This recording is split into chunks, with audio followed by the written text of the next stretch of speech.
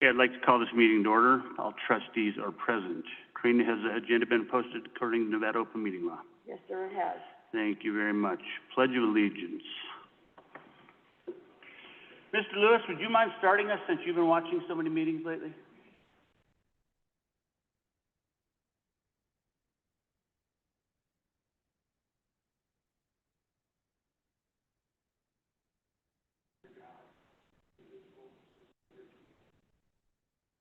Thank you.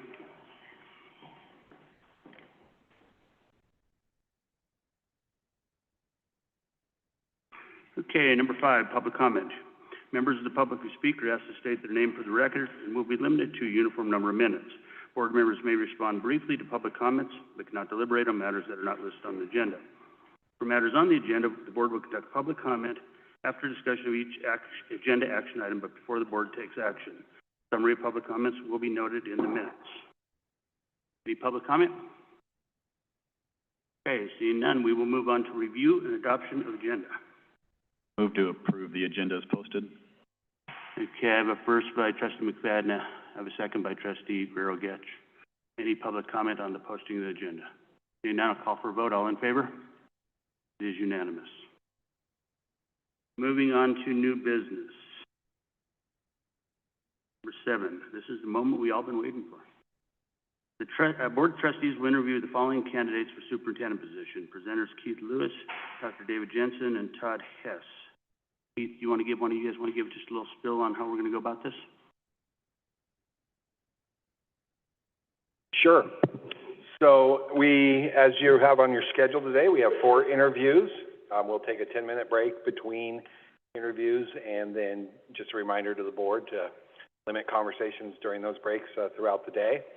Following the 4th interview, then we will ask the candidate, or ask you as the board, to rank your candidates in order from 1 to 4, 1 being your highest, 4 being your last selection, and Mr. Jensen will walk you through that process as we go into board deliberations. So we're pleased to welcome Levi Collins today for your first interview, and we appreciate his time in joining us from Cascade, Montana.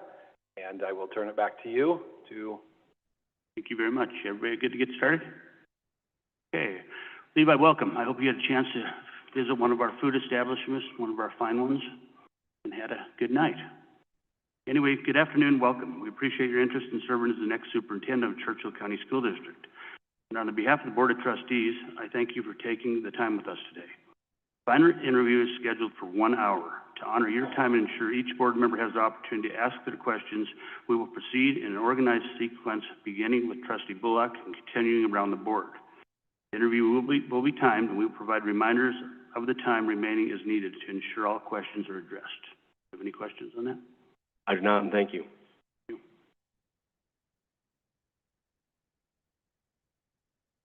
Welcome. What is it about Churchill County School District and the Fallon community that compels you to seek this role? And how do your prior experience in rural or small district settings prepare you to lead effectively here over the long term? Thank you. What compels me is that I've actually been, in my mind, my thought process is I've always been in education. I've dedicated my entire life to education, and I'd call myself a lifelong learner. That's something that I've always wanted to do, and I've learned over the course of my life that I'm always consistently trying to learn and better myself and improve myself. And I also think that that's something that we should always have our students achieve for. One of the things, and it's kind of been my passion, is especially in small districts. I grew up in a small rural district in Wyoming. I also have spent the majority of my educational career in small rural districts. When I kind of look at it, when I got into education, one of the reasons I got into education was because that I basically thought I had a couple of teachers who I didn't think were in high school were very effective, and at the time, I remember one instance when we had our history teacher pop in. He said, we're going to learn about the Russian dynasties, and he popped in the Disney film Anastasia. And then he said later on we're going to learn about China, and then he popped in the Disney film Mulan. And when I was a high school student, I thought, oh, that's kind of cool, this was neat. But as soon as I got into college, I realized that what a disservice this person had done to not only myself, but also my peers. And I thought, I can do better than that, and I know I can do better than that. And not only that, our kids deserve better than that. I think kind of like you guys have seen in your mission on there, you want life-ready learners, and everybody that's basically with your mission, everybody that's always learning and wanting to learn. And that was kind of what really spurred that into there, is to say, yes, I agree, and I think everybody should learn and be wanting to learn. And so I dedicated myself when I went to college to being in education. And when I got my first teaching job in Colorado, I was teaching in science. Spent a couple years in Colorado teaching science. And then during that time, I was also kind of dating the woman who's now my wife. And we decided to move to Ogden, Utah, was where we got a job during that time. Ogden, Utah is a little bit of a larger district, especially compared to some of the rural ones we're used to. And during that time when I was there, I got a very valuable education. I taught about 5 years in the science there, and then I became the activities director. And then also during that time, I became the assistant principal towards the end of it there.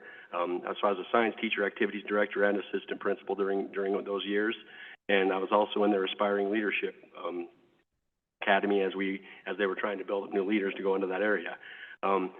Didn't necessarily have anything against Ogden. We liked the area. However, we wanted to go back to a more rural area because both my wife and I came from rural school districts in Wyoming.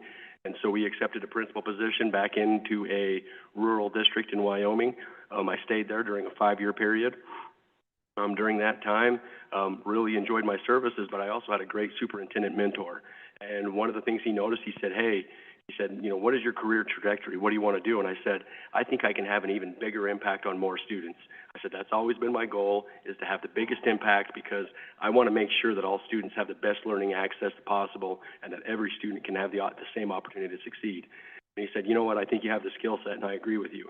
And so he kind of took me under his wing, and he said, my goal is by the time that you're done here is to make you a superintendent as well, too. And so, you know, during that time while I was the principal, I had a lot of real central office experience just because he brought me under his wing and said, you know, that's my goal, is to help you out there. And so after spending about 5 years in rural Wyoming, I applied to a superintendent position in Montana. And so that's where I've also been now for the past 4 years, is in the rural school district in Montana. And during that time, I feel like we've made a lot of excellent progress as well, too, and we've had a lot of spectacular things going on there. And when it comes down to it in the end, I really love rural districts, and I want to continue to improve there.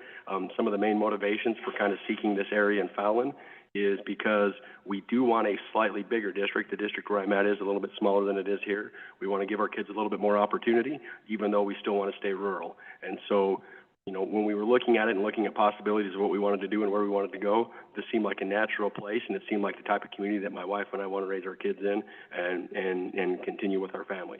And so, and so my prior experiences basically are even though I had a stint in Ogden, most of my education and most of my educational expertise is in small districts, and that's really where my heart is, and it's where my family and I want to be. And so that's the majority of the reasons why we're seeking this type of a position.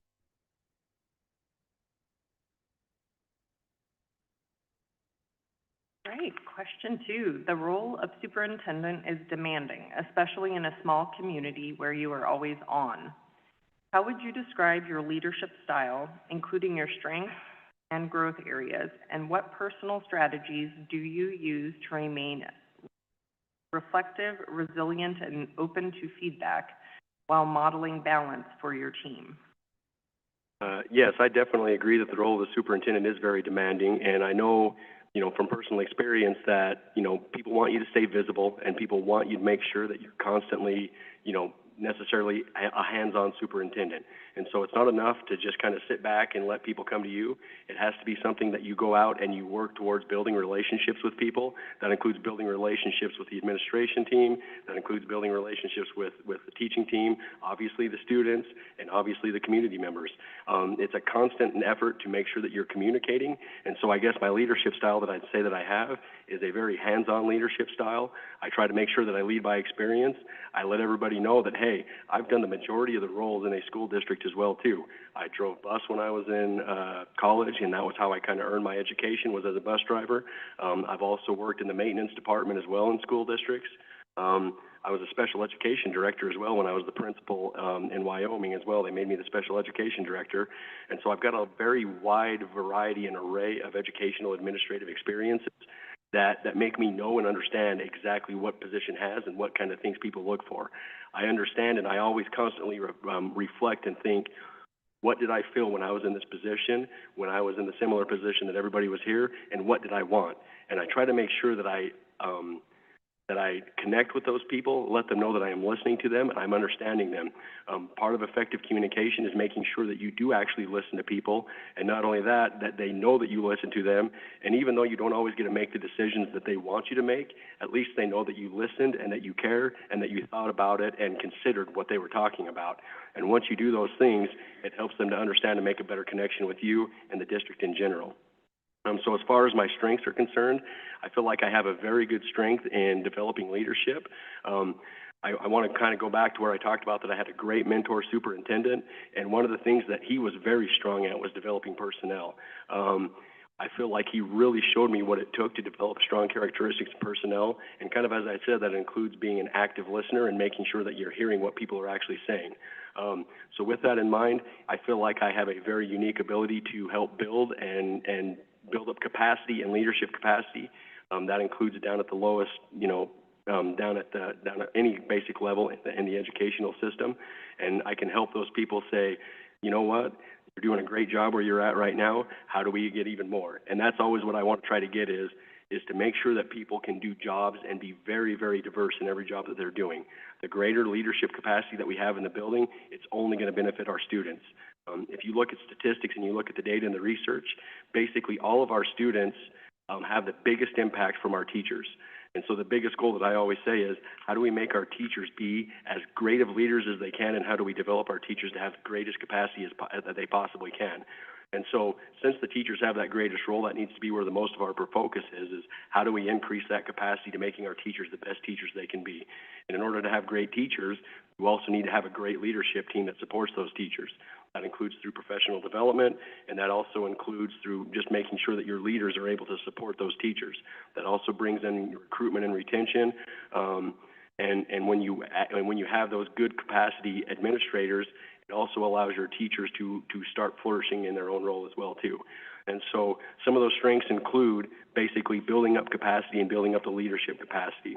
As far as the growth areas, I still feel like I'm a very effective communicator, but at the same time, it always seems like any district I look at across the United States, it does seem like people always say we want a little bit more communication. And so that's an area that I'm constantly working on, is to say, how do we make sure that we are effectively communicating? Even though I feel like I do a good job at that, it's still something that needs constant growth, because it feels like you can put information out through a variety of means, whether it be talk, text, newspapers, emails. There's so many different ways to communicate nowadays, but people still say the same thing sometimes. I don't feel like I'm getting all the information that I need. And so I always try to make sure that communication, even though I feel like it's a strong area, it needs constant growth, just because that's an area that most school districts struggle with. So as far as the strategies that I use to remain reflective and resilient and open to feedback is making sure that I remain humble. One of the things that I tell all my leaders when I'm working with them, one of the things that I tell everybody at all when I'm working with them is, I am open to feedback and I want to prove that to you. So I constantly ask for feedback and say, and I make the extra effort. Sometimes it's easier just to go ahead and make a decision on your own and say, this is what we're going to do and we're going to move forward with it. It takes a lot more energy and effort to involve people in that process and use a collaborative decision-making process. And so I always try to make sure that I challenge everybody that I'm working with and say, hey, are we doing the right thing? Are we feeling like we're making the right decisions? Let's go ahead and try to poke holes in this. I don't know if you guys have ever heard of a red team, blue team type situation, but it's basically where you try to look at every single angle possible of the situation, good or bad. Let's go ahead and try to poke holes in it. Let's play the devil's advocate. Let's look at worst case scenario. And once you start to do that, you start to try to get, instead of just looking at a problem from one angle, that means you try to look at it from every single angle possible.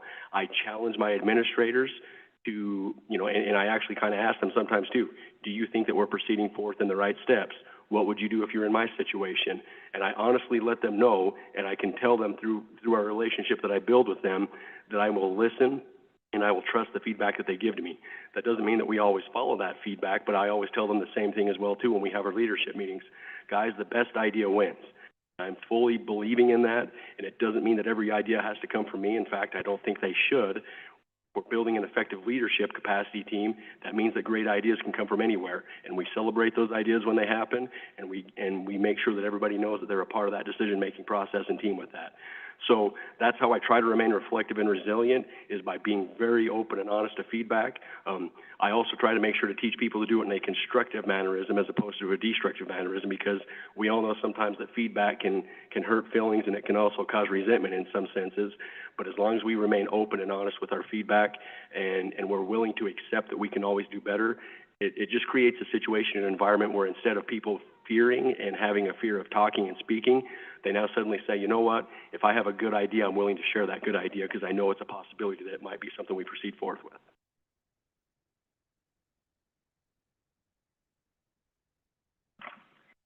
A successful superintendent is one who is visible, approachable, and present in schools and the community. In your first 6 to 12 months, what specific actions will you take to become a trusted, visible ambassador for the district with staff, families, students, the tribe, Fallon NAS partners, and local governments? This is a great question, and I think, and I completely agree. Being visible and being hands-on is very, very important to this process. As I say, I think I kind of mentioned this yesterday to some of the different groups that I was talking with. There is enough work where somebody could sit in their office, and honestly, there is enough work where that's all you could do, and you could still fill your schedule with doing that much work. However, there is a very, very important human aspect to it that you need to get out and meet people and talk to people. So my goal would be is to make sure that I conduct a listening tour over the first 90 days or the first 6 months that I'd be here, and make sure that I try to get to know every single employee. One of the strengths that I feel like I have right now in my district, I can't say that I know every detail about all my employees' lives. However, I can honestly say that I know the name of every single school district employee that we have right now, and not only do I know every one of their names, I know, most of their family situations, and I know a good deal about them. And the reason I do that and I make that is because I make an effort. I actually plan into my schedule times to go and visit different people and make sure that I'm talking to different groups of people. Yes, it takes time, but I've always found out that that's worth it, because one of the things that I start noticing is when you develop that time and you start developing those relationships, people are more willing to talk to you. Suddenly you are starting to hear the real issues that come about because people have faith that you're willing to talk to them. They're not afraid to approach you, and it makes you be more approachable when you're visible and walking around there. So one of the first things that I do is try to make sure that I get out and start learning the names of everybody in the school district, so that I could actually develop that good, strong relationship with them and get the ability for them to say, yes, we enjoy it, we know who that person is. Once again, I'm being a realist. I know that not everybody's going to agree with every single decision that comes about, but at the same time, if they feel like they have the ability to bring problems to you and that you're approachable, it allows people to have a little bit more comfort in that situation. And so one of the things that I do right now, and a specific action that I do, is I plan on a weekly basis. I make sure that I visit every one of those that I directly supervise at least on a weekly basis. And not only do I just visit them, I have targeted questions that I research beforehand and ask them to make sure that I'm learning a little bit more about what they're talking about within their necessary field. I look at specific data. I look at things that we've been talking about and reviewing in the past, and I make sure to go up and ask them those questions, as well as getting to know them on a personal level as well. Yes, it takes time once again, but at the same time, I found that that's well vested when it comes down into it. And then not only do I do that with just the leaders, I make time to go out and I visit everybody as well in the district. I try to make sure that I always follow the chain of command, and I make sure that people know we have these very specific policies in place for a very good reason. However, I want to make sure that every single employee knows that I'm thinking about them and that I am taking a personal time to go out and talk to them and work with them and understand them and know them. And so with that in mind, I guess, planning specific time weekly into the schedule to go out and visit people and ask them targeted questions so that you understand what's going on in the district and that well aware of what's going on. As far as, being a visible ambassador to the district with families and staff and students as well, the same thing goes on with the students. I can't say that I know 100% of the names of the students, but I probably know 80+% of the names of the students as well too, and I've developed a type of a relationship with them. We're all here, obviously, for the benefit of the students. The students are a very, very important commodity in the district. They're the most important thing that we're trying to do here. That's the reason we're all here. So getting to know those students and understanding their wants and needs as well, too.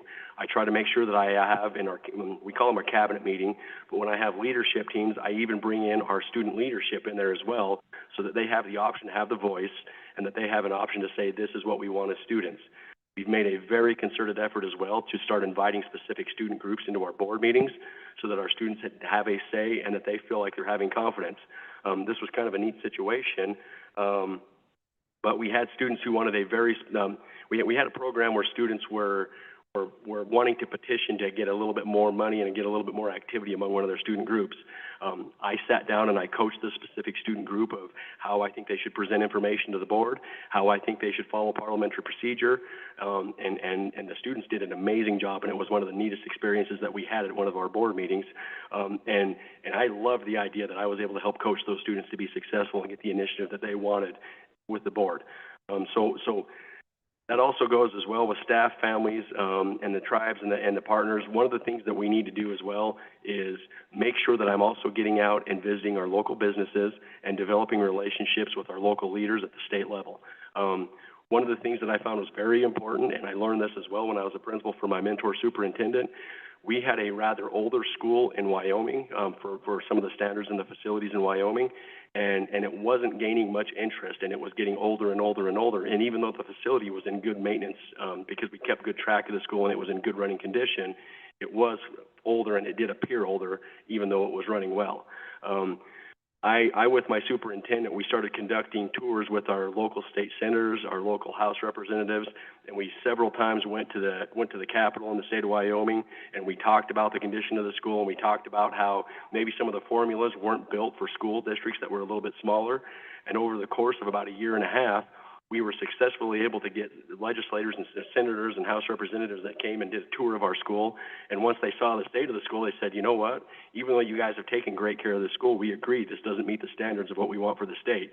They went through and they made an exception an exception to the formula that they created at the state level in order to fund a new school for our district.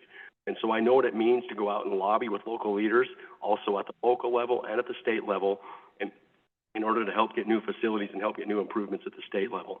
And developing and reaching out to those leaders is very important in getting additional funding for our school district. As far as families are concerned, families are the lifeblood of the school district. They pay taxes, they pay local taxes. They're very important, and they need to have a say in what's going on at the district. If we want our district to be successful, the best way to get that is to get our families back into our district and making sure that they are very active in there. Once the families are very active in the school district, it just increases overall morale. Everybody's invested. They donate more money. They not only donate more money, but they're actively engaged in their students' life. And when they're actively engaged in students' life, go figure, the student achievement starts ticking up. Attendance starts trickling up. Everything happens once we get families involved. And when families feel like they have a vested interest in the school district, it just increases overall numbers for all the districts. So really focusing on communications and making sure that we're talking to all these different groups is a very important piece. Right now, where I'm at in Montana, we have several tribes as well, too. I know what it takes to talk to the tribes. We have I'm not exactly sure what the strength is of some of the reservational tribes here in this area, but in Montana, they have a very, very strong representation, both at the local level and at the state level. I've worked very well with tribes. We have we actually go forth and spend a lot of money and try to bring in different organizations and tribes and culture into the school every year to make sure that they have a strong say in what's going on. So overall, I guess my goal is to make sure that we say, yes, let's have strong business partnerships. The business partnerships also feed into the CTE. They also feed into future growth of our students, and it just makes a stronger community when we have everybody involved in the district with a strong communication plan. Just to keep you on pace, we are at 39 minutes left, and we have 10 questions, so I want to keep you on pace. Staff recruitment and retention emerged as one of the highest priorities for the next superintendent. Describe your philosophy and concrete strategies for improving retention, morale, and positive working environment, especially in a small rural labor market where neighboring districts may offer competing compensation. I've done a lot of research on this topic because we have the same issue where I'm at right now, where we have some retention. And I mean, to be honest, this is a nationwide issue, not just singular to the state of Nevada. So one of the things, if you look at the research, this is going to come as no surprise, number one is always compensation and money. But I think we know as well, too, that that's not always the easiest solution to get with as well. So I'm not going to spend too much time on that other than saying I will work my hardest to legislate or to lobby on the legislative level, because I already know that that's the number one thing that always comes up in the research on there. So where I would like to focus also efforts is on what they call the second step, and it's professional development. And basically what they talk about in there is if you have good, strong professional development, you will basically, people know what they want, and you have to invest into helping people achieve what they want. So that involves listening to your teachers and saying, what do you want and what do you need to be more successful? And if we help them develop themselves, they will have a more likely desire to retain themselves and to stay here. Now, number 3 that goes into this, and I think it's really closely tied to number 2, is you have to have good administrators. If you think back on your work and kind of think of the jobs that you've liked and the jobs that you've disliked, usually it comes down to, did I like my supervisor or not? Or it comes down to, did I like those that I worked with or not? And if you can say that you like that, you probably were okay with making a little bit less money if you had a good time working where you were working. That's kind of the same idea in this type of a situation. If you have a very strong, effective administrative leadership team, you will naturally retain more people as well, too, because people are going to enjoy where they're working and they're going to have a high level of satisfaction within that environment. And so focusing efforts on professional development and strong leadership that is supportive of the teachers is paramount in getting the results of retention of teachers. Now, also what links on to the recruitment as well on this one is once you have strong retention, all of a sudden you start getting word of mouth, and this is also very well research-based. If teachers and other staff members start saying, you know what, the pay isn't quite what I like, however, I really enjoy where I'm working, all of a sudden your recruitment starts going up as well too. So the key is making sure that you are retaining people and that you're retaining happy people. And part of this process, and this was number 4 on the list, of creating and making sure that people are happy, was celebrating them and making sure that they feel valued. And so that's also one of the keys as well too. If you look at it nationwide, I kind of feel like a lot of teachers in education right now feel like they have the walls closing in on them and they don't feel like they're well respected overall. That causes a high level of dissatisfaction, and I think it's also causing one of the factors that causes some of the teachers to leave the education field, and educators in general, anybody in our system to kind of leave and go out. So the factor that we have to focus on is let's let them know that we value them and that they are highly valued for the work that they produce into our kids. And when we do that, it increases the retention, and then naturally after you have that strong retention, your recruitment will start going up as well.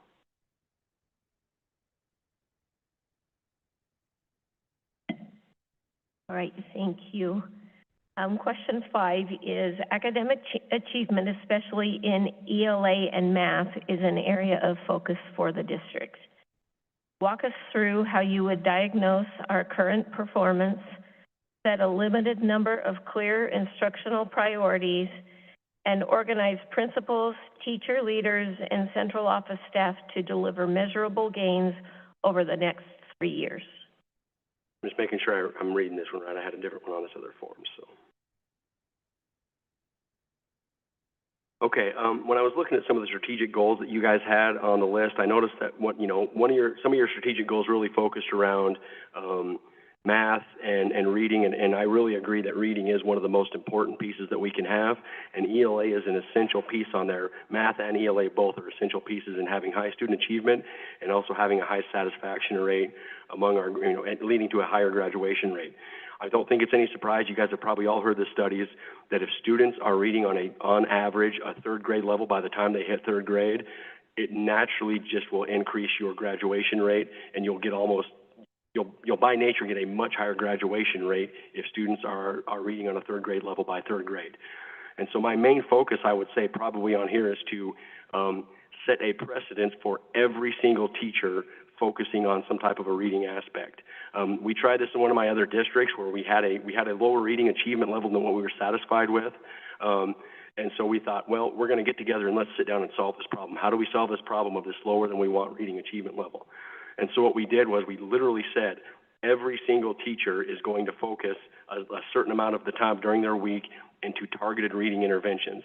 And all of a sudden, over the course of about a year and a half, 2 years when every single teacher was blatantly focusing on some of those reading achievements, we did notice and we saw a huge gain in our student achievement.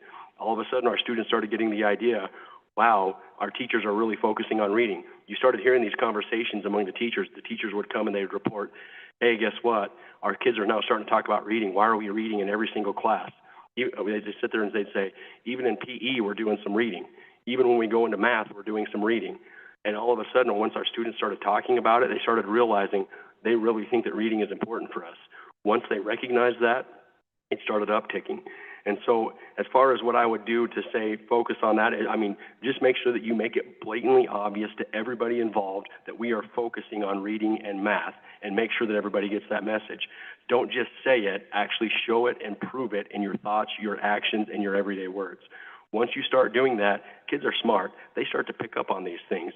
Once they notice that as well, they say, maybe I do need to make a more concerted effort. I think we've also noticed as well, too, when you hold kids up to those expectations, somehow they usually seem to meet those expectations. And so when the students notice that we're starting to focus on those, when the teachers notice it, when the administrative staff notices it, you will start seeing gains in those levels. And so as far as, I'm just making sure I'm hitting all the parts of this question. I think the main thing is just making sure that when you have these central office meetings, sit down with the central office, talk about this, create a clear, concrete initiative, make sure that you don't over-initiate so that people can know that, hey, they're saying that we are doing this one main initiative and this is going to be our main focus. And so once they realize that and understand that and they make that their main focus, you'll notice as well, too, that the teachers will start noticing that in the teacher leadership. We're all giving the clear, consistent message from every single leader or from every single level, and all of a sudden you'll notice that every single level will start talking about it, working with it, and you'll start seeing clear results from it. Reason I bring that up is just because I have seen it work in the past at different schools that I've been in. And so, I guess I can't necessarily say I guarantee it would work here, but based on my previous experience and based on my previous research, I've personally seen it work in school districts where we have made a concerted effort to achieve those. And so I think just making sure that you show, not just on paper, that this is our priority, you need to make sure that you're connecting with it on a very consistent basis. So that goes into also when you do spot check. Remember, I was talking about being visible and talking about people. When I go through and I talk to the principals or the teachers, some of my targeted questions wouldn't just be, hey, how are you doing? How are your days going? It might be, how are your reading interventions going in the class? What's going on with them, and what would you say? Are you seeing gains? What areas do you think need improvement? Is there anything that we can change in the current model that we're doing right now that you think would lead to more improvement? Would you recommend any changes beyond what we're doing right now? Start asking those questions. Find out if it's working. Do the same thing with the students when I go around and talk with the students. Hey, have you guys noticed that we're focusing on a little bit more on reading and math? Have you guys noticed your teachers focusing on that? I would hope the question would be, yes. Do you feel like it's working? Is there anything you think would change and make it even better for you? So once you start getting that and everybody starts seeing that that is your main focus, people will start rising up to that expectation and meeting those expectations.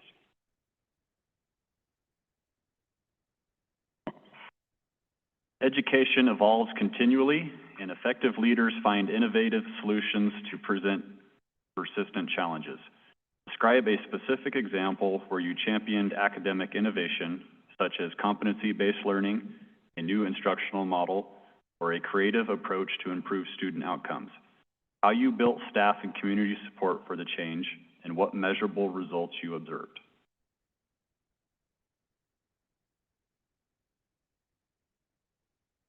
Okay, yeah. So one of the things that I always kind of learned as well too when I was going through my career is we learned from a couple different situations that also you need to make sure that you limit the amount of initiatives. You can't come through one year, I guess, and say, we're going to try 10 different things this year and hope that one of them fits. The idea is, and the way that it was kind of explained to me, and I mentioned this yesterday in some of the things, pretend that you have a plate in front of you and it's full. And you need to kind of remember that and think that the plate is really full for our educators, whether that be, basically anybody in the system. The plate is full for them. They're nonstop doing stuff all the time, and they have a full plate. And so the idea is if you say I have a new initiative, you're adding more to their plate that's already full. And so one of the ideas that you have to kind of take and wrap your head around is to say, we already have people that are feeling overwhelmed. We already have people that, in a theory, feel over-initiated. So you also have to be willing to take something off that plate if you add something new on. That's okay as long as you make sure to say, I want to remove the lowest priority thing. So I challenge people to say, what can we remove to alleviate some stress because we're going to add something new in? And One specific example that I will add, is I already talked a little bit about the reading. We did it a little bit with our math initiatives. And so we said, well, I'll use a different one. We had a little bit lower, I think you guys do SAT here. We did ACT when I was in Wyoming. We had a little bit lower ACT results than what I wanted at the time. And so our specific initiative was to focus on our ACT. And it was kind of the same thing that I kind of mentioned in my last question. We didn't just sit down and say, let's go ahead and talk about ACT a little bit more and tell the students we want to do a little bit more about it. We planned in very specific time on a weekly basis. We planned in 30 minutes a week to specifically work on increasing competency in the ACT at the high school level. And so we started not when they were just juniors taking the ACT or the SAT. We made sure that we started when they were freshmen. And we said, hey guys, guess what? This test is very, very important to us. This helps us know where we're at as a school district. This helps inform the teaching for future years in the district. And we didn't just do it with the teachers only. We sat down and we actually met with every single student. We brought all the students in and we said, we're going to do this initiative because we think that this is very important to our school district, and it's not only very important to your guys' future, we also kind of hit on some of their heartstrings, and we said, most of you guys have little brothers or sisters or cousins. This helps us determine how we are going to teach those future generations here at this school. And we heard some of those kids, they started talking and saying, oh, well, I never cared to try on some of these standardized tests or some of these ACTs or ACT because it didn't impact me personally. But you're telling me that what we're learning right now actually might impact my little brother in the future? Yes, that's exactly what we're telling you. And when the students started understanding that, you started seeing a little bit of a change in the students as well, too. We noticed that they started trying a little bit harder because they were also in on that initiative. They were also in on how do we get better scores. We also did the same thing with every single person in the building. We sat down and we said, we want to talk about this, we want to work on this, and we want to make sure that this is a constant reminder for everybody. So we set aside a little bit of a time during our day, during our advisory period, on one day of the week, and we said this entire advisory period will be to increase ACT scores. And so we had specific help where we said, this is the type of lesson we want you guys to teach. And not only that, we said this is the type of information that we want you guys to gather and transmit down to the students so that they understand this initiative and they know that this is what we want to work on. We made sure as well to have check-ins, fallback procedures, and so that as we started out the initiative, we knew that it was a new initiative that we were trying, and we said this might not be perfect as we first enroll this out. So we had specific times to come back together and meet to where we could come back and say, okay, how is this initiative going? What needs to change? Do we need to have any changes? And if so, what are those changes that we need to make? And so it was a constantly evolving piece, but it was very targeted, very focused on one thing that everybody in the district understood and that everybody in the district knew that they were working towards this. And when I say everybody, it wasn't just kids, teachers, and administrative staff. The community was in on it too. We sent out communications to the community of why we were doing it and the purpose of it. And once we felt like everybody was involved in that process and that change, it was something that we worked towards. And go figure, we started to see an increase in improvement. I thought we were going to see a little bit more increase than we got on this one particular situation. But our average over the course of the next 3 years in that district, we did increase our state, we increased our numbers. I'm trying to think of a good factor to talk about. I know the numbers are different, but if let's just pretend that we had our ACT was an average of 18, and then we increased those numbers up to about 20.5 over the course of 3 years. And so we did see measurable data improvement in that ACT result score over the course of that time. That was very significant for that exam.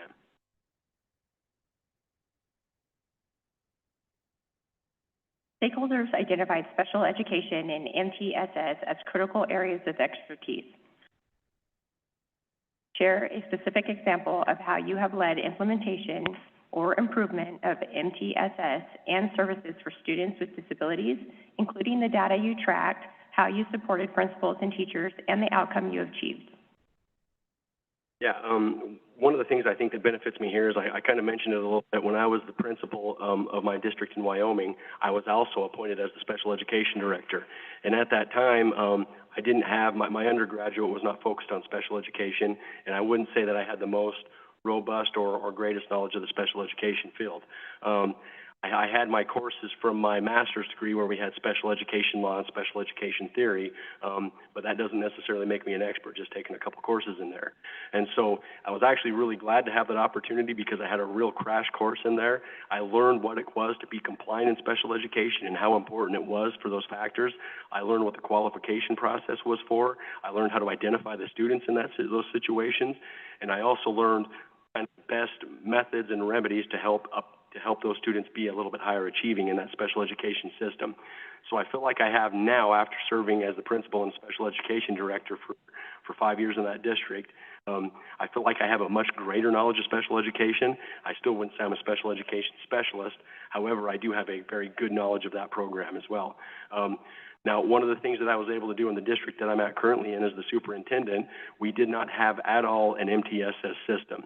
And I noticed that when I talked about it, I even brought it up to the teachers, and I talked about a multi-tier system of support, and they kind of got a real blank look on their face, and they said, well, what's that? And so we started from scratch, a multi-tiered system of support, and I made sure that we got funding, actually applied for some funding through the state through a grant, and I noticed that I started looking up grants because I thought, well, if I don't have any of my staff that even knows what MTSS is, we're going to have to do a lot of training in this subject. And so I focused on looking at the state level. I got some help from our state leaders at our Department of Education, and I said, we've got a staff that doesn't really understand or know what MTSS is. Can you guys help us out? And so I got a large grant that helped us fund this, and then we brought in several specialists over the course of the first 3 years that I've been in the district, and we had very, very targeted professional development for multi-tiered system of supports. And now we've got, it still does need to move forward in the process, but we have a fairly robust system of Tier 1, Tier 2, and Tier 3. We still don't have our Tier 3 ironed out yet as much as I want to. That was kind of in our last stage that we're going through, and so we're still kind of in the process of getting that Tier 3 really ironed out. But we started out with Tier 1, and we have a very, very strong Tier 1 system of support for our students. And then also we have a very now strong Tier 2 system of support for our students, and we're in the process of working on our Tier 3 system of support. And so as far as some examples in implementation, I've worked hands-on in educating my entire district on the process of MTSS, and also one of the initiatives that we had when I worked in Ogden, and this is where I got the brunt of my education in the PBIS, the positive behavior pieces. Ogden was really implementing the PBIS at the time that I was there as well too. And so during that time, I got a really great crash course in my leadership courses of what effective PBIS strategies look like. And I learned as well too how important those positive behavior intervention systems are in those types of situations. So overall, I have several years of experience doing this. Some of the data that we tracked as far as it goes in my current district that we're at with the MTSS, we now have really clear areas of improvement for each additional student. We have now moved successfully students that were identified as our Tier 2 students. We've moved several members of those into our now Tier 1 experience. And just to give you guys some data on there as well, when I first got into the district, and I'll be one to admit I came right during the during the end, kind of middle during the end of the COVID system, and so some of these numbers could have been detrimental due to the COVID. However, we have seen increases in both our ELA and our math achievement scores have increased about 10% in the district since I've been there, as well as our absenteeism that was very, very low has also increased as a result. And I attribute it to this system and the robust system of our teachers having the knowledge of it, and it created a culture where kids didn't want to be in school to now kids are starting to say, hey, I want to be back in school. And when you have kids that want to be in school and you increase your attendance numbers and you have effective MTSS and PBIS strategies, it all lends towards starting to increase your achievement in those areas and increase your attendance rates. Student safety, behavior, and bullying are top concerns expressed in a recent community survey. Describe your approach to student discipline and school safety, including how you balance clear expectations and consequences with restorative practices and social emotional supports, and how you would engage families when serious incidents occur. Yeah, this one's one, it's always a tough one. I don't think there's a school in the United States of America that doesn't have some type of bullying issues. And so to sit down and say that, the goal needs to be 100%. I once heard a superintendent when I was in Utah kind of mention that, there was a sign that talked about highway deaths, and it basically said zero highway deaths is the only acceptable goal. And it's the same idea here. Zero bullying is the only acceptable goal. However, we know that might be a little bit difficult to achieve. And so part of this is making sure that we have clear communications with everybody involved to say, you know what, we realize this is a problem, and even though we know it's a problem and it's a problem that's not easy to solve, and there might always be some level of this somewhere, this is something that we're going to put at the forefront and make sure that everybody knows we're working towards this. Because we've seen that bullying can have real-life consequences and issues towards our students. And so as a result, the main thing is on this one, make sure everybody knows that we have high levels of expectations for it. There are consequences for this that we will follow through with, and there will be clear communication with families. Part of this as well, too, is to make sure that we bring parents in and have communications with the parents. Don't just discipline the student only and say, good luck, we'll see you back after your discipline's done. We have to educate our parents as well, too, to help them understand the importance of this. Help parents talk to their students, teach parents how to talk to their students about these types of issues so that we can overcome these types of issues in our schools. It's definitely not an easy thing to overcome. However, I think most of it does come back to very clear communication and making sure that we are following up with our consequences that we have and let people know that we will not accept this behavior and that it's something that we're constantly working on to improve in our school district.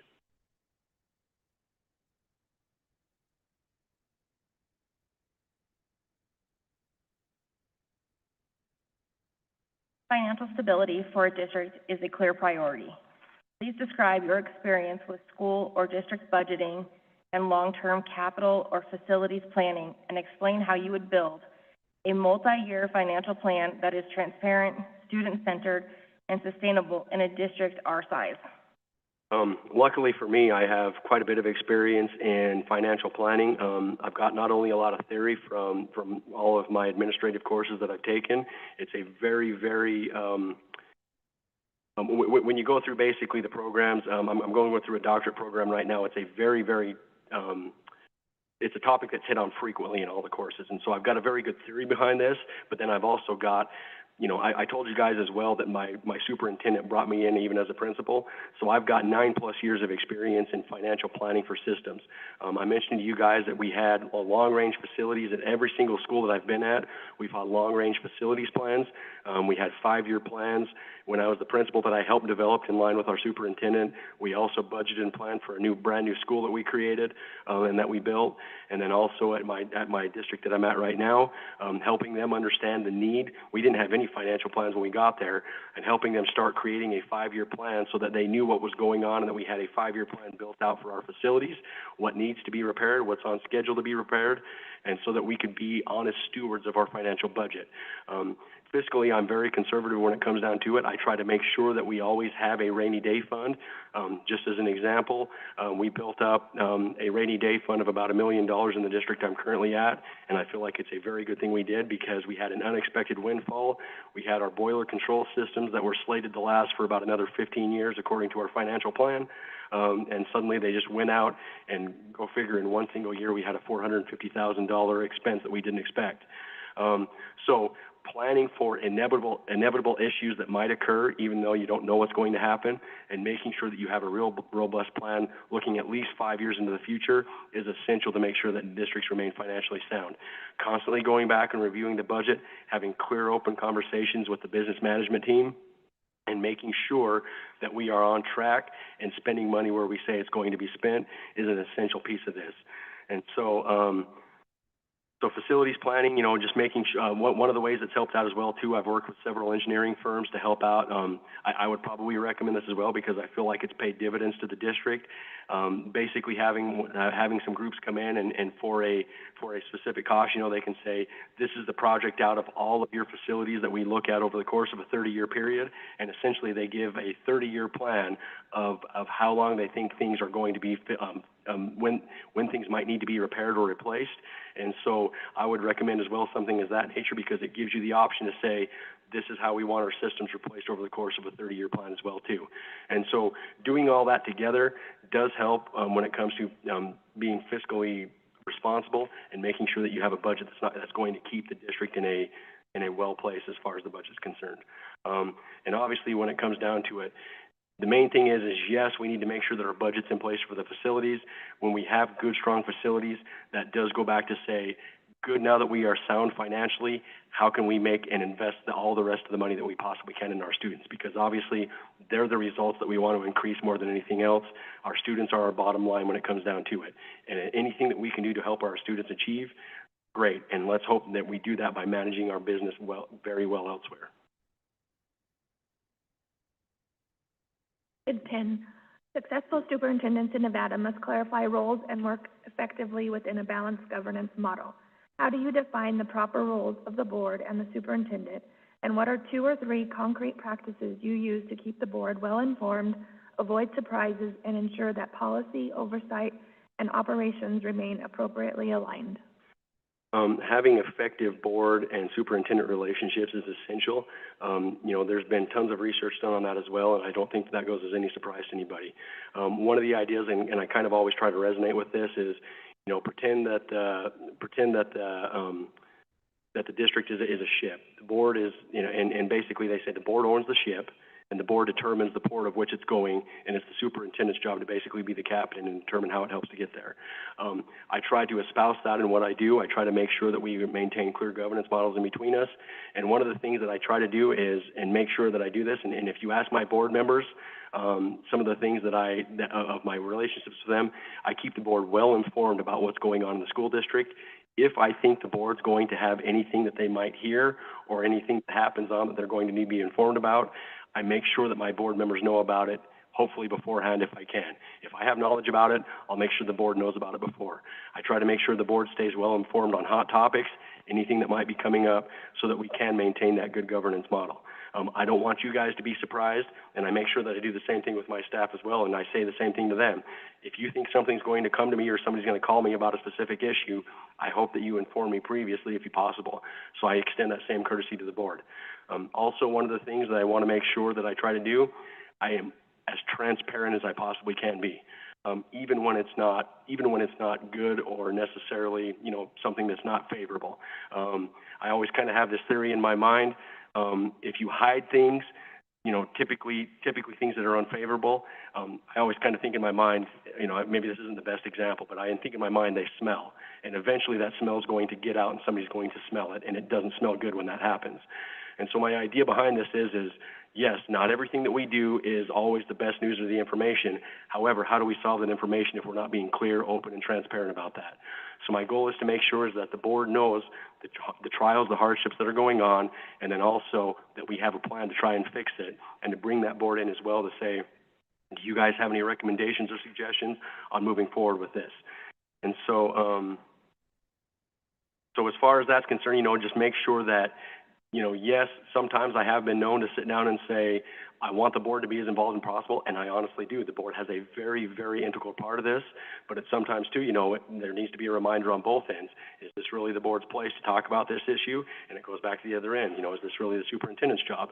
So making sure that we have that same model that I say I tried to have with my administration, I want to have clear, open, honest feedback on both ends. We need to kind of get that idea in mind that we're here together, working together for the same goal. And as long as we maintain that mutual respect of saying that we're all here working together for the same goal, even though we might have slight disagreements, at least we all know that, hey, even though we don't agree on the way to get there sometimes, we at least know that our main goal is the same and we're all trying to get there together. And so making sure that we have very clear, open, honest communication with one another is essential in my mind, and everything that I do is centered around trying to be as transparent as possible and making sure that we can have that.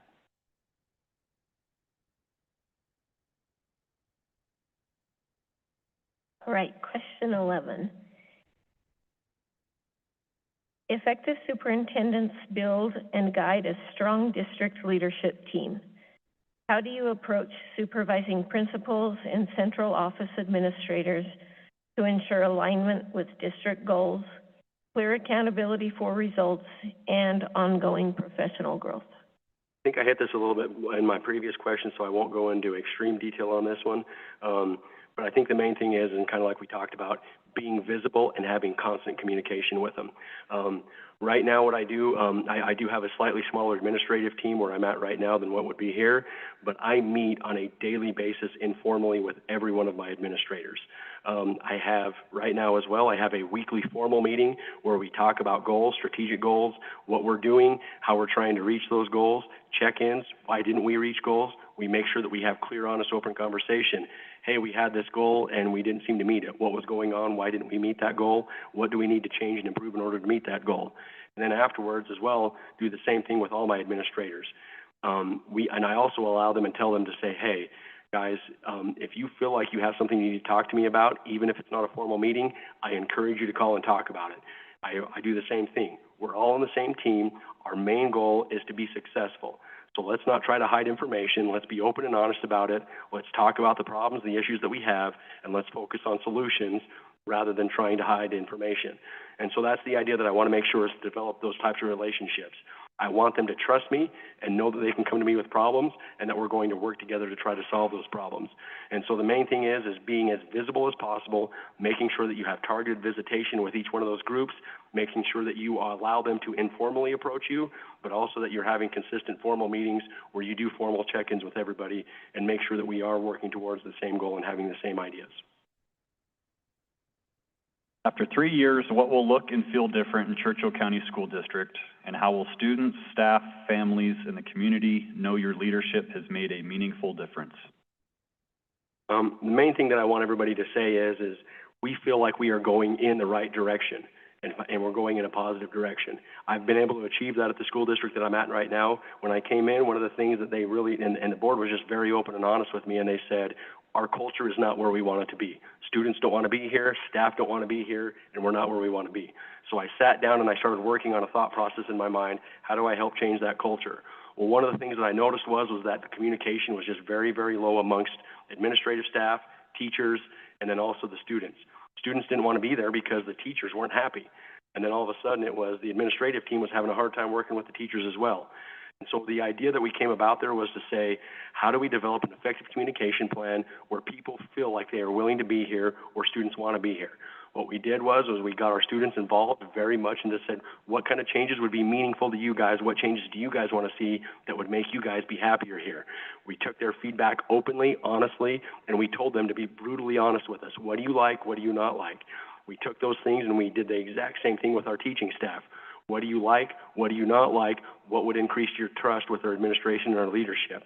We made sure that we had targeted interventions for each area that we basically tried to group everything into our 3 top priorities and said, now that we have these, how do we start working on these? And I sat down with my administrative team and said, let's develop plans to address each of these issues. And we did the same thing actually with the community and the staff members. So we sent out to the parents and said, what do you like? What do you not like? We took their feedback honestly, and then we showed them that we were trying to work on the areas that we targeted. And we didn't just do that by showing it. We explained it, and we said, according to you guys, you don't like, this was the overall idea that you didn't like, and this is how we are going to try to fix that. And then we had open and clear conversations with them at every single level, community, students, teachers, administrative staff, and every level we tried to work on that. Now, I can say that we still probably have a little bit further I'd like to go with our activities program because it's not where I want it, but there is one consistent theme that I'm hearing from everybody where I'm at.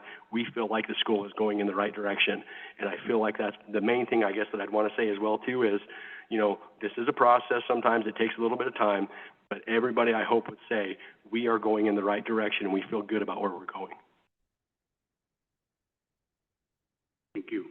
Before we move to our closing remarks, I want to give you an opportunity to ask any questions of us or share anything important that we might have missed. One of the things that I would like to ask is, what do you guys feel would be your biggest areas that I guess the way I want to put this is, what would you say I want to see in the first 90 days from the superintendent candidate and even into the first year? Say, this is what I would like our superintendent to do. This is what we need more than anything else. Yeah. I'll go first if you want. I mean, I really want to plan, and I want the plan followed, not just a plan on paper that there. I want to actually review the plan, look it over, make sure you're actually achieving that. If you aren't achieving it, why?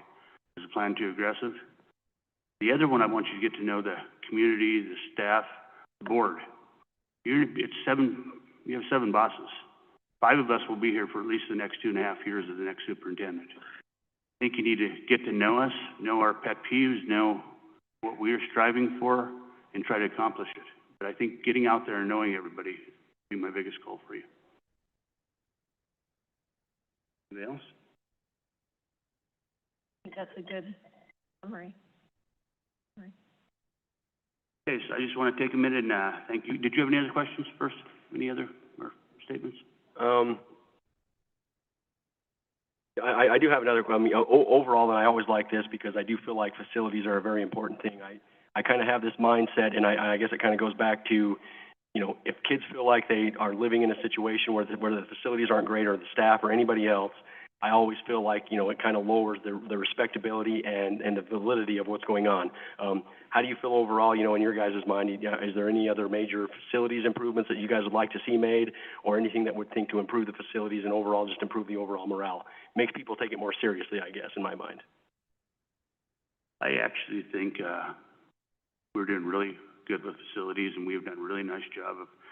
We have a capital plan that we review regularly with the superintendent at board meetings, and we make sure what the community wants and what we need. I think we're in pretty good shape, though, on that. But we just got to keep moving forward. Anybody else? So we have at least a 3-year plan already in place. So that's not our. I don't feel like that's where the board's focus Perfect. Needs to be, because we've been on it already.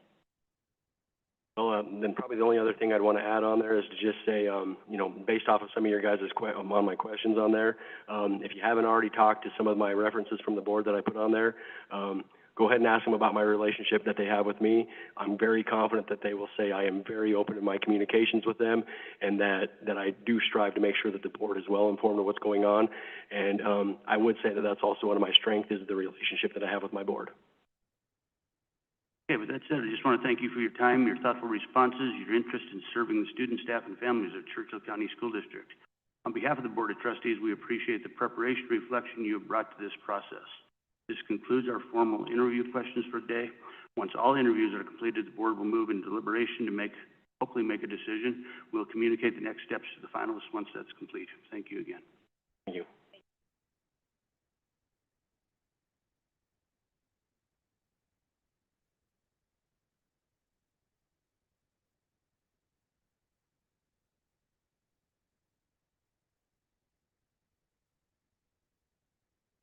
Do about 5 minutes, guys.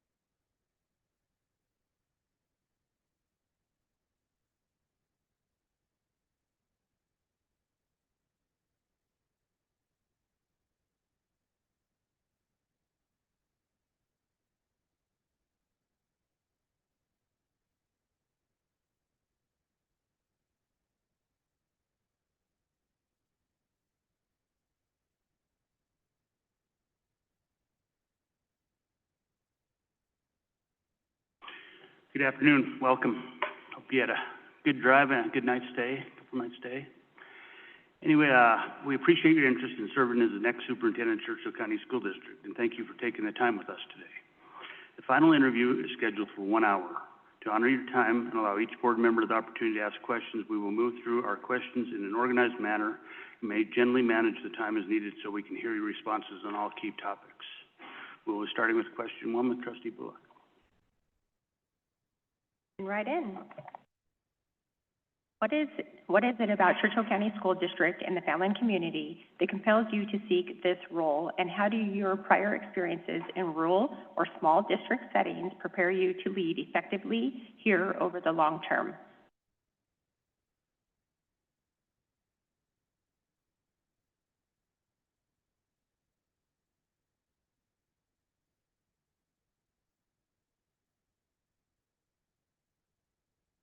I apologize. Technology is not my strong suit. I'll just say that right now. Natalie Burgess for the record. Thank you for the question. There are two things that are really drawing me to the opportunity here in Churchill County, both personal and professional. I'll start with professional. I have been in education for over 28 years, had a lot of different experiences, and I'm very honored to currently serve as an associate superintendent over academics for my current organization. What drew me to Churchill County School District is the vision and goals of this school district. They are very much in alignment with my professional goals. Those goals include operating out of integrity, having a student-forward focus to ensure that all students have access to grade-level appropriate instruction so they can be successful in high school and after high school. I also very much believe in relationship building, and I know that that is a priority for the school district as well. I pride myself in making that a priority, building relationships with administrators, district-level administrators, school-level administrators, teachers, support staff, students, parents, and the community that supports the district. And because those are my values, and because those are the values of Churchill County School District, when I saw this opportunity and read that, I very much felt compelled to put in an application and seek out this opportunity. On a personal level, I currently do live in Las Vegas, which is not a small town community, but my very first teaching position was in a small town community. It was in the Bay Area in California, on an island right off of Oakland, California, and we were very much an island of our own. It was a beautiful community where I was able to operate as a teacher. My principal, her daughter was a teacher also. So that really resonated a lot yesterday when I was interacting with a lot of people, because I sensed that same camaraderie and community sense where a lot of people know each other, and I'm very comfortable and familiar with that. But also another personal reason is I've always thought that once my own children were grown and out of the house, that I wanted to seek out an opportunity that matched both my professional and my personal goals. And this is the district for me. I am not applying to every opportunity out there. I am only seeking an opportunity that's in alignment with those two things. And I'm confident that Churchill County School District is a match for me. I would be very proud to serve as the next superintendent. Question 2. The role of superintendent is demanding, especially in a small community where you are always on. How would you describe your leadership style, including your strengths and growth areas, and what personal strategies do you use to remain reflective, resilient, and open to feedback while modeling balance for your team? My leadership style, first and foremost, is that of servant leadership. Servant leadership for me means that in any position that I've been in, my purpose is to serve those that I work with and who I spend my time with. So as a superintendent, servant leadership looks like serving the school board, serving district level position administrators, principals, assistant principals at the secondary level, teachers, staff, students. I'm here to serve. When I was a building principal, that was my number one priority, to serve teachers and students. And that has always been how I've led. Behind servant leadership, I also am highly relational and collaborative. And that is how I lead. I lead by asking questions, getting to know the stakeholders in the situation that I'm engaging myself in, understanding pain points, understanding strengths, weaknesses, concerns, and really building that relationship so that I can make informed decisions in a collaborative setting. I very much believe that I am not the expert at everything, and I will look to those that are the experts in their field, in their area, so that we can together inform and make good decisions. One of my strengths is exactly that. I pride myself in the relationships that I build. When I was a building principal, my retention rate in my schools were always in the 90%. My very first principalship, I had 96% of my teachers return. And that is because I operate out of integrity, I do what I say, and I build relationships, and I care about the people who serve alongside me. And I will always bring that in any leadership position that I have. I am also very open to feedback. In this position in particular, I've been given a lot of feedback as I've grown and developed into this role. I am very reflective in terms of understanding why the feedback was given, where my shortcomings are, and how can I grow and improve. I was very transparent in the panels yesterday afternoon, where I was open about some of the things that maybe I wasn't 100% in my strong suit. And I'm aware of those things, and I'm always seeking and learning, and also reaching out to those who I know I can learn from. So I'm always open to feedback, and sometimes it's hard to hear, but I'm okay with that, because at the end of the day, this job is not about me. This job is about students and making sure that they are achieving and they are accelerating. Question number 3. A successful superintendent is one who is visible, approachable, and present in schools and the community.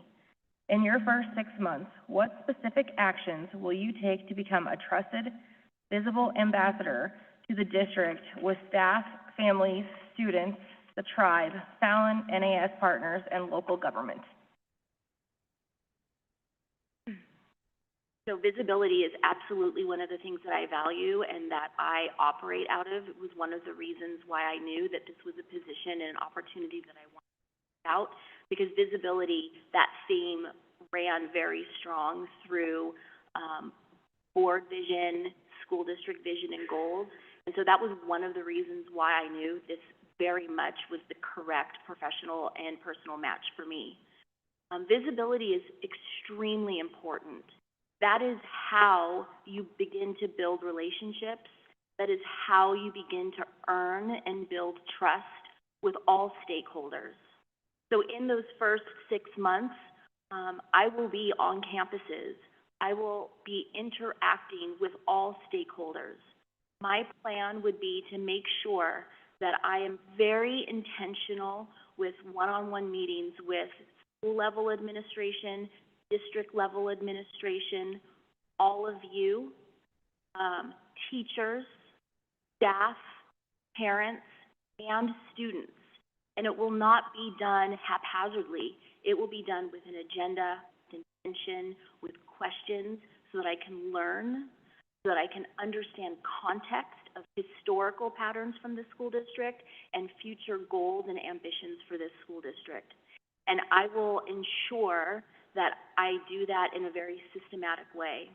I will also be visible at all of the events and opportunities in the community, because I think it's very important that the community, parents, teachers, students, see me out there supporting athletics, extracurricular activities, school functions. It's vital. And I'm at a point in my life right now where I'm able to do that. My children are grown. I have the time. I think work-life balance is really important, and I recognize in these first 6 to 12 months, My work-life balance is going to be unbalanced because it's going to take some time for me to earn the trust of everybody in this community. But I assure everyone that if I'm given this opportunity, I am here to stay. I am going to put the time, effort, energy, and do what I say and operate out of integrity. It's also vital that I meet with our community support, so the Naval Air Station, the Paiute-Shoshone Tribe, all of the other community resources and supports. I will also meet with them in the first 6 months, even sooner than that, because it's important to hear their voice, their experience of what it is like to send students to our school district. And that would be the plan. I have question 4. I do like your color voice. Staff recruitment and retention emerged as one of the highest priorities for the next superintendent. Please describe your philosophy and concrete strategies for improving retention, morale, and a positive working environment, especially in a small rural labor market where neighboring districts may offer competing compensation. I believe that staff recruitment and retention, specifically retention, is a vital component of school district success.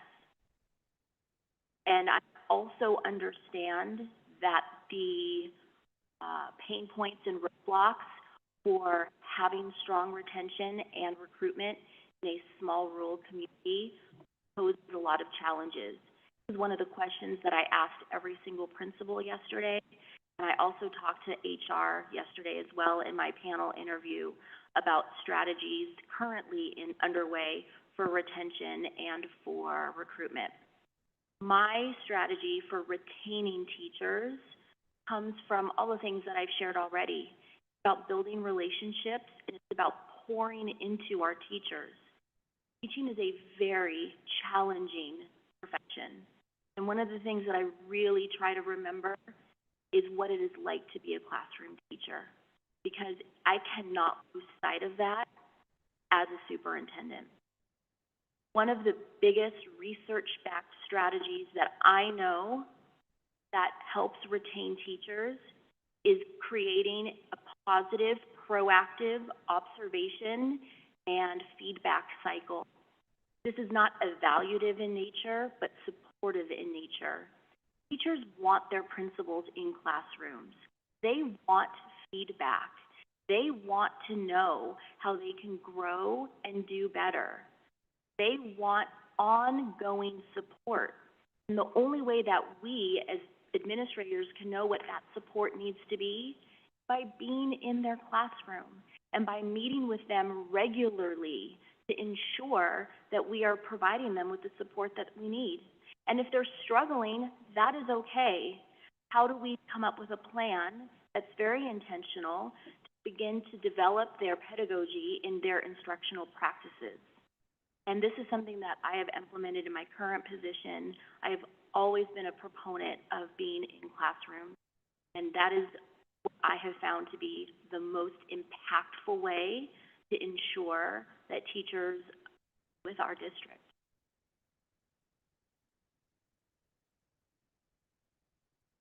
All right, question 5. Academic achievement, especially in ELA and math, is an area of focus for the district. Walk us through how you would diagnose our current performance, set a limited number of clear instructional priorities, and organize principals, teacher leaders, and central office staff to deliver measurable gains over the next 3 years.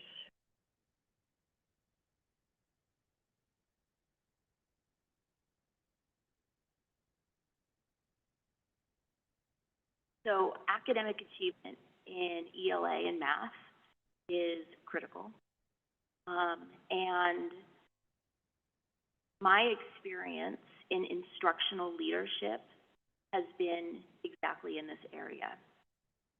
So I very much believe and understand the importance of having a very systematic approach to ensure that we are providing standards-based, aligned instruction that is rigorous, and that is appropriate for each grade level in the areas of ELA and math. I understand that new curriculum has been purchased for ELA in K-8, and that is one piece to the puzzle. But there needs to be an alignment, a process, a system on how we can align principals, teachers, and district support to ensure that we have a vision and a trajectory of how we're going to improve scores. I'm very well versed in how schools are rated based on the STAR report from Nevada Department of Education. I understand that it's achievement and growth, and that will be one of the first things that I do, make sure that my team and my administrative team are very clear on what it takes to grow our schools academically as we're measured by Nevada Department. But more important than that is ensuring that every single child is getting what they need. And sometimes that looks different, which is why I really appreciated the Learner Center framework that is part of this school district. Because sometimes learning and growth for one child might look different for another. And so those are all of the components and pieces that have to be put together in order to have a system where we can have success and hit our goals within the next 3 years. I've done a lot of research and a lot of practice in professional learning communities, which is essentially answering 4 essential questions. What do we want students to learn? How are we going to know if they've learned it? What do we do if we don't? And what do we do if they have? And that will be the foundation of my professional development for principals, teachers, assistant principals, that we can maintain vertical alignment so that the transition from one grade to the next is done with intentionality. I understand that there is already time carved out for teachers and principals to have collaborative planning time, and that time will be utilized to achieve this goal. This is one area that I know is a strength of mine. I have worked a lot in Clark County School District in the turnaround program, where I've turned around an elementary school, a middle school, and a high school. So I have the experience and I have the knowledge of what it takes to ensure success for all of our schools, for all of our students. It does take time, and so I appreciate this question that it's a runway of 3 years, because this kind of work does not happen overnight. And so I also want to balance a sense of urgency with understanding that this is a long-term goal and a long-term gain. And the urgency comes from the fact that an 8-year-old will never get second grade again, right? This is their time to learn second grade standards in ELA and math. We want to have systems in place immediately to ensure that we are doing that as quickly as possible, as well as always keeping clear on the long-term goal of all of our schools improving in their rate. Education evolves continually, and effective leaders find innovative solutions to persistent challenges. Describe a specific example where you championed academic innovation, such as competency-based learning, a new instructional model, or a creative approach to improve student outcomes. How you built staff and community support for the change, and what measurable results you observed. 6 years ago, I was hired as a principal for the organization that I currently work for. And it was very evident to me, as I was there, that there was a lack of a system for teachers understanding standards, for a system where teachers and principals could gather the correct data, analyze that data, and make informed decisions immediately for students where there were gaps that were already forming. So that whole system did not exist. And in the Clark County School District, that was a lot of the work that I did. And so I very quickly began the work of improving our academic programming for our current organization.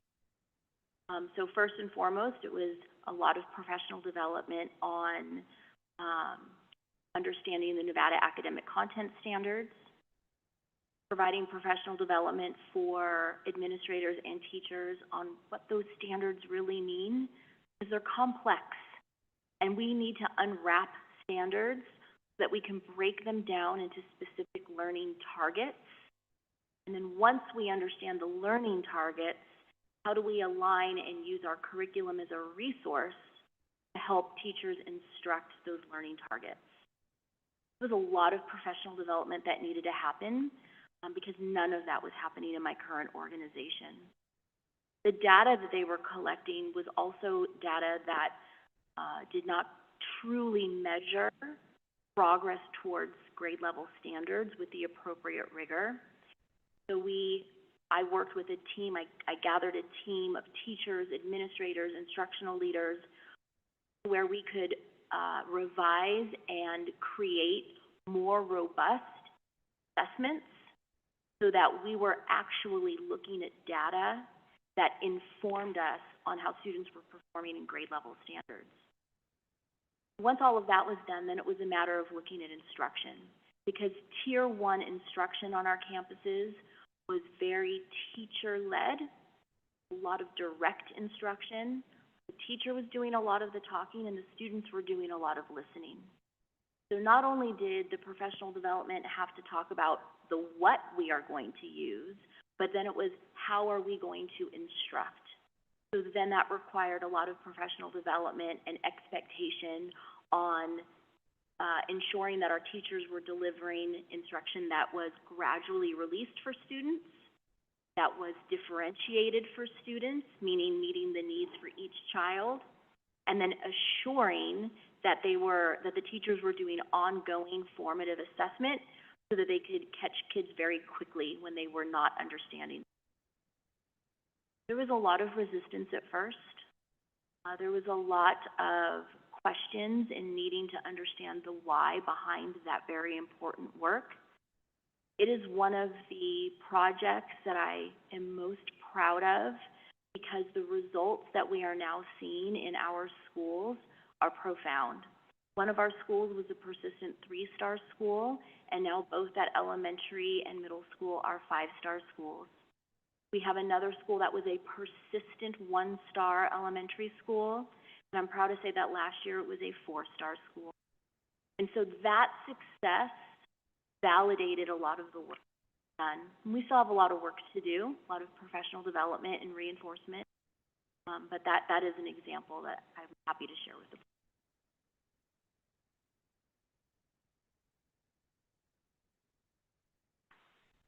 Stakeholders identified special education and MTSS as critical areas of expertise. Share a specific example of how you have led implementation or improvement of MTSS and services for students with disabilities, including the data you tracked, how you supported principals and teachers, and the outcomes you achieved. So in my current position, in addition to establishing the professional learning community and the academic model that I just described in the previous question, another initiative was developing and revamping our MTSS system. So I have a lot of experience in this area as well. I firmly believe that equity for all students is imperative. That is our obligation to ensure that all students, both academically and behaviorally, who struggle in school deserve the immediate attention that they require so that they can be successful in school. So the MTSS system that I have established is one where we provide, in addition to Tier 1 instruction, which is what all students deserve and are supposed to have, what then does Tier 2 intervention look like? So again, we need to have multiple data points. We utilize a system with AimsWeb, which is a progress monitoring system that helps us identify students with significant gaps in their academics, specifically in ELA and math. And so then we designed an intervention and enrichment block of time where teachers are providing intervention for students that are identified based on that Tier 2 data, and that those interventions that teachers provide are directly connected to the data of where the gap is for the child. First grader, and they're still unable to sound out a CVC word like cat. We need to provide them with the direct instruction that they need so they can access that and be able to decode words. When students still don't respond to that intervention, we then have to develop an opportunity for them to have intensive Tier 3 intervention. And that requires a more one-on-one or very small group approach, typically with a specialist. I met a couple literacy specialists yesterday, and I've seen that in action here already at some of the elementary schools where identified students are being pulled for that extra support. And that is what I developed in my organization as well. When students don't respond to Tier 3 intervention, and we have enough data, then we can begin the conversation of when students don't respond to intervention, then perhaps we need to look into an assessment for possible special education identification. And so it has to be very systematic. We don't want to overqualify, we don't want to underqualify students. So we want to understand that we have done everything that we can to fill in the gaps, and when that is still not enough, then it is our responsibility to move forward with the special education identification process. So that is a system that I created for our organization where teachers meet bi-weekly, where they're looking at data, where they're sharing instructional practices, where they're sharing resources so that they can work together as a team to meet the needs of children. But MTSS is not just academics, it's behavior as well.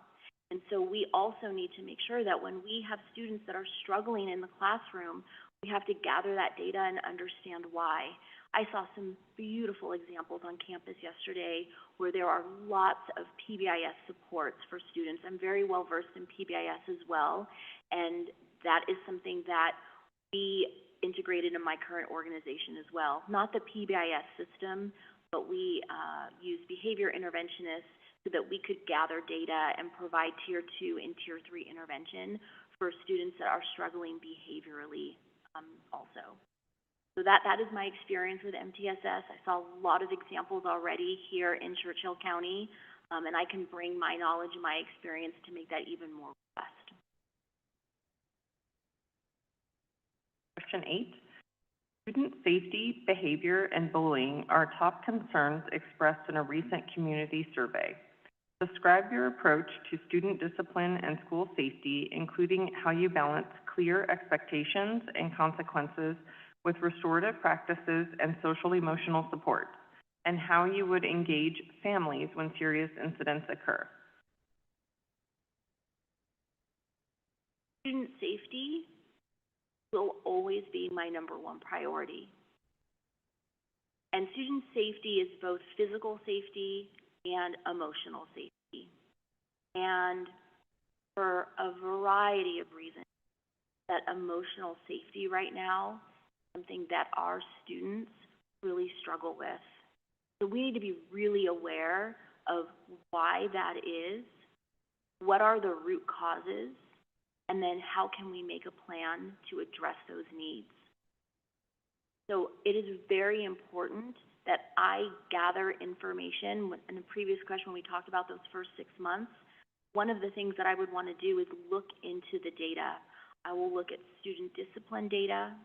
I will look at student safety surveys that are required to do in the state of Nevada, but what additional surveys have been done? What is the student perception of how they feel on campus, both for physical and emotional safety? I also want to hear from parents. What is their perspective? Because a lot of times students will not share at school, but will go home and share with their families. So I want to gather that information first so that we can then look about what are we currently doing for intervention for those things. Again, I saw a lot of examples yesterday of where some restorative practices are really already in place.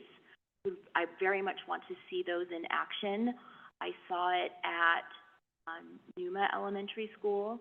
saw it at the high school, I saw it at the middle school, where there are counselors and other identified staff personnel that have created safe spaces for children to de-escalate.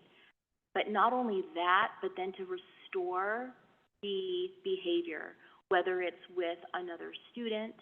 I heard restore at the door, which is a great idea where the student and the teacher can restore that behavior right away, immediately, in the moment, so that students are not missing instructional time, but that the teacher is also heard and that there is restorative on both ends for both the adult and the child. So there are already a lot of great things in place here at Churchill County that I just saw in my brief visits yesterday. And so if I am selected as the next superintendent, I will absolutely want to see all of those practices in place in real time so that I can better understand it. I will also make myself available to parents and the community in the form of superintendent advisory groups. My vision would be that I have systematic opportunities for teachers to meet with me, parents in a forum to meet with me, students. I want to hear from students what their experiences, so that we can continue to make sure that what is currently in place is meeting the need. And if it's not meeting the need, what do we need to do to adjust what's going on so that we can ensure that students come to school ready to learn, not worried about are they going to be feeling safe today in school.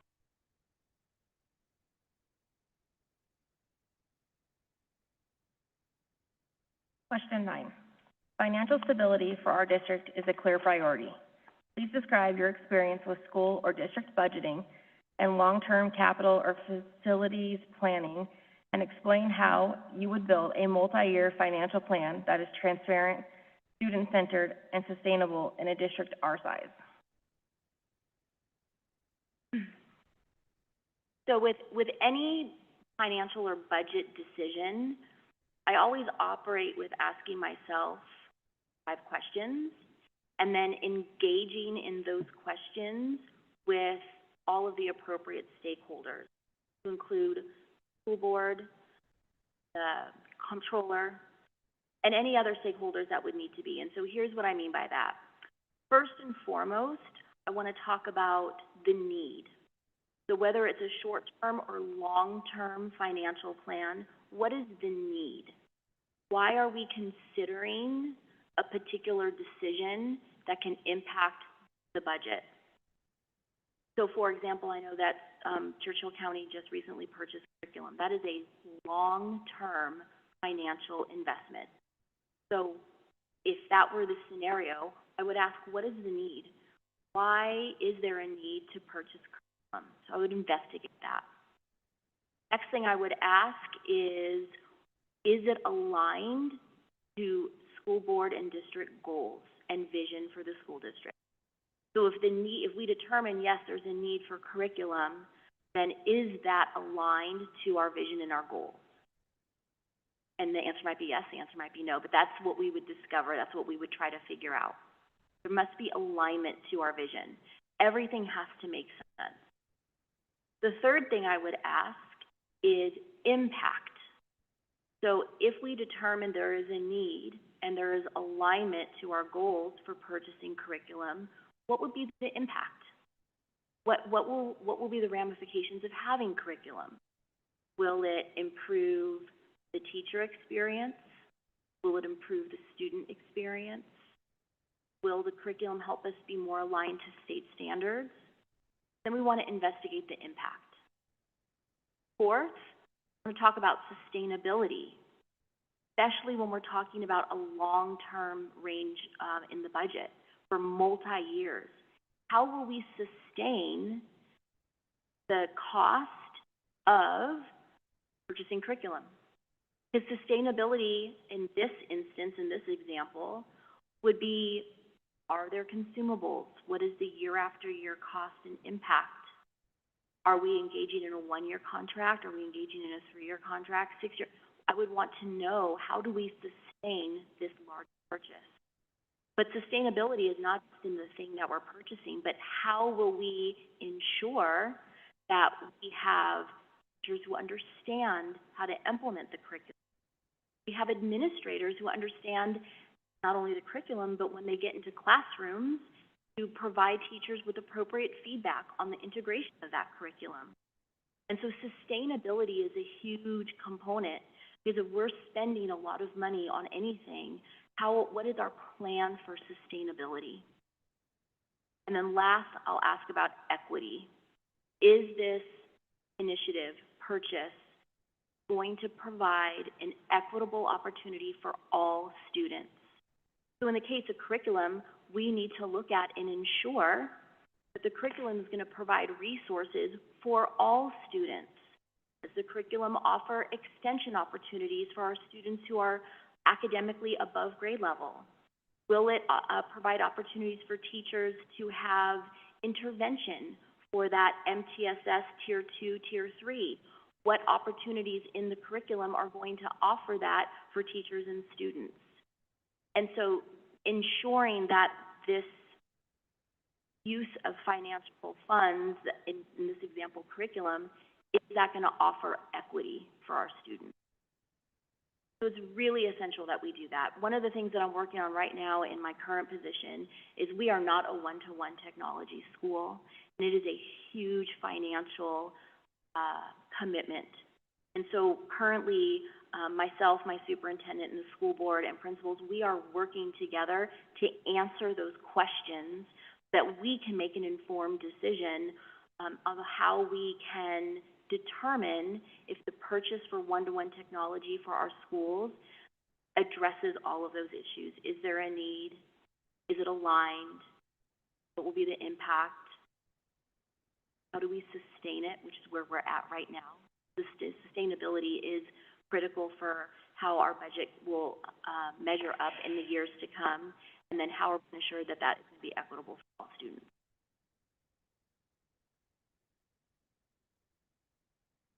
Question 10. Successful superintendents in Nevada must clarify roles and work effectively within a balanced governance model. How do you define the proper roles of the board and the superintendent, and what are 2 or 3 concrete practices you use to keep the board well informed, avoid surprises, and ensure that policy, oversight, and operations remain appropriately aligned?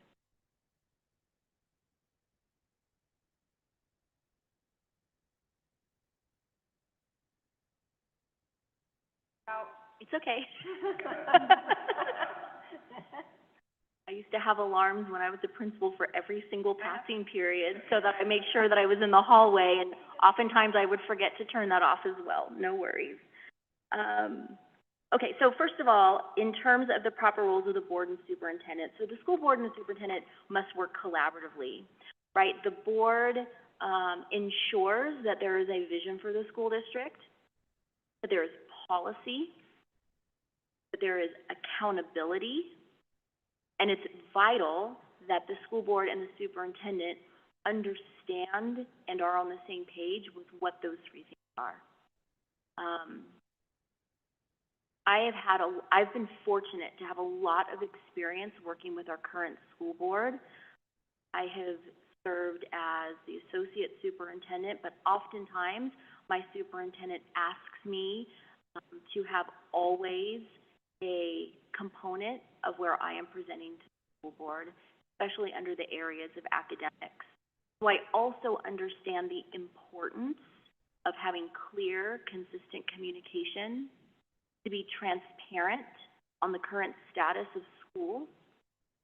And I appreciate this part of the question about surprises, because I have learned that surprises is absolutely not what I would ever want the school board to face. I think it's more important to be transparent with information, even if it's not favorable. I'll give an example. Our schools have been struggling, and oftentimes in the past, the data that was shared with our school board prior to me was not always a clear picture of how our schools were performing.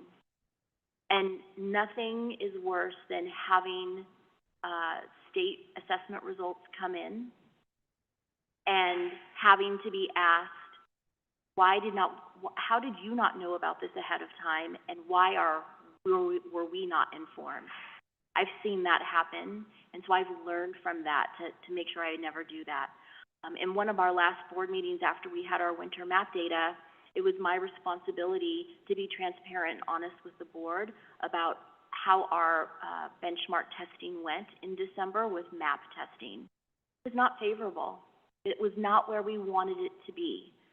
It wasn't bad, but it wasn't where we wanted it to be. And I made sure that I had information, data, and that I painted a very honest and clear picture to the school board of where we were at. And then I also had solutions ready to go, action plans ready to go of why I think it happened and what we are doing about it. And I made sure that I came prepared so that I could answer questions for the school board, make sure that they know that we are aware and that we are making adjustments appropriately so that when data does come out and we are not surprised by the information. The surprises to the school board, I don't like surprises either, and I absolutely would never want to put any of you in that position. I also think it's very important to be very clear on policy. Oftentimes, there's a lot, I took a brief look, but there's a lot of policy, and that would be 100% one of the first things I do as well, to be really well-versed in the historical policy that's been established here in Churchill County.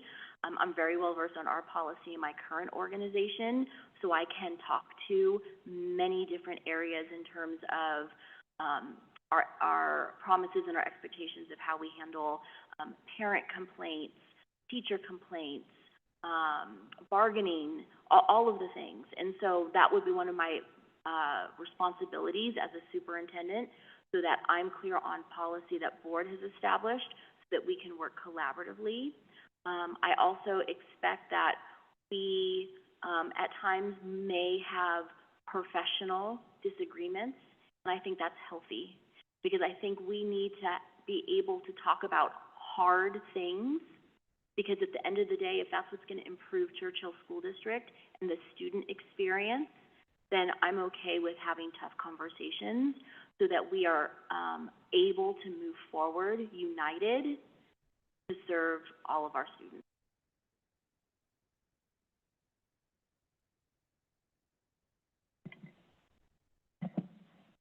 Question 11.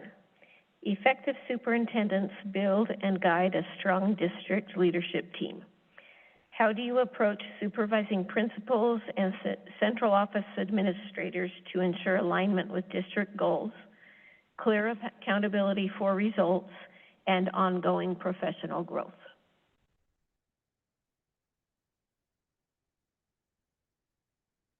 Supervising principals is an area of strength of mine. And the reason for that is because I operate with the philosophy of empowerment and accountability. And before that can happen, there has to be trust and relationship building, which I know I talked about earlier, but I would like to review that and remind everybody about that again. It takes time to build trust, and so I will ensure that I am visible on campuses and that I will be very intentional with when and how I interact with principals so that we can begin to build that trust. Some examples that I have already done that I would continue to do is having intentional weekly one-on-one meetings with an agenda, to also observe principals in any type of an administrative meeting, if they're meeting with their front office staff, facilities, personnel that are outside of the classroom. I'd want to observe principals during staff meetings. I'll observe principals during their Friday afternoon professional development time. But I need to see principals in action. I'll happily and always go into classrooms with principals. I want to understand the type of instructional leader that they are as well, and what kind of feedback that they provide teachers, and do I need to support them in that area as well?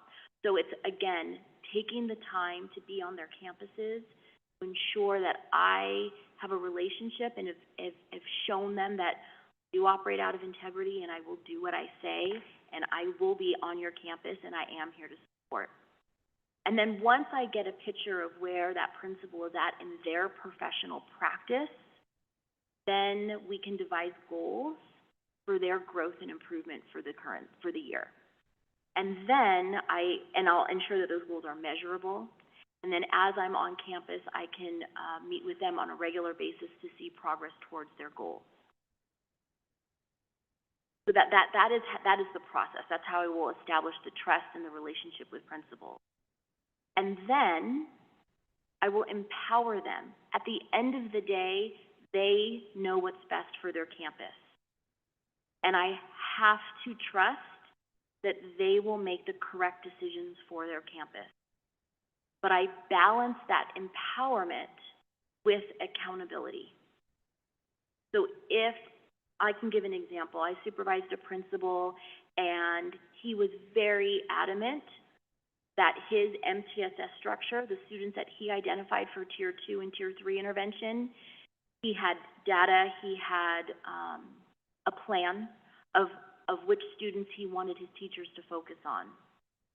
I was not 100% certain that that was the correct plan of action, but I empowered him to do that plan. But very quickly, as we gathered data and as I had in checks with him and had accountability, we could see that the growth that he was hoping for, he wasn't able to get that growth from students. And so then the accountability piece had to come in, where then we had to work together to revise his plan. But I will always, first and foremost, empower principals to make the decisions that they think is best for their school. So I like to balance that, and that is how I supervise, and that is how I evaluate principals.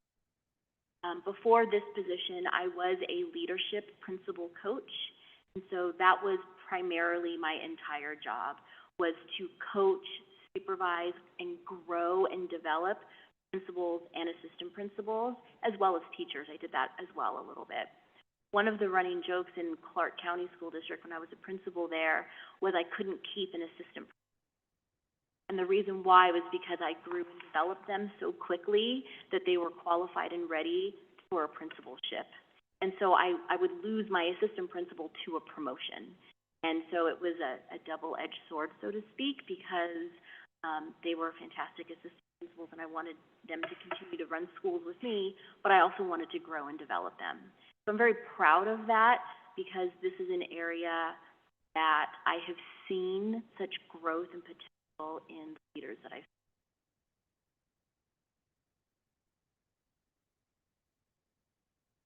After 3 years, what will look and feel different in Churchill County School District, and how will students, staff, family, and the community know your leadership has made a meaningful difference? So my vision for 3 years from now, should I be named the next superintendent, is very clear to me. First and foremost is the academic achievement of our students. I, with 100% confidence, know that we can grow and develop the academic success of our schools. The vision that I have and the goal that I will set is that we have schools that are 3 stars or higher. And at the 2 elementary schools that don't necessarily earn a star because of the grade level, we will have metrics in place to measure if those students are on the right track towards that 3-star or higher mark. And we can do that with summative assessments, benchmark assessments, reading readiness levels. So that is going to be 100%. 3 years from now, we will have all schools 3 stars or higher. That would be the goal. That's one area for the vision. The second one is, and I know that this is a board goal as well, is the average daily attendance. We need children in school every day, and on time. And right now, the goal would be to get at the average daily attendance for our district to be at 95% or higher. We will be there in 3 years. That will be the goal. Chronic absenteeism is a persistent issue, not only here in Churchill, but in the organization that I currently work for as well. It is a persistent issue in the state of Nevada. And so not only ensuring that our average daily attendance improves, but we also will in 3 years see that the chronic absenteeism rate will drop. Those two will work hand in hand. And when we have that attendance in place, that will make first goal much more attainable, because we need children here every day to get to those 3 stars or higher. And then third will be teacher retention. We have to work on ensuring that our teachers stay with us. And when I say teacher retention, I want to put that under the umbrella of just retention in general, right? We need our principals to stay, our assistant principals to stay, district officials to stay. You'll need your superintendent to stay. And I promise you that I would not be here today if my intention wasn't to be here long term. I understand that I don't currently live in Churchill County, but I cannot wait to move to Fallon, Nevada. I spent 2 hours yesterday driving around the community after a very long day, and I spent some of the morning doing the same, because I wanted to make sure that not only was I right when I saw the opportunity, that this was the right match for me, but I wanted to live it and feel it. And so retention is important for every person, but in 3 years, our teacher retention rates will improve. And I am confident that I know how to do that by what I spoke about earlier, which is ensuring that we pour into our teachers, that we have intentional professional development, that they do not feel that things are being done to them, that we explain the why behind our decision making, that we are in their classrooms, that we are providing feedback to them, that we are ensuring that we are here to support them, not just evaluate them. In 3 years, we will have schools that are highly achieving. Children are happy to come here every day because they feel safe, and our teachers will stay because they are being poured into. That is my aspiration for where we will be in 3 years. Thank you. Before we move to our closing remarks, we want to give you an opportunity to ask any questions of us or share anything important that we've not already heard. I do have a question. My question would be that in the next 12 to 18 months, what is the expectation of the school board with the new superintendent in terms of the goals and the initiatives that are most important to the school board to ensure that I am embodying those in my first year to year and a half? I'd really like to understand what it is that the board is caring about the most with a new superintendent in place. Did we hit this one? Yeah, me too. I wonder if somebody else wants to go. Name's on the question. All right, I guess I will do it. I don't mean to put anybody on the hot seat. First of all, 12 to 18 months is a long time. I would look more near term, where you have a plan for coming into the district, and where you're going to go, and how you're going to become a part of this community, how you're going to get to know staff, students. I was telling the last person, 5 of us will be on the board for the next superintendent, at least 2.5 years, possibly 6 of us. Once you get to know us, get to know the students, get to know the community, be visible, everybody knows you become the face of the school district. Going further out than that, setting the goals, being on the same page as us, and actually doing some of the stuff you said you could do. They're pretty aggressive. Some of the things you told us that you would like to do it's going to take a little bit of time to get this done. But that's kind of where I'm at. Somebody else want to follow up on that? Kind of along the same line, the board has a clear vision and direction for the district, but our roadmap to get there is a bit outdated. So updating a framework, a roadmap, and a strategic plan to get us there. Thank you for bringing that up, because I do want to share what my plan would be for the immediate first 90 days. The first 90 days would require persistent visibility in schools, in the community, meeting with all stakeholders. That would have to happen in the first 90 days. That includes meeting with all of you, with principals, with teachers, with students, with parents, with the community partnerships that we currently have. And that is going to help me hear where pain points are and where strengths are. And also, because I'm new to the community, it's going to help me understand context. I need to understand the history as well, and because I didn't live it, I'm only able to read it. I want to really understand it. I need to understand how Churchill County got to where it is, and then what can we do to make it better. Second, I would do a tremendous data dive, all things data, academic data, attendance data. I want to look at trends. I want to fully understand our financials, meeting with the comptroller and her team.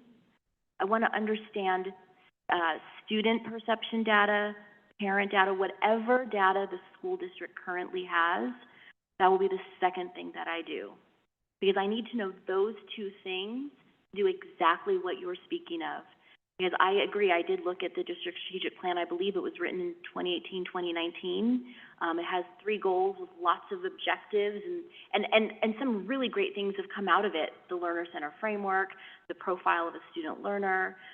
So I'm not about, please do not hear me, I'm not about changing all of that. But I need to understand all of the perspectives so that we can make, I believe, a much needed revision to that strategic plan. And then that strategic plan will be in alignment with the district goals and school goals in terms of school performance plans that we have to submit to the state of Nevada. All of that will be very aligned. It will be cohesive. And then that will drive the work that we do. So it will be student-centered, teacher-centered, community-centered, so that we are ensuring those 3 things that I talked about, right? To ensure that we're increasing star ratings for schools, that we have teacher retention, that we have students wanting to come to school. So that is exactly what I envision happening in the first 90 days. And all of that will be done in a very collaborative manner with the team that I have. And then on a separate note, I am very aware that I am going to be new to this community, and it will take time to become considered part of the community. But that will be my goal, and I will do that very intentionally. I understand that it will be a very heavy lift. I'm not afraid of that work. If this opportunity positioned itself 5 years ago, I wouldn't have applied for it, because I knew that I wouldn't be able to give the time and attention that it needed to build the trust of this community.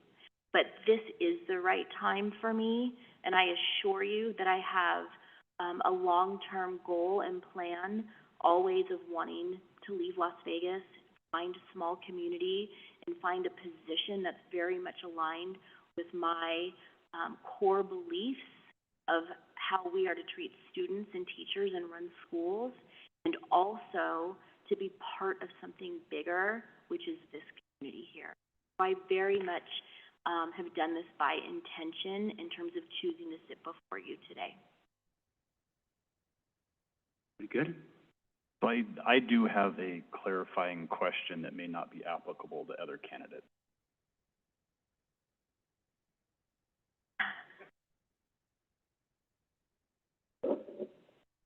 Just you and I just talk for just a minute, so I know what that question is, because it's hard to offer an opinion without understanding. Hold on just a second.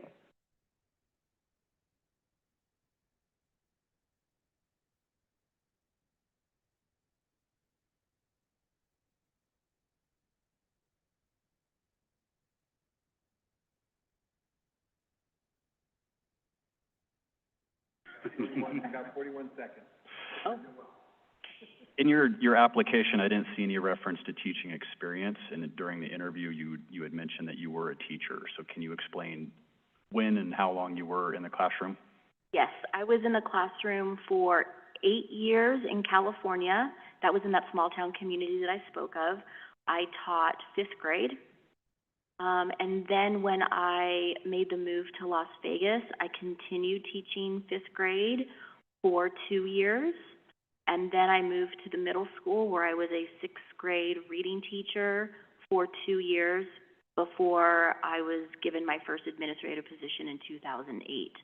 I also want to note that in one of the years in California, I also served for the district as a Title I literacy specialist, and then that position unfortunately no longer could be funded, and so then I went back to the classroom. Okay, with that, thank you for your time, your thoughtful responses, your interest in serving the students, staff, and families of Churchill County School District. On behalf of the Board of Trustees, we appreciate the preparation and reflection you have brought to this process. This concludes our formal questions for today. Once all interviews are completed, the Board will move into deliberation process, and we will communicate next steps to all the finalists once that is complete. Thank you very much again. Thank you so much. I appreciate the time today. And thank you for the opportunity to visit your schools yesterday. It was a pleasure. 10 minutes? 5 minutes? You should have said 2. You should have said 2, because then we go for 5. Yeah.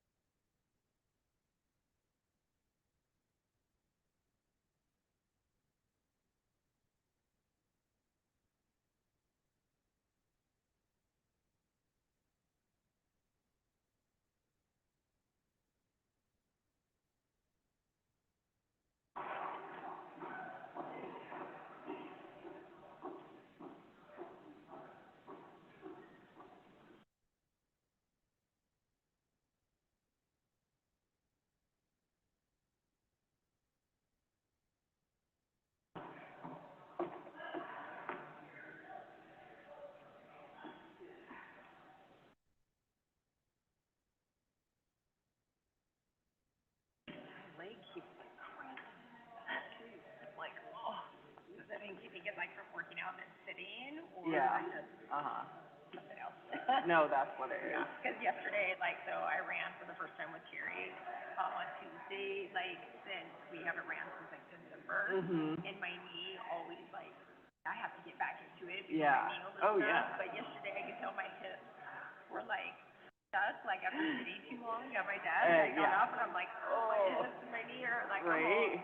Yeah, if I keep like, moving, then I'm fine, you Yeah. know, but it's like, yeah, yeah. the sitting part. Thankfully, we get little stretch breaks in between those.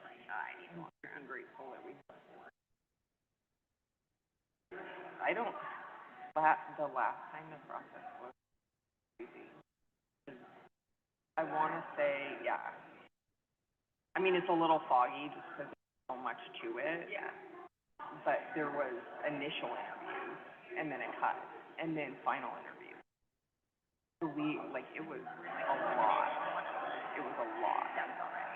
Yeah, 'cause like we interviewed in that room and we had a lot to interview, and then we had to like deliberate and determine like our top however many, like 4, I think. And then we brought back like the top 4, no, another day. Oh. Like for final interviews. Yeah. That's kind of a bummer for them. Yeah. You know, like, 'cause then you're like, well, shoot, now I have to come back, especially the ones that are coming from far away, right? So it was nice that these guys like narrowed down the finalists based on our criteria, because essentially we did that step last time. Yeah. So I was like not looking forward to the process when you know I found out we were gonna have to hire, but like this process has gone a lot more streamlined. A lot more. Kind of like get to the nitty gritty, like tell the firm what it is you're looking for and let them do their work, you know. And we had a guy that did like a headhunter person, but he wasn't from this area. He's not He was just like I guess pretty well known, and he was retiring, but he agreed to like take us on. So whatever. This process has been a lot nicer. Yeah. I'm kind of nervous coming in, though. From the end. Like, come to, when we get to the end, I'm like, oh, I'm dreading that moment, like, listening and all the things, you know, like, that part is like, hey, Yeah. I like that, I like that. Well, 'cause here's the thing, and this like happened last time. So somebody might score really high, like on paper, because they hit every point to the question. Like case in point, like there were some questions that were set, but there's something about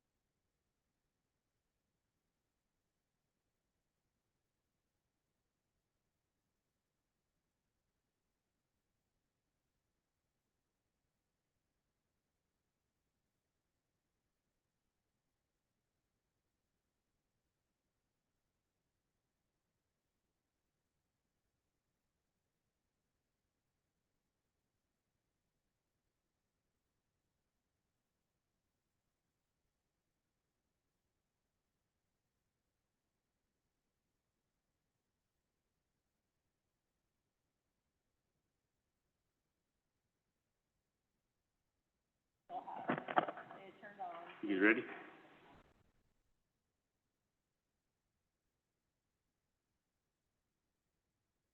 So Mike, good afternoon, welcome. We appreciate your interest in serving as the next superintendent of Churchill County School District, and thank you for taking the time to be with us today. The final interview is scheduled for 1 hour. To honor your time and allow each board member the opportunity to ask questions, we will move through our questions in an organized manner and may generally manage time as needed so we can hear your responses on all key topics. It will be timed, and if you're running out of time, you will get a little where you're at. First question goes to Trustee Bullock. What is it about Churchill County School District and the Fallon community that compels you to seek this role? And how do your prior experiences in rural or small district settings prepare you to lead effective here over the long term?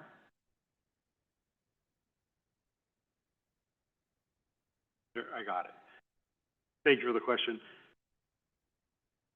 I've worked here for this school year, but I have worked with Churchill County School District over the years in my capacity as a school trustee in Carson City and a member of NASB's executive team as well as the board of directors. And oftentimes, Carson City, Lyon County, and Churchill County worked together, coordinated problems that we were all facing together. And so what I know about Churchill County is that it's very similar to the other counties that I've worked with, Carson City, Lyon County. Small communities, a lot of people who truly care about education and the students in the community, and educators that really want to do their best, schools who are strapped for resources to provide everything we need for students in an environment that can be challenging. It's become even more challenging as we try to overcome the effects of the COVID situation. So that's my interest. I know the heart of this community, and as an employee, I've come to see it firsthand and experience it. One of the strengths of this school district is positive culture in each and every one of our schools. And that's not common in every school district. When you walk in those buildings, you feel that they're happy places. You see students smiling, you see staff members interacting with students, principals interacting with students and educators in a way that's professional, positive, and that's huge, because the number one thing to having effective schools is having effective, positive relationships and positive climates in the building. So that attracts me to this district. We're small, we all work hard, and that's promising as well. So I've worked my whole educational career in small communities. I started as a teacher in Carson City, went up through the ranks as the Dean of Students at Carson Middle School, and assistant principal and acting principal at Rich Elementary School. And then I went and worked a little bit at the Department of Education, managing Title I grants for various school districts and overseeing the state's homeless education program, in which I provided technical assistance to all school districts. And so I've been able to compare and contrast what we do here with other districts. And I know we have things going well in this district. So that attracts me. And I would just say that Carson City was my home. When I went into the teaching career, there was a dispute between Governor Quinn and the legislature about updating the tax structure in the state, and nobody was hiring. Carson City had one opening, and I called the principal, and she pulled me in for an interview, and I went with a candidate who was known to the committee and had been working in the school in various capacities, and that was a one-year position, and the principal said, I can't promise you anything. I have a teacher who forgot to turn in his resignation letter, and it's a standard position teaching third grade. And that's how it started. I envisioned myself teaching 1 year in Carson City and moving back home to the Reno area. But I fell in love with that small community, knowing the family and students. And that's what I like about small rural communities. We know each other. When somebody has a problem in the schools, they know who to come talk to. And when we have a concern about a family, we know who to talk to. That close connection is a strength. And I would just say over the long term, I've worked over 20 years in education, and I think my path has been a little bit different than most people's. It was a school trustee before I was an actual school principal. So I've worked on all sides of education, and I'm ready to spend the end of my career as a superintendent building a strong system that meets the needs of kids and is a benefit for the community. So that's my intent. Okay, question 2. The role of superintendent is demanding, especially in a small community where you are always on. How would you describe your leadership style, including your strengths and growth areas, and what personal strategies do you use to remain reflective, resilient, and open to feedback while modeling balance for your team?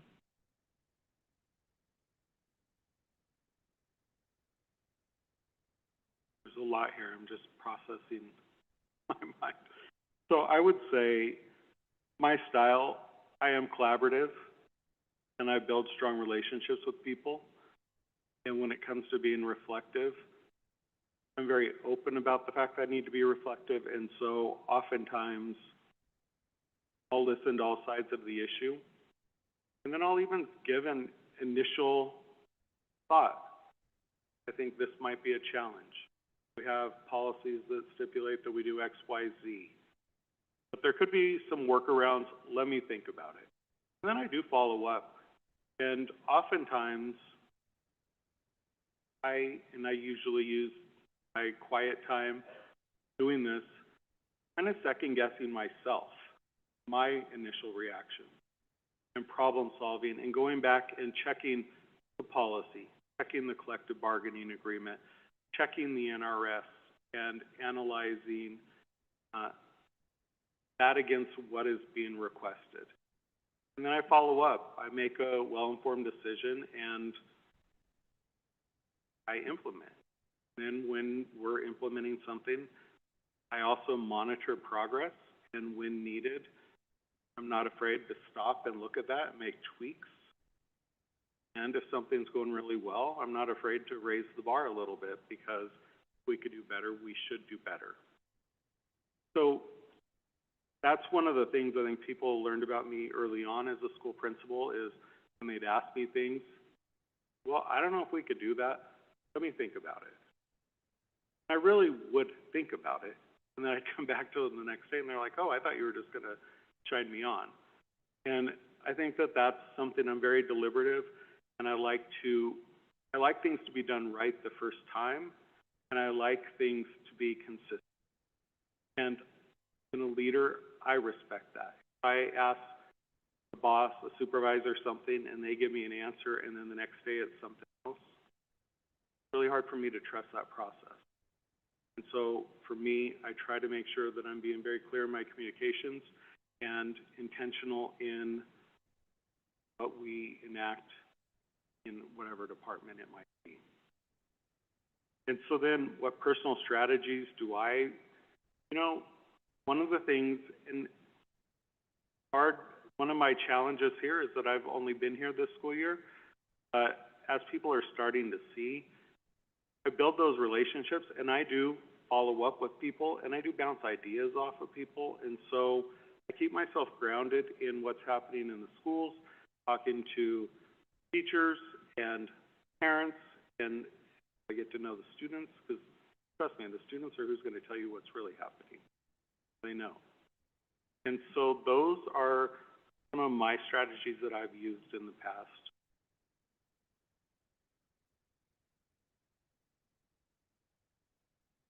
Question 3. A successful superintendent is one who is visible, approachable, and present in schools and the community. In your first 6 to 12 months, what specific actions will you take to become a trusted, visible ambassador for the district, the staff, families, students, the tribe, Fallon NAS partners, and local governments? I think that number one, you have to be present, and you could do that through a number of ways. Forums, for instance, this school year, one of the things I did with Karina and Linnell and Caitlin, we went to every single school's back to school night, meeting families, providing them with information about the school calendar, start times, transportation schedules, answering whatever questions they might have. A lot of times people wanted to know where specific classrooms were, and so I learned buildings real quick to help in some of those cases.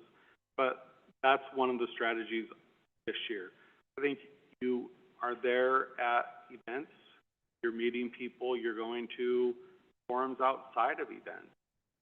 So there's a Rotary Club or Chamber of Commerce that has interactions with the school district that we could build relationships. And I think those relationships are really key, because one of the things that we're seeing nationwide is there's huge need for mental health supports for students. And there aren't a lot of mental health resources available for students, and specifically in rural communities. So those of us in rural communities, what we're all doing is fighting for those appointments that are 9 months away in typically Reno, and trying to put Band-Aids on the situation and work with our families, our schools, to meet the needs of kids with the limited expertise we have. And so that's one of the things that makes it so important to be a community partner. And in every job I've ever had, I've become a community. I'm active in the community, and I will do that as a superintendent.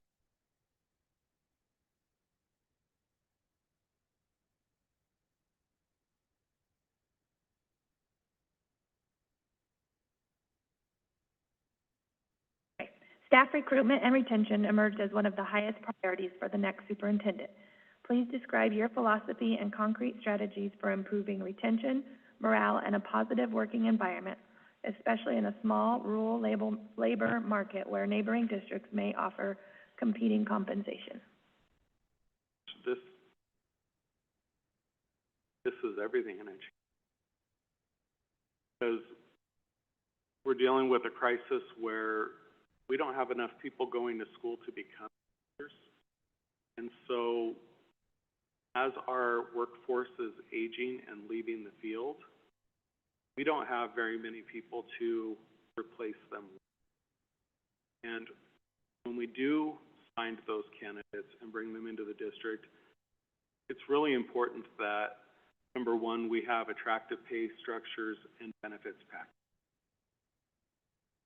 This in rural communities is huge, because for the majority of new teachers going into the field, they can't afford to live in our community. There aren't homes to buy, rent is very high, and inventory is low.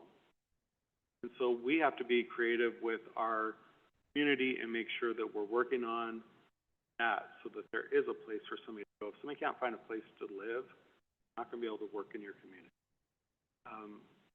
You also need to make sure that in addition to having those basic structures in place, you have positive, supportive culture in the district as well as in their school. And started by talking about how that's one of the strengths we have. This is a happy place to work and go to school. And we need to make sure to build upon that and provide our educators with training and resources to be successful in their classroom.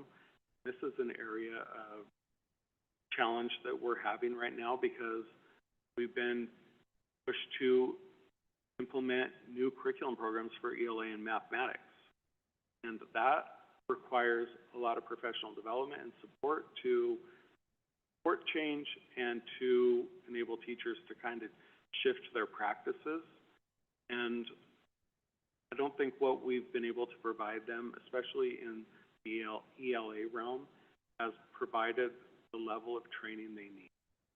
So we have to have benefits, pay, we have to have a supportive environment. People have to like to work where they're working. Happy people stay in their jobs. All of us want to be happy when we go to work, go to our teachers, just like our students want to be happy when they go to school. And so I think we do a lot of work in our PLC time with not only looking at academics, but also looking at culture, climate, and listening to our employees. That's one of the things that, as a new superintendent, I would spend a lot of time listening to stakeholders, principals, community members, students, really getting a sense from them of what's going well, what support do they need, and what can we do to make their jobs easy. Okay, question 5. Academic achievement, especially in ELA and math, is an area of focus for the district. Walk us through how you would diagnose our current performance, set a limited number of clear instructional priorities, and organize principals, teacher leaders, and central office staff to deliver measurable gains over the next 3 years. So this is something that I'm actively working on right now. So one of the things that came out of the last legislature, there's been a push to include professional development into requirements from the state.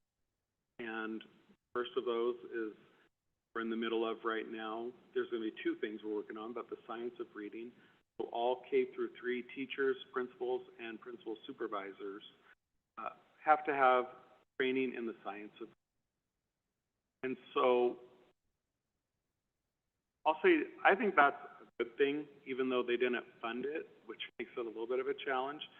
But it is vital because literacy is the most important skill for our students. If our students don't leave first grade reading, they're going to struggle academically their whole academic career. And I think that probably Catherine spends a lot of time with those kids at WNC, still struggling when they get to post-secondary schooling because they're missing those foundational skills. It's real hard to teach those in addition to the advanced content that students are starting to get exposed to in 4th, 5th, all the way up through high school. So we would, number one, for our plan for next year, we're going to have that training take place for our K through 3 teachers. We're also going to bring in our instructional, our kindergarten paraprofessionals, because they help with the direct instruction of literacy. Because in addition to certified staff, we also have to make sure that our paraprofessionals, our classified staff that work with elementary school, receive the same training.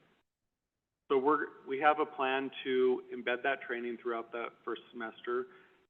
NUMA falls out of that category because they're 4th and 5th grade, but we know that it's important for upper elementary grades to have science of reading training as well. And so we have a plan for them to have a little bit different training that starts the 2nd semester that's targeted to the skills of the higher grades.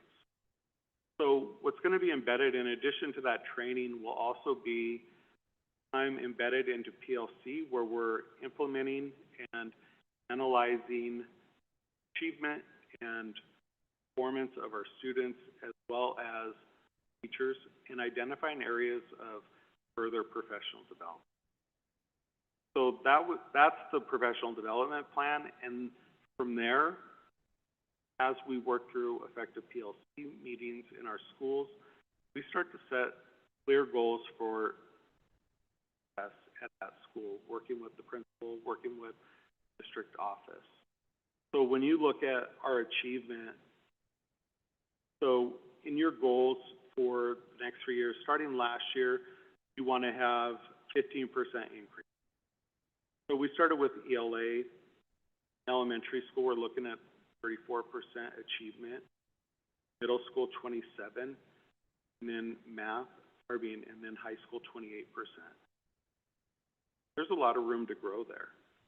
And that's going to take making sure that our teachers in those earliest grades are hitting those foundational skills so that when we get to middle school, high school, we're truly able to work on problem solving, communicating effectively through writing, verbally. So making that plan that goes all the way through.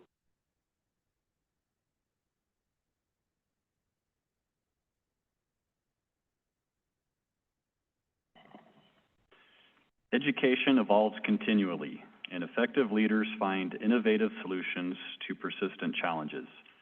Describe a specific example where you championed academic innovation, such as competency-based learning, a new instructional model, or a creative approach to improve student outcomes. How you built staff and community support for the change, and what measurable results you observed.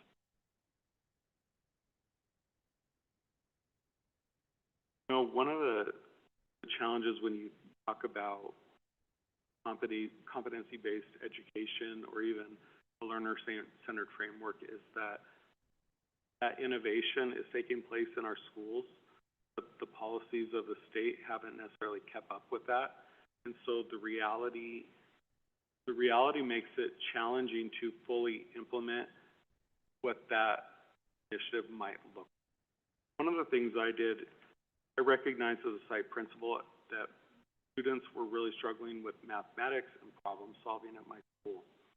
And so working with a consultant in RPDP, I developed a professional development plan where we instituted the 3 reads with our students. And that involved teachers learning about the 3 reads process, also problem solving skills, reasoning skills, to not just understand how to teach problem solving, but why we teach problem solving.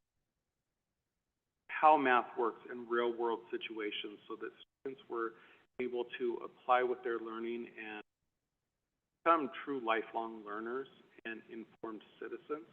And so we had a plan, multi-year plan that went through. We started the first year with people who were really interested in making that change. And we had money available so we could offer stipends for evening and work to get the content and apply within the class. And then we did a kind of an open house museum-like walk where teachers and students came through and saw problem solving that happened. And with that, we got some more interest from the teachers.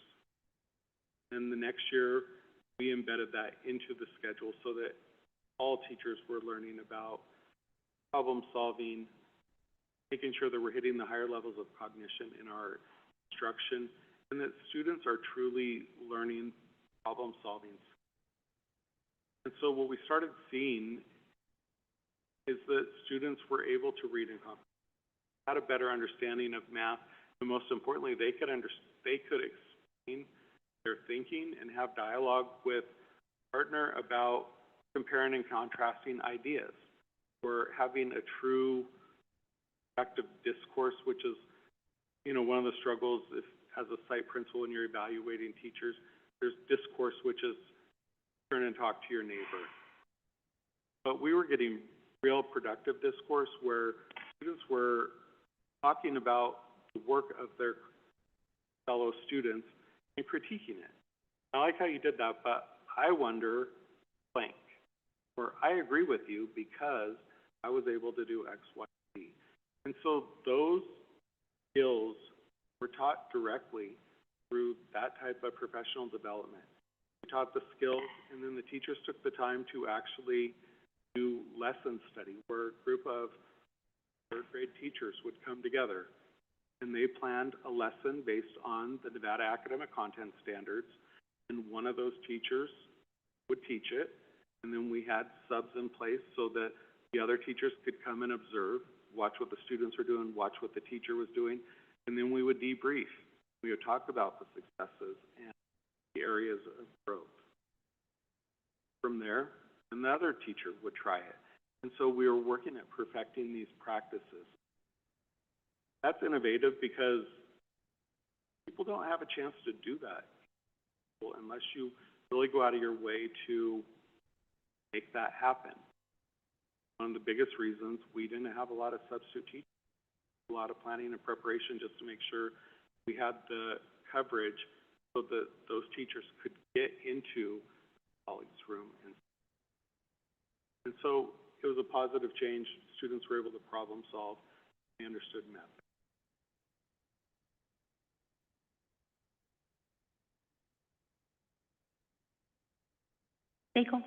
Stakeholders identified special education and MTSS as critical areas of expertise.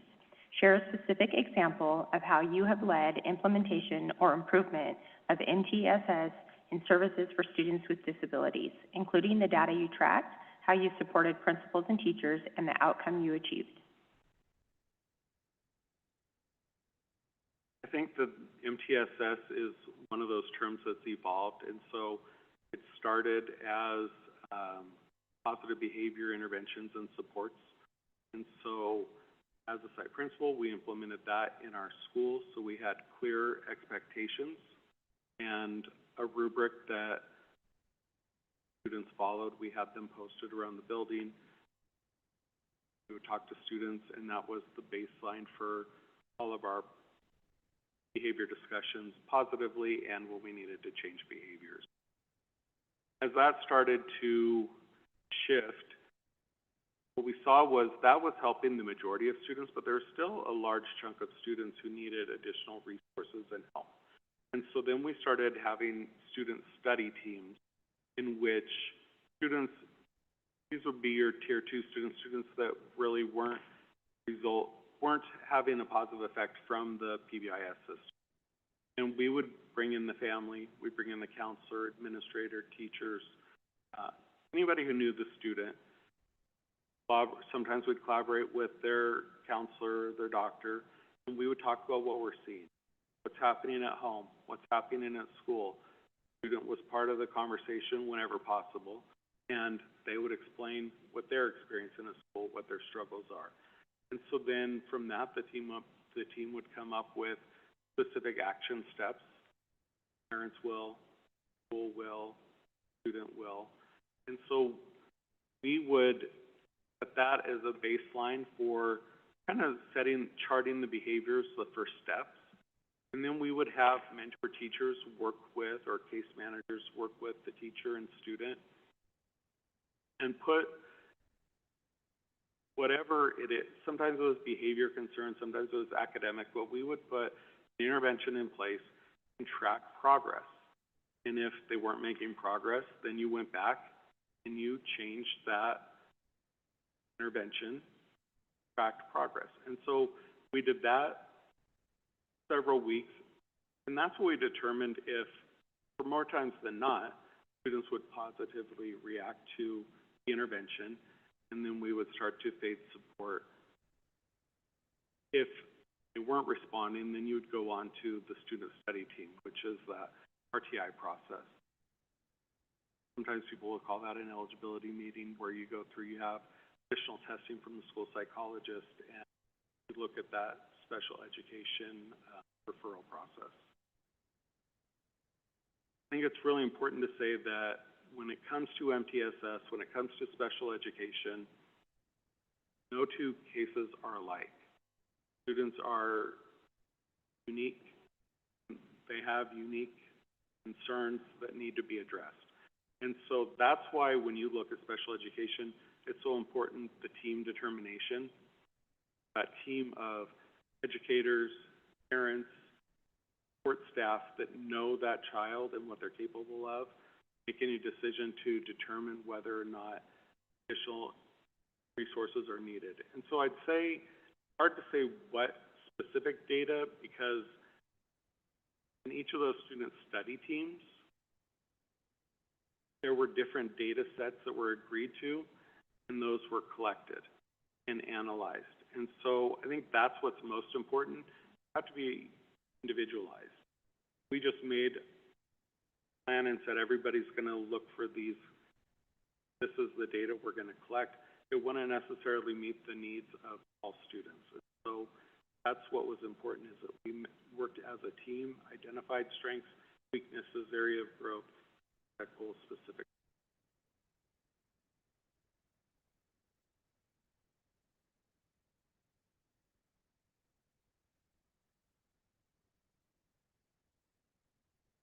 Question 8, student safety, behavior, and bullying are top concerns expressed in a recent community survey.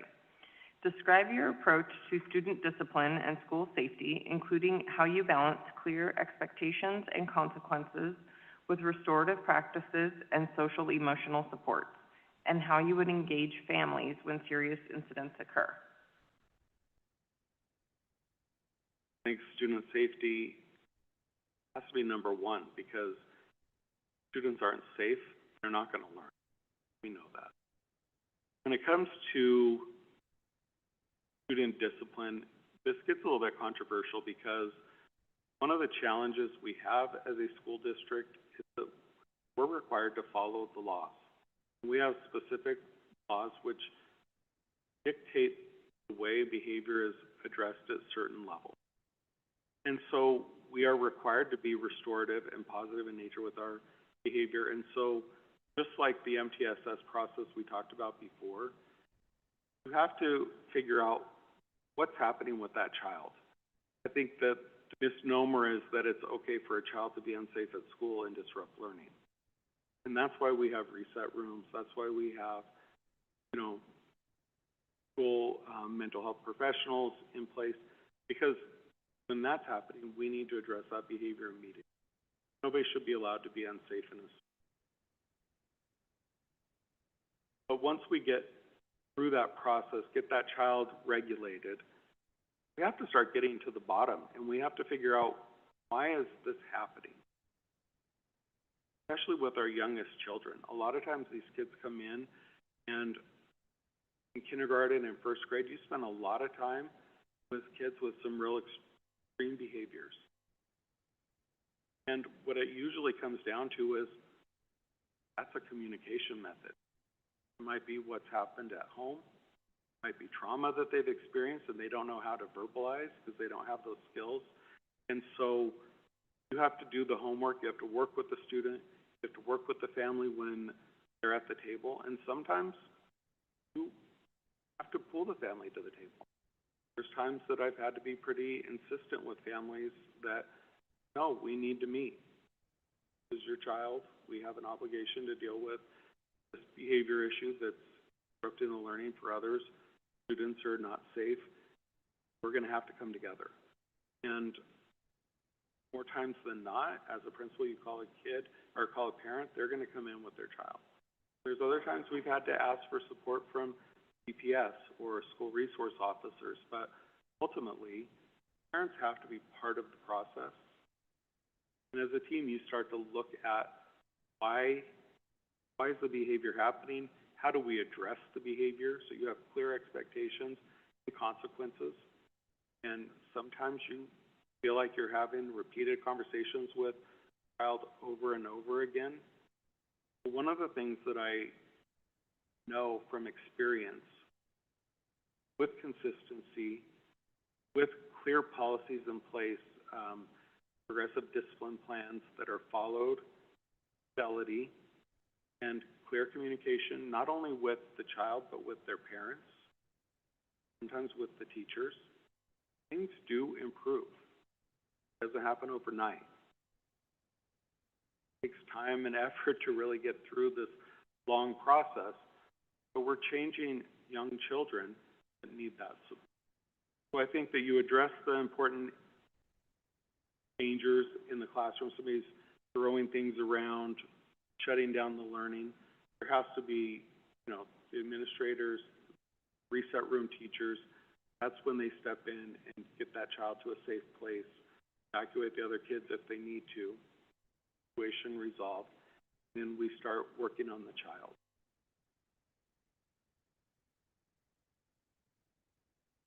Question 9. Financial stability for any district is a clear priority.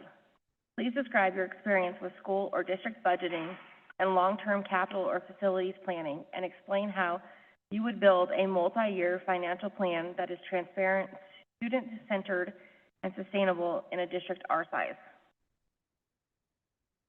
It's really hard because so much of our budget is based on employment. So I think the last figure I saw, 87 to 93% of our budget was based on staffing. And so, number one, working with schools, working with our community, maybe even a consultant, really looking at those trends for the population over the next 10 years. Carson City, we did that. We partnered with a firm that really helped us get a projection. And so we were talking about potential enrollment decline for several years before we started to happen, because we were projecting based on what was happening with birth rates, housing, employment issues in the community. And so this is one that you work with partners in the community, and then you start to look at what you have in your buildings. Because we know we're going to need to have X number of teachers to address the number of students we have. And so from there, if you think about 93%, that gives you about 7% to think about all the other things you're going to need to do: paper, pencils, books, transportation costs. So you start to talk with stakeholders, principals, and set clear expectations based on goals of the district and set those priorities. You know, a lot of times you need to come up with, these are the things that would be nice to have. Here's the things that we must have. And you start from the must-haves, and you make sure that they're truly necessary items. You make sure those are available in our schools and for our students. And from there, you project that out and keep your finger on the pulse of what's happening. And the struggle we have right now is that the legislature, I think they made an honest attempt to improve things for teachers and classified staff 2 sessions ago with that bill to give teacher raises. And we were able to give significant raises based on that. But what happened in the next session, gave a per pupil increase of about $2 per student. That didn't take into account step and column that teachers get for experience and educational credits. And when you look at that, and then you couple it with the inflation we've been dealing with the last several years, those raises are diminishing. We get to a situation where in the next session they don't renew those funds, it's going to feel like we're giving a paid decrease to employees. Even though it's very clear and it's been clearly communicated that these are funds given by the legislature for this specific purpose, when you're a family that is already struggling to make ends meet, that's going to hurt. So we have to be very cognizant of not just how we're supporting our employees, but how we're supporting them professionally in the building. As a teacher, I don't even know how I did it with what I made as a teacher. I spent a lot of money buying books, snacks, all kinds of things for the students in my classroom. I don't think people have as much flexibility with funds nowadays. I think things are very expensive, and we need to make sure that our employees have basic items needed to fill their jobs.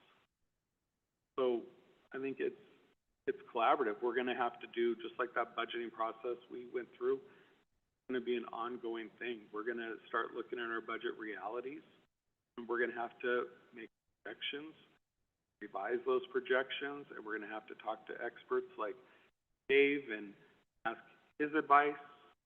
We're going to have to talk to the legislature about finding ways to increase revenue, but we have to use what we have, and we also have to manage that responsibly and make sure that we have a ending fund balance. Can't go below that 4%, otherwise we're going to be in a world of hurt. I mean, we don't want to be near that 4%.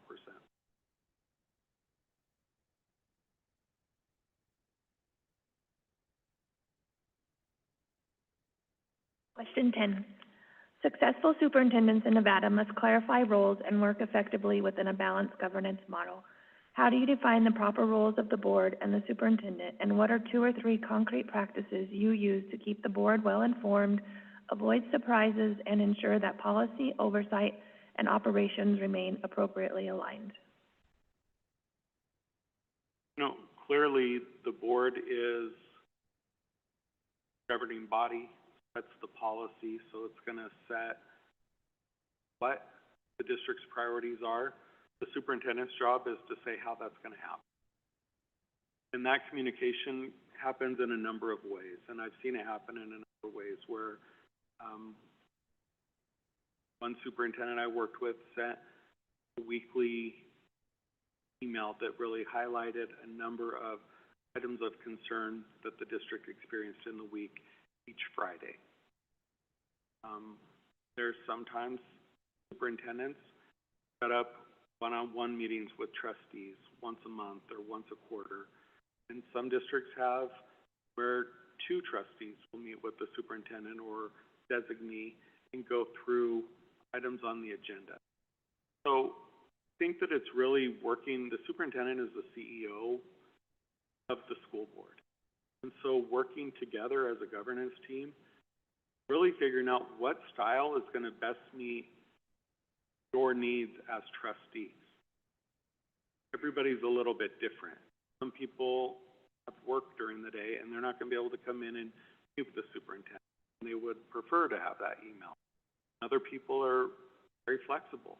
They want to be in and having that conversation. So for me, I'm open to all forms of communication, and really it would work on that collaboration. I think that also the superintendent has a job to make sure that the board is educated and informed of important things that are coming down the pike in education, but also different things that you should know about. If as trustees you come and say, I'd like to know more about, you know, the ELA program, then we need to get some way for you to learn about that ELA program, whether it's an availability to go in and attend the meeting or to sit in and see what's happening in it. So the most important thing is superintendent should be treating the board as governing partners. We should have open conversation to meet the needs of the district.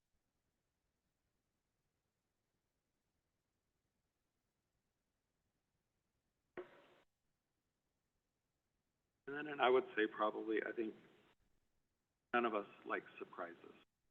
And so when something does happen, we make sure that you communicate that right away. And the current practice would be we have an ambulance being called to a school. You know, we'll assess the situation, talk with the principal, and then I'll make sure that we have Rena send a message to the board so that you know when you see an ambulance parked in front of a school or he calls and says what's happening at this school, you know, well, issue that or whatnot. Can't always get specific with that type of information, but we could give you that general, you know, got a student call and we have ambulance on the way. So any emergency situation would be communicated immediately so that there were no surprises, and anything that was truly imperative would be an actual call between myself and the trustees. Okay, question 11. Effective superintendents build and guide a stronger district leadership team.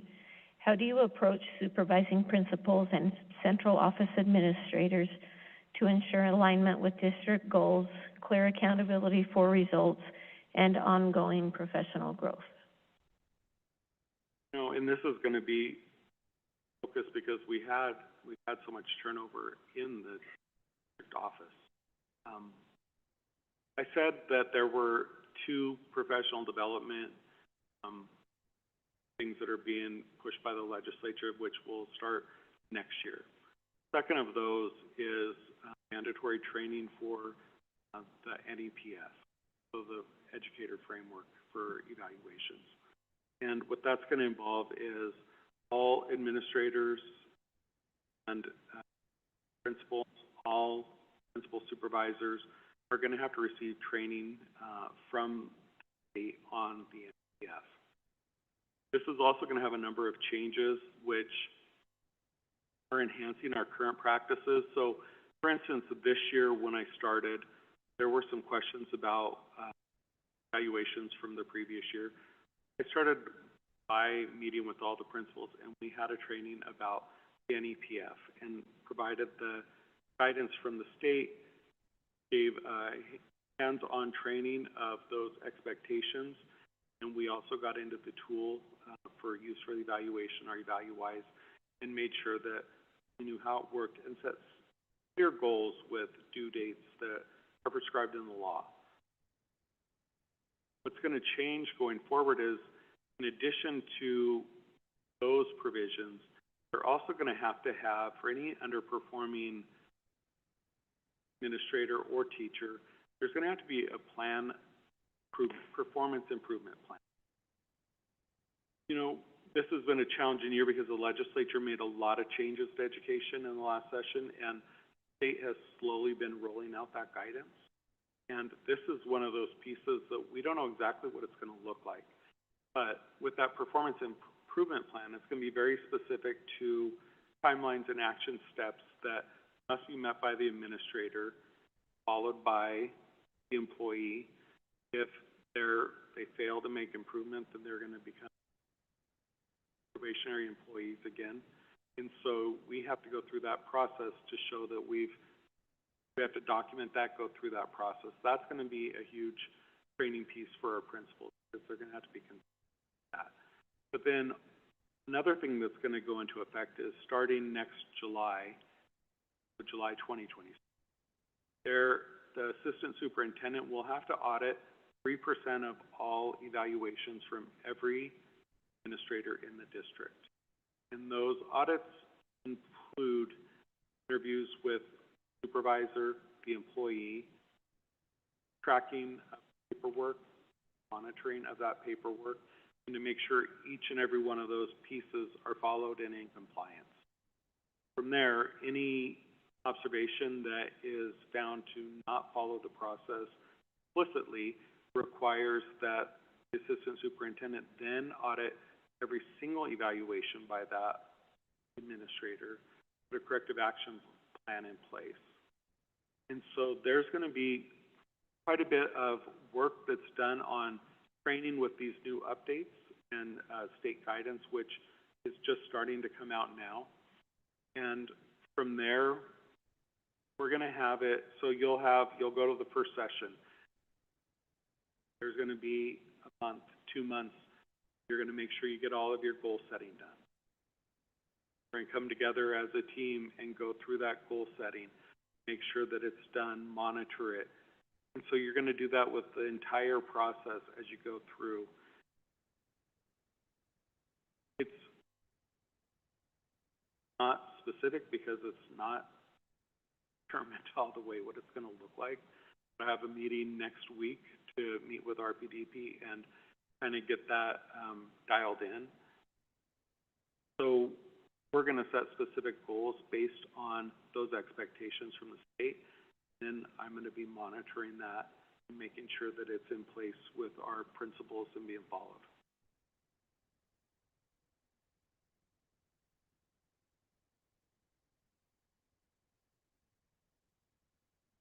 Question 12.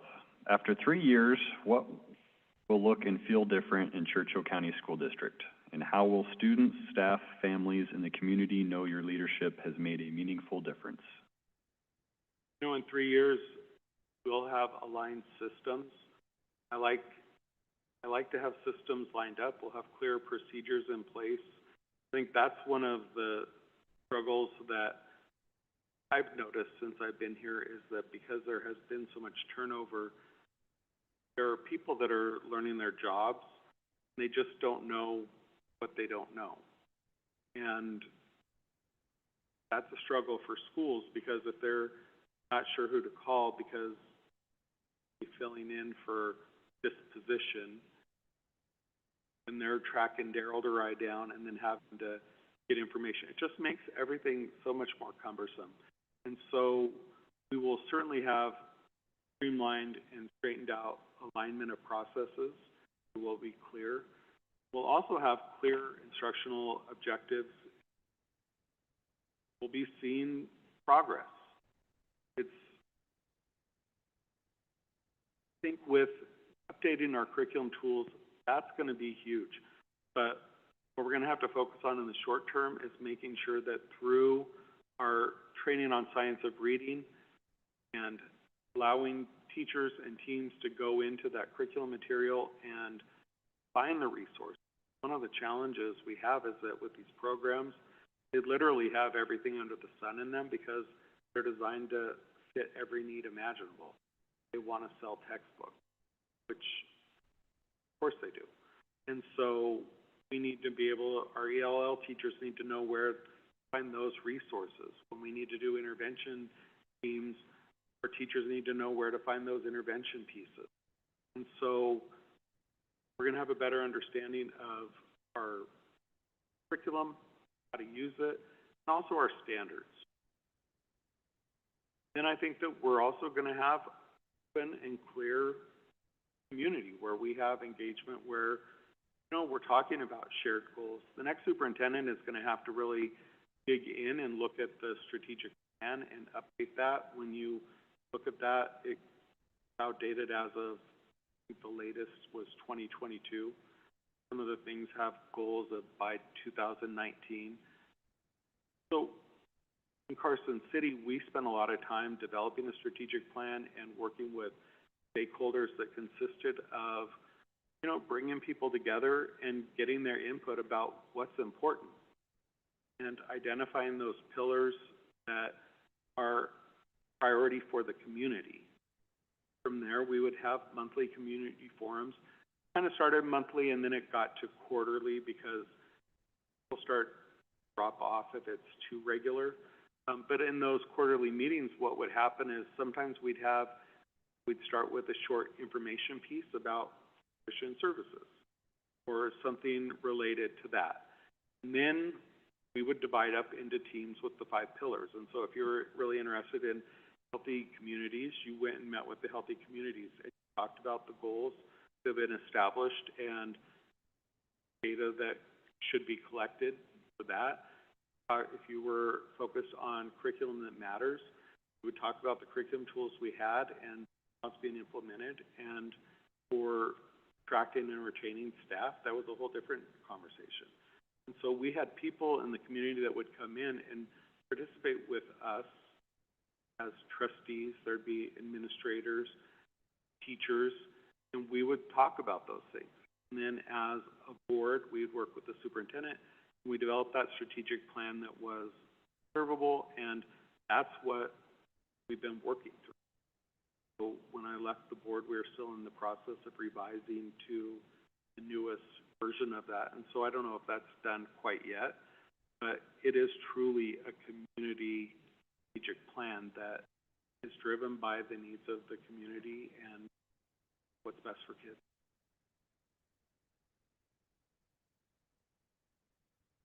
Okay, moving on to number 13. Before we move to our closing remarks, we want to give you an opportunity to ask any questions of us or share anything important that we have not covered. So I think, you know, obviously I haven't really had an opportunity to talk to you all about your vision. And, you know, one of the things that's going to be a challenge is Daryl has been in this district a very long time and has relationships with a lot of people in the community.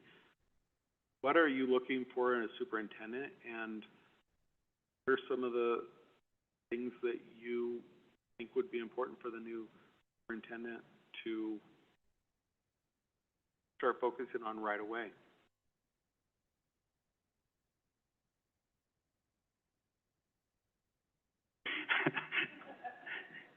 So I'm going to go with this. So you're already here. You've been here for 9 months. I would be starting immediately, getting around, getting to know staff, getting to know the city, getting to know people, getting to know the board. I think that's as important right now as anything could be. I still think you're kind of an unknown person out there, so I would like to see that. Then to set goals, have new goals, make sure we're achieving those and we're getting updated. I'd like to see a plan, something in writing that you plan on doing, and then bring it to the board to see where your progress is on that. That'd be my particular ones.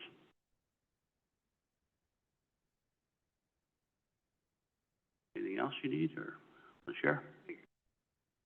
No, I think I'm fairly familiar with what's going on, so, but that is one thing that is important to know is looking in a position like this. Okay, with that, thank you for your time, your thoughtful responses, and your interest in serving students, staff, and families of Churchill County School District. On behalf of the Board of Trustees, we appreciate the preparation and reflection you have brought to this process. This concludes our formal questions for today. Once all interviews are completed, the board will move into deliberation process. We will communicate the next steps to all finalists once that work is complete. Again, thank you. Thank you.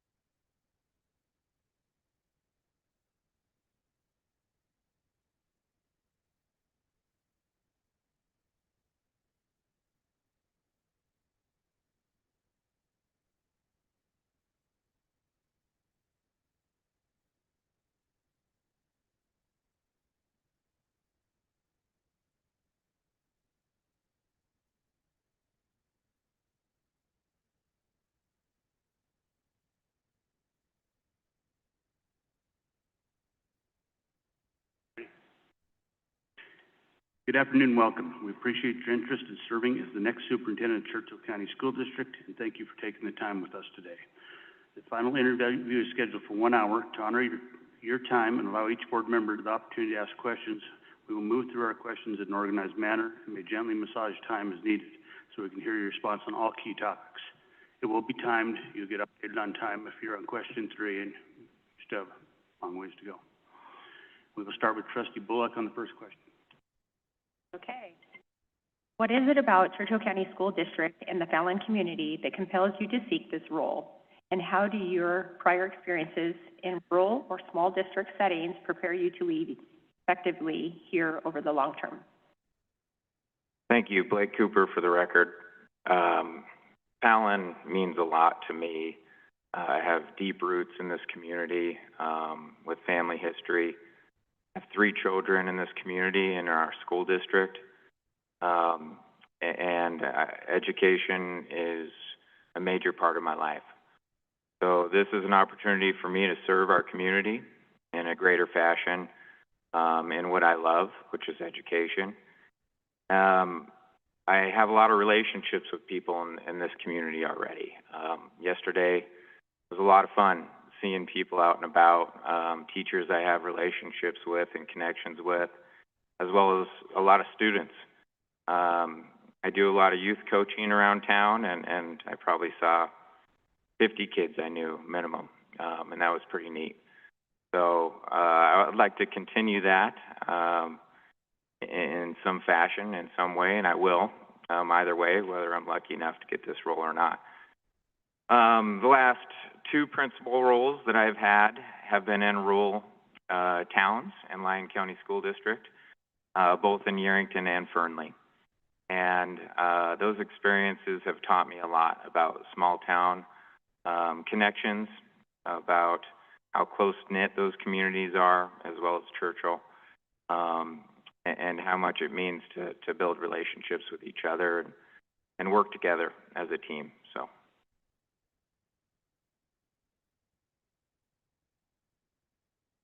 Right. The role of superintendent is demanding, especially in a small community where you are always on.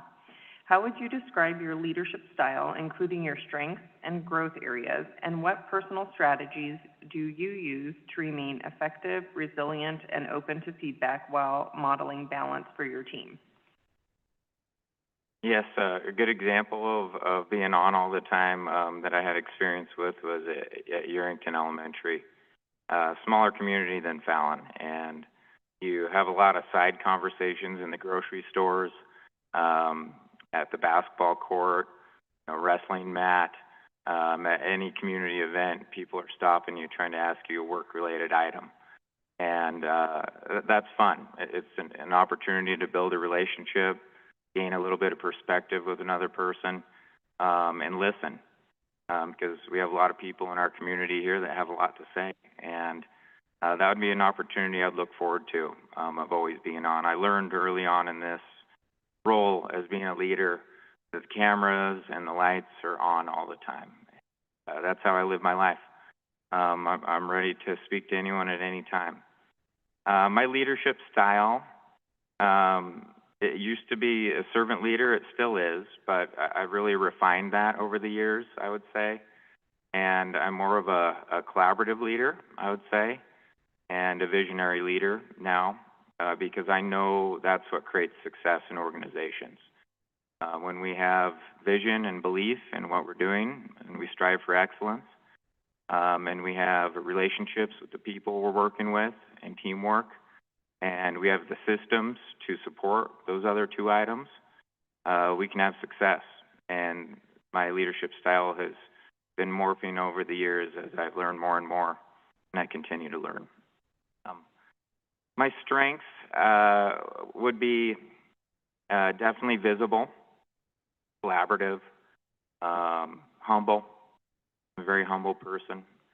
I admit when I'm wrong. I admit when I don't know the answer. And I seek out to the right people to find out those answers. So a growth area would obviously be I haven't been a superintendent, clearly. So there would be a lot of learning that I feel confident in doing because I feel I have the skill set to do so. With the mentorship of some of the relationships I have with other superintendents, people like Keith Lewis and his group, all the incredible people in our district, I feel strongly I can do the job. So that would probably be a growth area for me. And reflective is a constant process. I think of reflection and education as a constant cycle, whether we're teaching, we're principal, we're district office person, we're a board member. That has to be a part of our process so that we can refine what we're doing and improve. There's new research that comes out all the time about what works and what kind of impact it has on students and on organizations, and we have to do that. Obviously, I would gain a lot of reflection opportunities through the evaluation from the school board, stakeholder surveys, things of that nature. And resiliency is something I've been striving to build thicker skin over the years. Dealt with some pretty hefty, extreme situations as a principal, believe it or not, that have helped me grow that thick skin and resiliency. But I'm a model of reflection, in my opinion, and the teams I've worked with would tell you that. Thank you. Question 3. A successful superintendent is one who is visible, approachable, and present in schools and the community. In your first 6 to 12 months, what specific actions will you take to become a trusted, visible ambassador for the district with staff, families, students, the tribe, Fallon, NAS partners, and local government? Sure.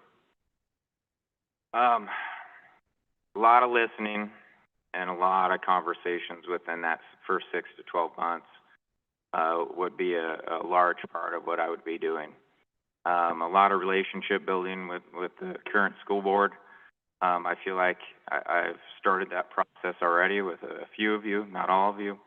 But when we talk about visibility, I really think purposeful visibility is very important.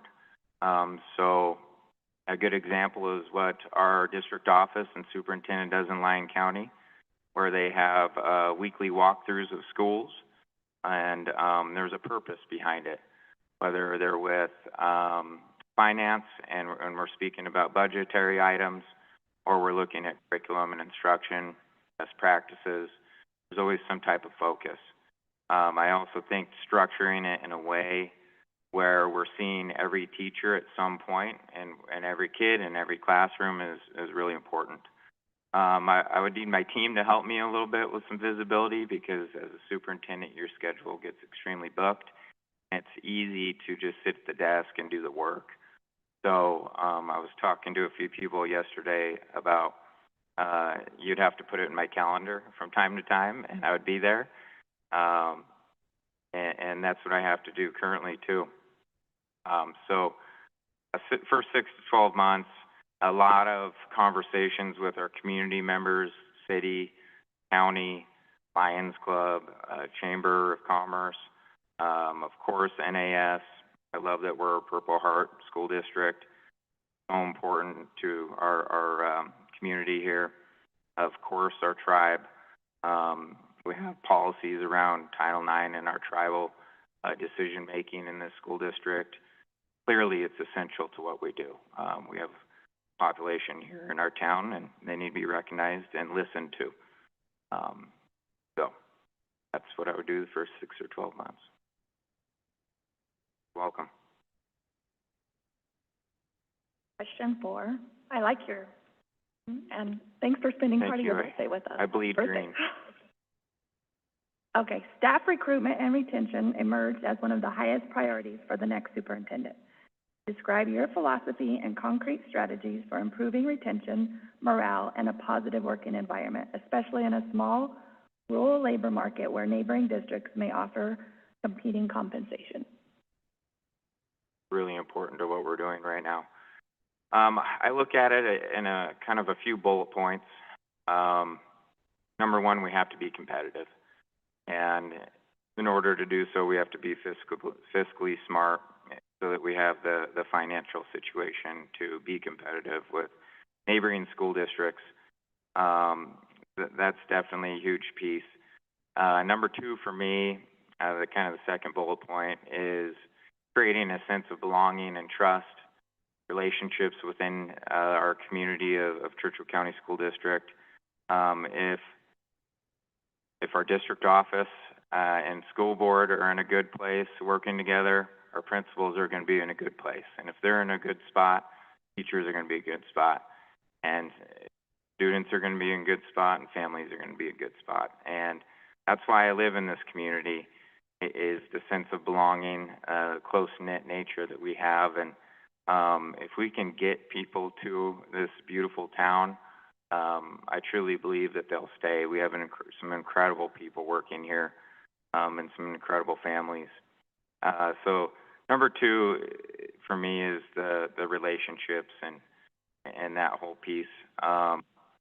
Obviously, in speaking with Cameron yesterday in HR, we've been implementing a lot of strategies with social media and websites that have been working as far as visits go, with people reaching and seeing those posts. But the work's not done. It has to be a continued effort. It's a lot of word of mouth too. I talked to quite a few teachers yesterday that commute from outside communities. The reason why is because they've had one-to-one conversations with individuals.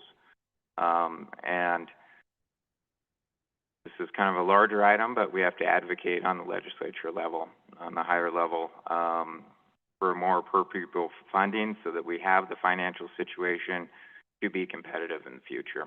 So, the constant effort.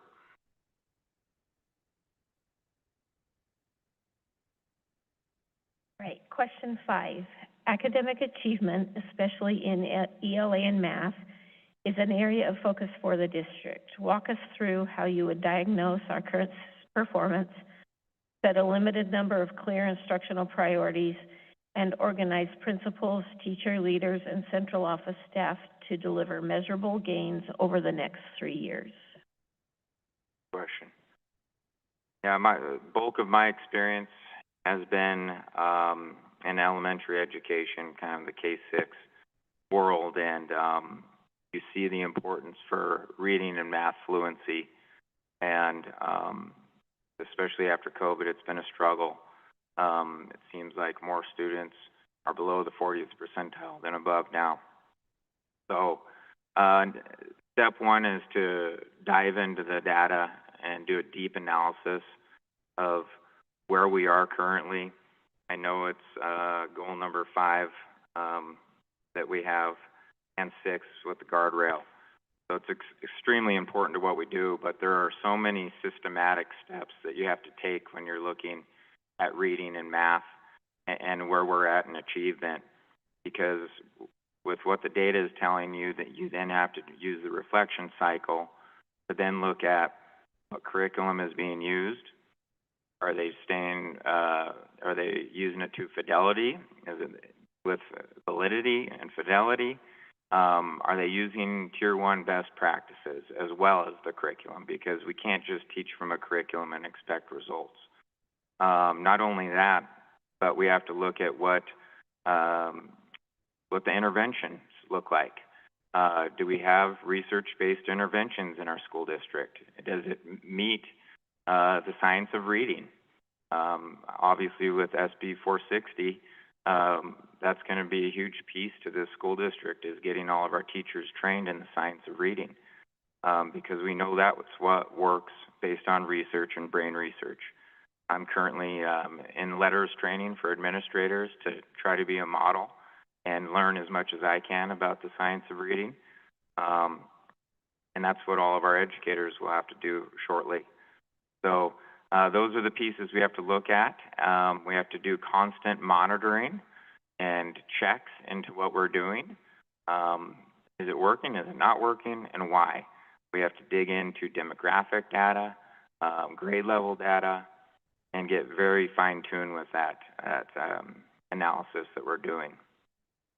So from there, You then create concrete next steps and goals and priorities that we set with the board based on that data. And then we talk about, is what we're using in our school district appropriate to meet the needs of students, or is it not? It's not just about numbers, though.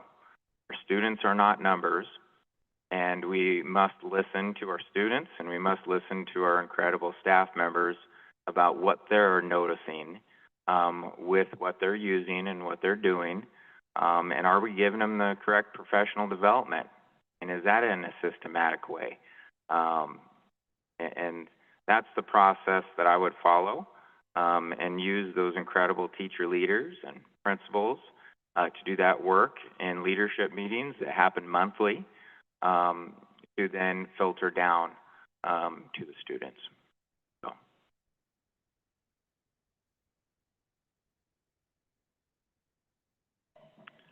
Question 6. Education evolves continually, and effective leaders find innovative solutions to persistent challenges.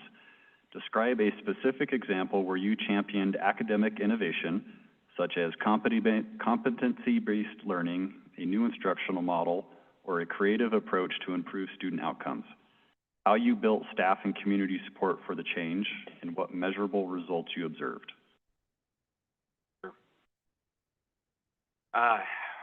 One example that I'm really proud of, I think it was about 6 years ago at Yerington Elementary, was a research project that I was a part of as a principal with the University of Nevada, Reno, and WIDA, which is the English Language Learner Consortium, and what we use to test our English language learners. So it was a partnership that we did together, and with FOSS, the science curriculum that we were using at the time.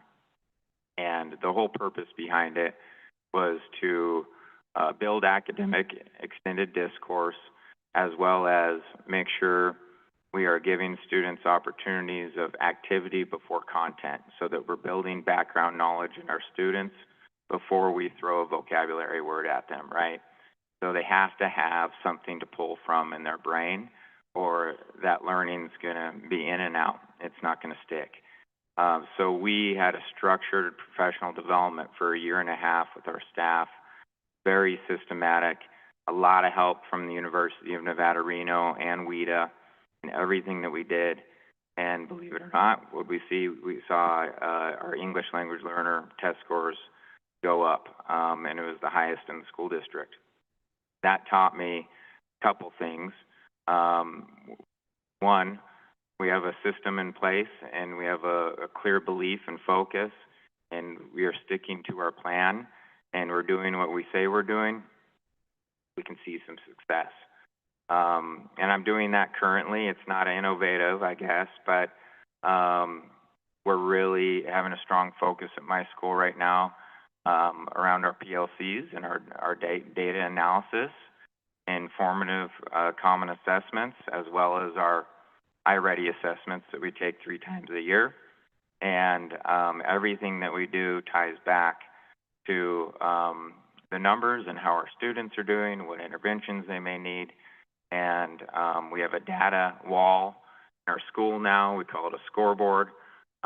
We don't get stuck on the lag data. We then talk about, what are our next steps? What do we now need to do? Where are we going? And again, we have some of the best test scores in the school district now. So again, it's just taught me belief, vision, relationships with my staff, trust, and follow the system. For the previous example, we had to communicate a lot with the community that we were doing a research project, because, of course, they needed to know what we were doing in the school, and also it was a research project, so some of that data needed to be used for the University of Nevada, Reno, and WIDA. But those are 2 things that are popping out in my mind right now.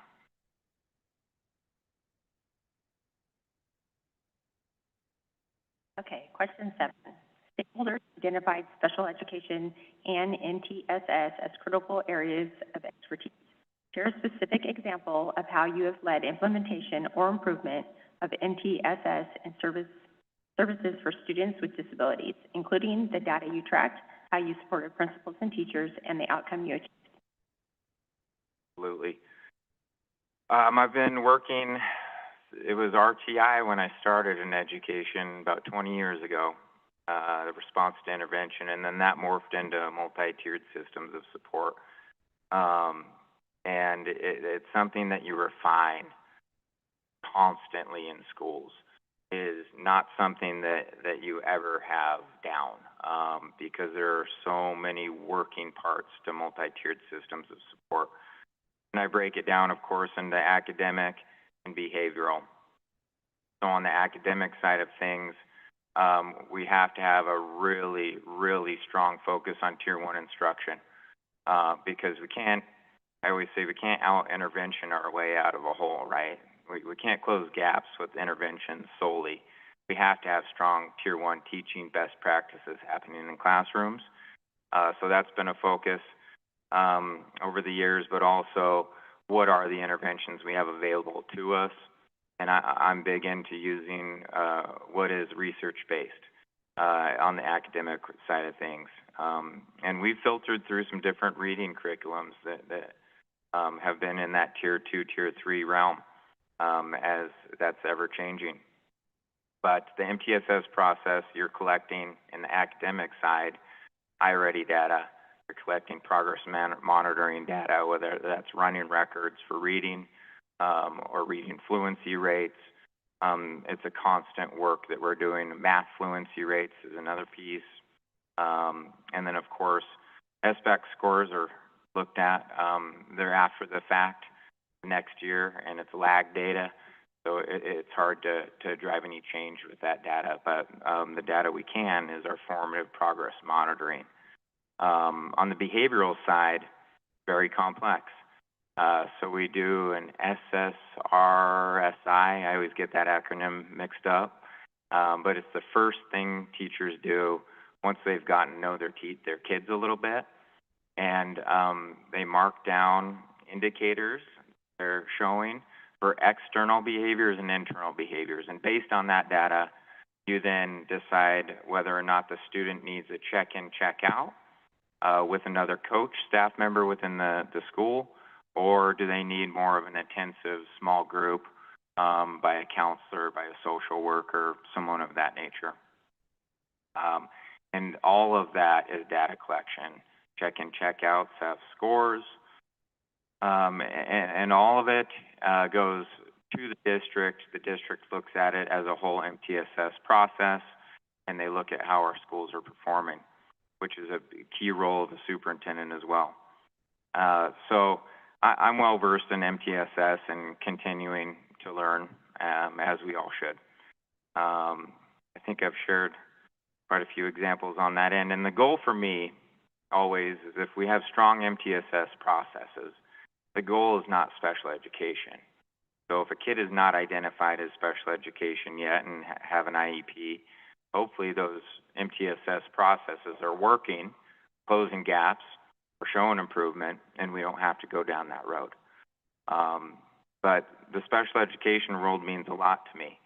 I have a special education endorsement and planned to teach that at one point, and obviously moved in another direction. My sister-in-law's special needs. When I was living in Reno long ago, I was a part of the Special Olympics community. I'm in IEPs daily. It's extremely important from a district point of view that our IEPs are compliant, that what we're writing into them we can actually implement in the schools, that they're feasible to do, because if we're not, then we're getting ourselves in a tough spot there, clearly. So that's a focus I have in every IEP and what's best for the student. Thank you. How am I looking on time, Keith? Very good, very good. All right, question 8. Student safety, behavior, and bullying are top concerns expressed in a recent community survey. Describe your approach to student discipline and school safety, including how you balance clear expectations and consequences with restorative practices and social emotional support, and how you would engage families when serious incidents occur. Sure. I live it every day. I'd say it's one of the most, probably the greatest challenge that we're dealing with in classrooms right now. It was really fun to speak to principals and teachers about this piece yesterday. So I'll talk about that a little bit here in just a second. But my philosophy with behavior is it's differentiated. So every student and every behavioral situation that occurs has a unique response from that individual that's working with the student, and that consequence is unique to that situation as well. We do have progressive discipline plans, and we follow progressive discipline plans, but there is some flexibility in how we implement a restorative practice. So as much as possible, we have to give a consequence and then a restorative practice that fits the bill, right?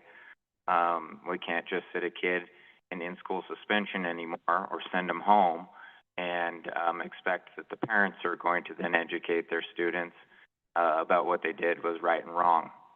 That's not the world we live in anymore.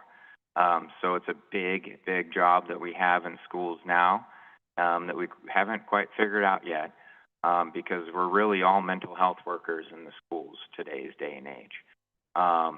And so I think professional development for our educators around social emotional learning, around how to respond to extreme behaviors, minor behaviors, having strong classroom management, how to have a one-on-one conversation with a student the proper way is really, really important. And then we have to have systems in our schools, which we do in Churchill, with the reset rooms and the restore at the door in the middle school. And we have to continue to explore options like that. Great example of a classroom that worked in that reset room at Numa Elementary. Now, it depends on the teacher and it depends on the administrator, I learned. So you have to have the right mindset and expertise in order to deal with extreme behaviors and students with disabilities. It doesn't just take any person. You have to have some training and learning in that front. But social emotional curriculum and programs help. It has to be a part of what teachers teach every day. And you could be teaching a math lesson and then boom, something pops up and now all of a sudden you're going down a social emotional learning lesson. It's such an important part of what we do now. And we have to support our whole school district and community in doing so, and look for creative ways to bring in more and more support from outside organizations. I was excited to see in Numa as well. I believe the probation office is partnered with them and some other schools where they're helping teach lessons. Nick Delgado I saw in the school the other day, and gosh, he's a great example of a person to be in there teaching that piece. So engaging families with serious incidents is an important part of what we do as well. Of course, that communication process starts as soon as we can to make a phone call, to then loop them in of what's going on, what the consequence may be, what the restorative practice may be, and how they can help us.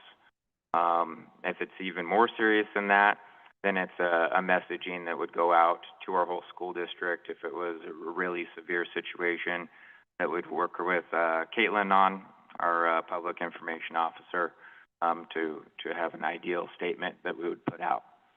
So, but relationships and communication is a big one on this front with the families.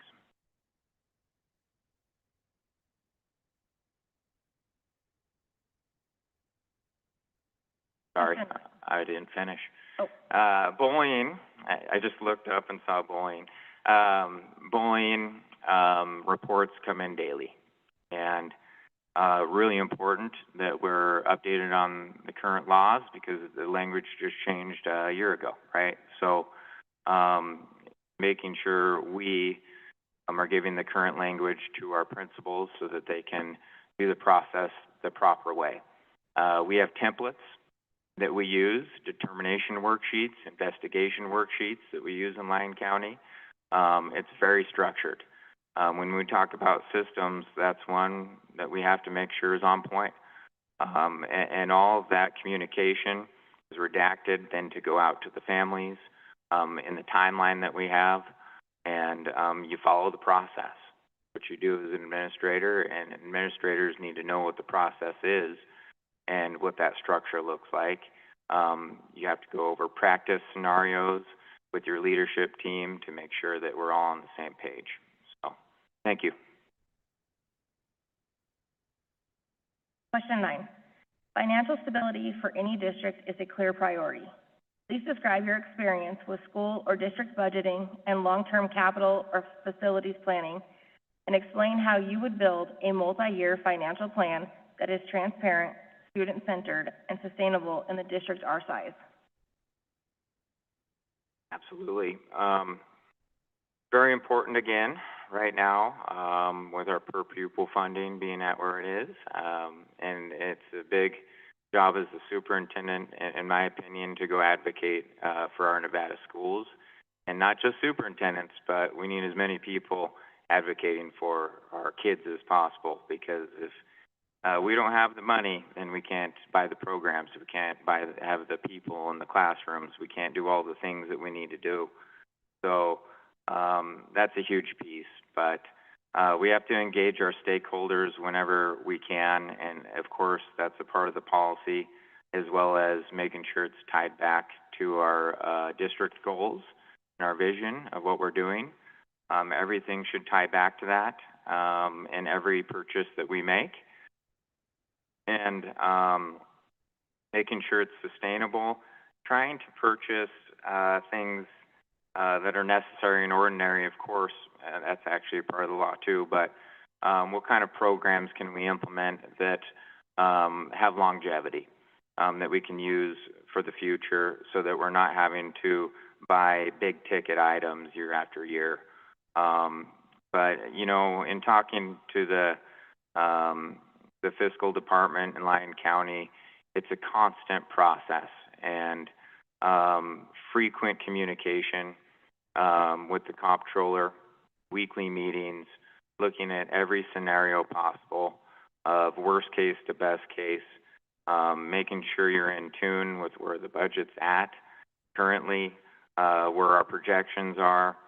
There are so many moving pieces in our world that you have to think of. The cost of fuel, you wouldn't think has an impact on the district, but it does.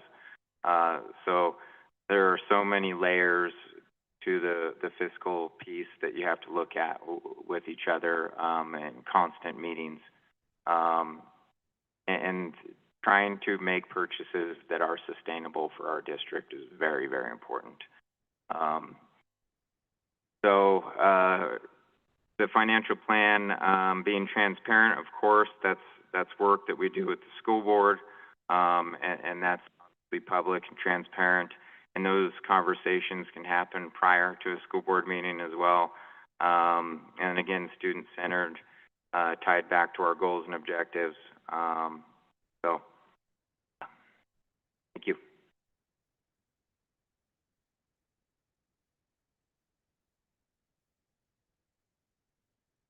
Question 10.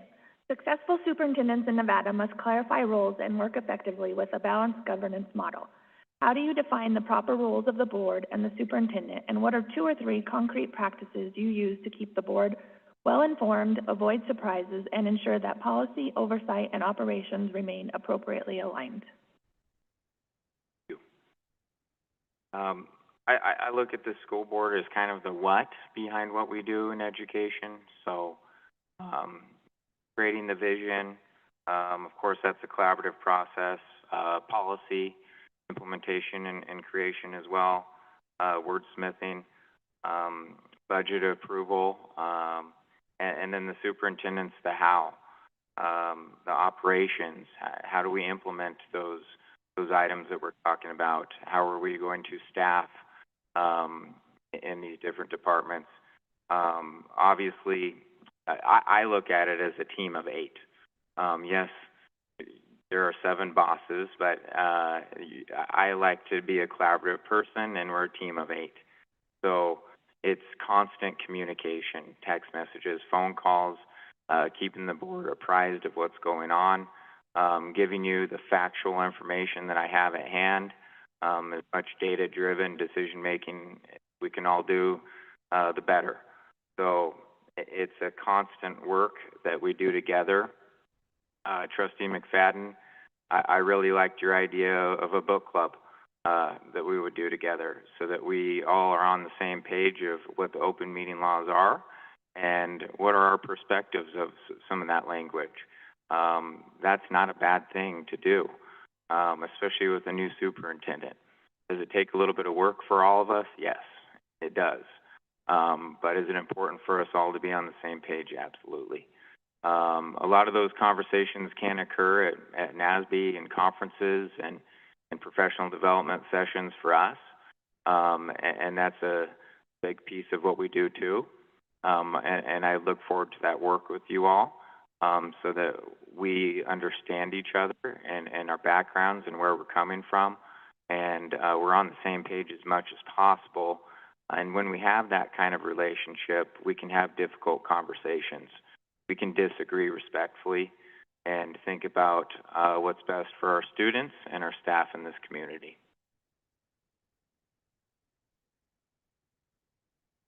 All right, question 11. Effective superintendents build and guide a strong district leadership team.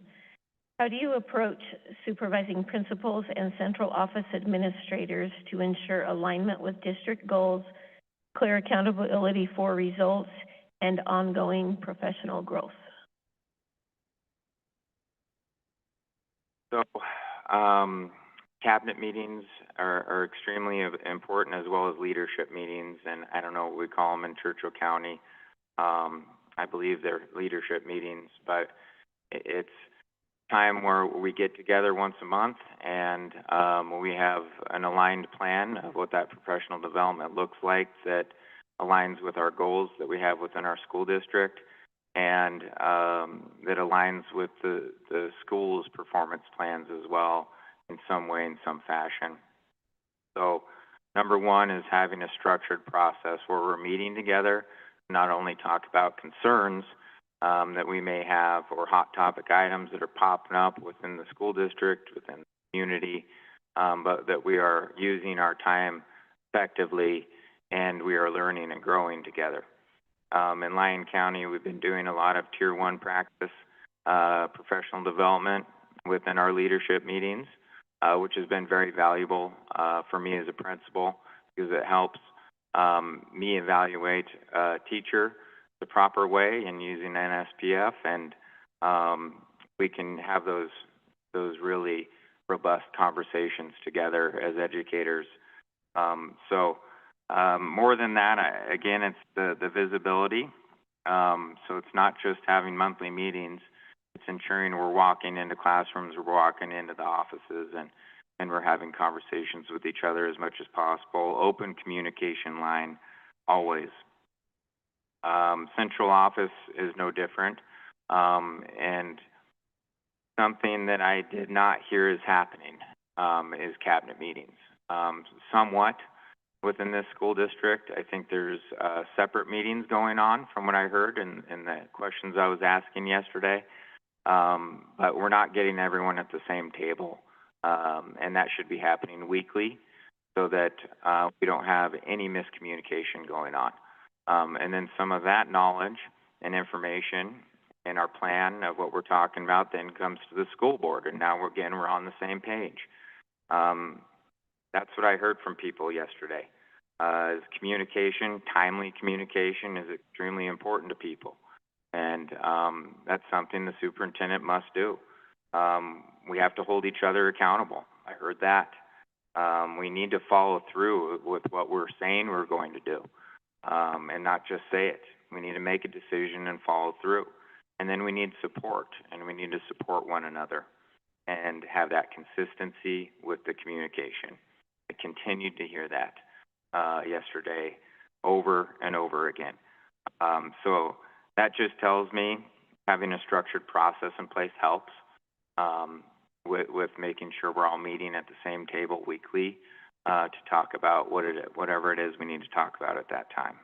And that helps align everyone to our goals and our objectives in the district.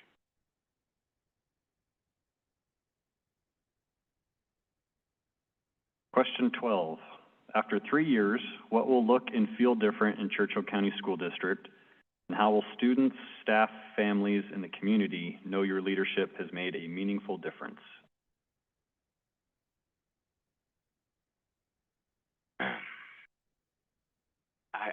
I would say a sense of belonging,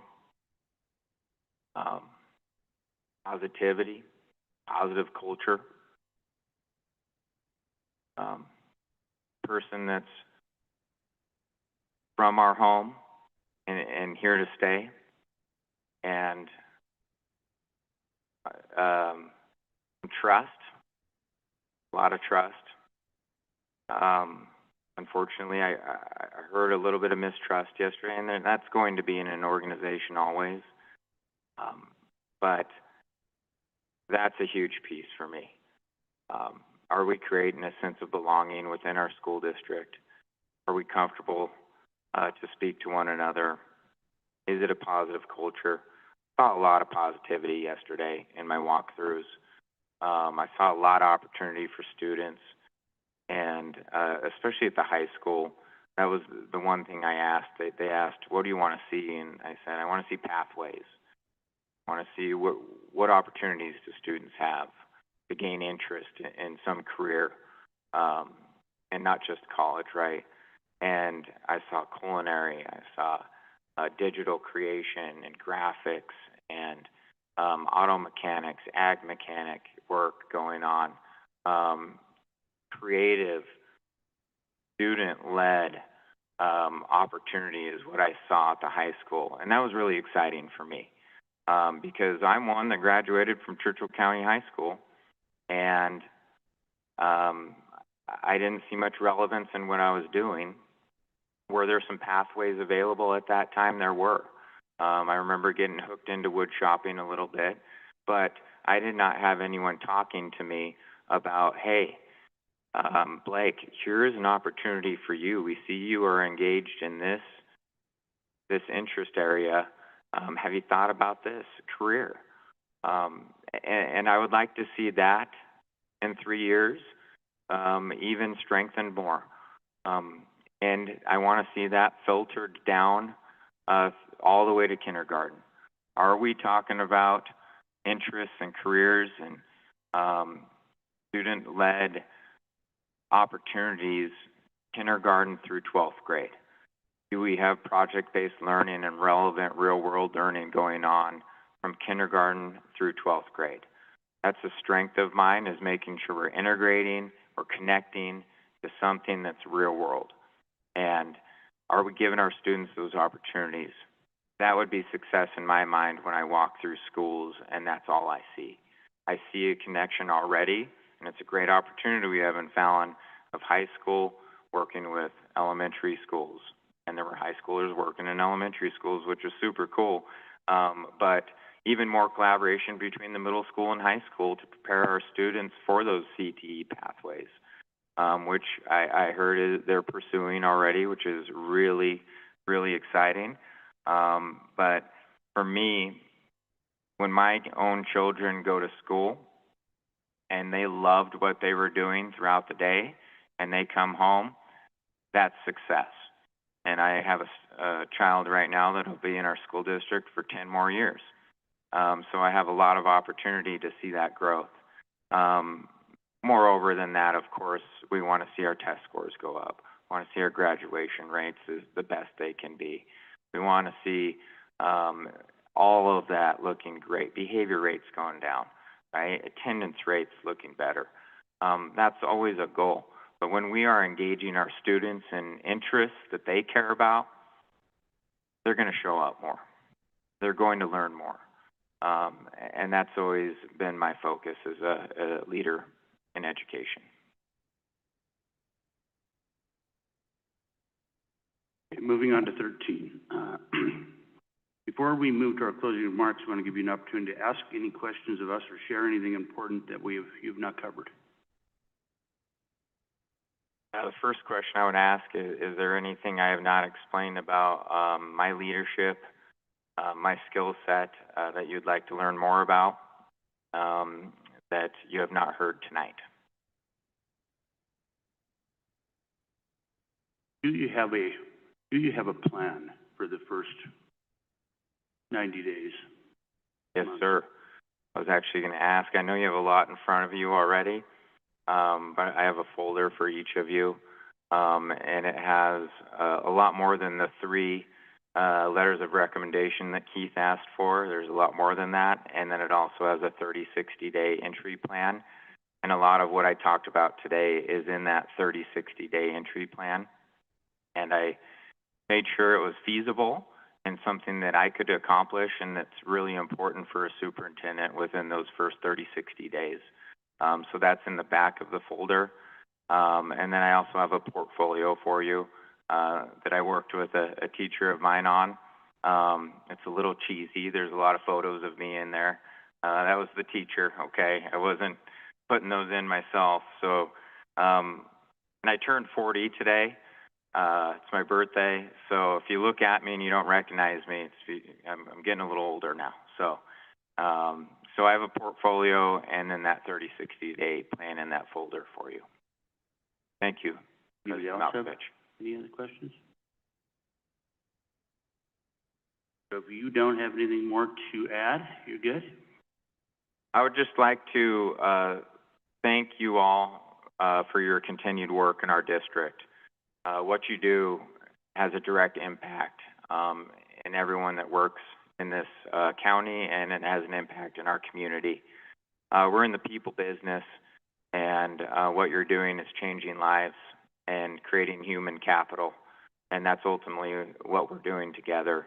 So thank you for your work and finding the best person for the job. As a community member, as a parent, I'm going to support that person, whoever it is, 100%, because that's what you do. I'd like to thank Mr. Parsons for his work the last few years as well. And I'd like to thank Caitlin for yesterday, because she was a great host, and all the work that she's doing and all of the other staff members within our school district.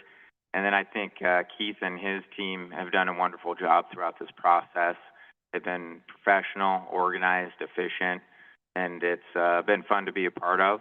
I want nothing more than to be home and serve this community. And once again, I have the skill set to do so. Just need to be given the opportunity. I'm a people person and feel confident in the relationships I would build with you all, as well as our staff members. And I'm a systems thinker now. I'm a results-oriented person, and we want to see positive change. I'm here to do that. So I have a lot of investment, and I appreciate you all. Thank you. Okay, thank you for your time, your thoughtful responses, your interest in serving the students and staff of Churchill County School District. We appreciate all you do for children. Thank you.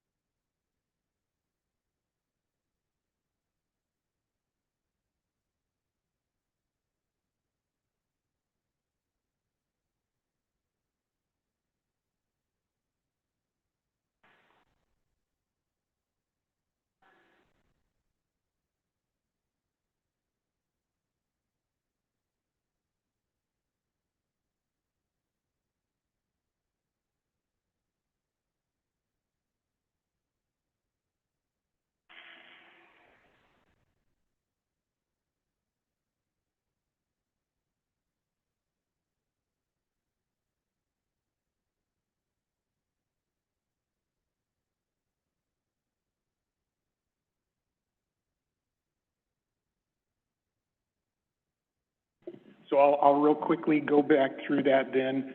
The rank order sheets that you had in which you were writing answers, there's a Likert scale from 1 to 10. That's not for us, that's just for you.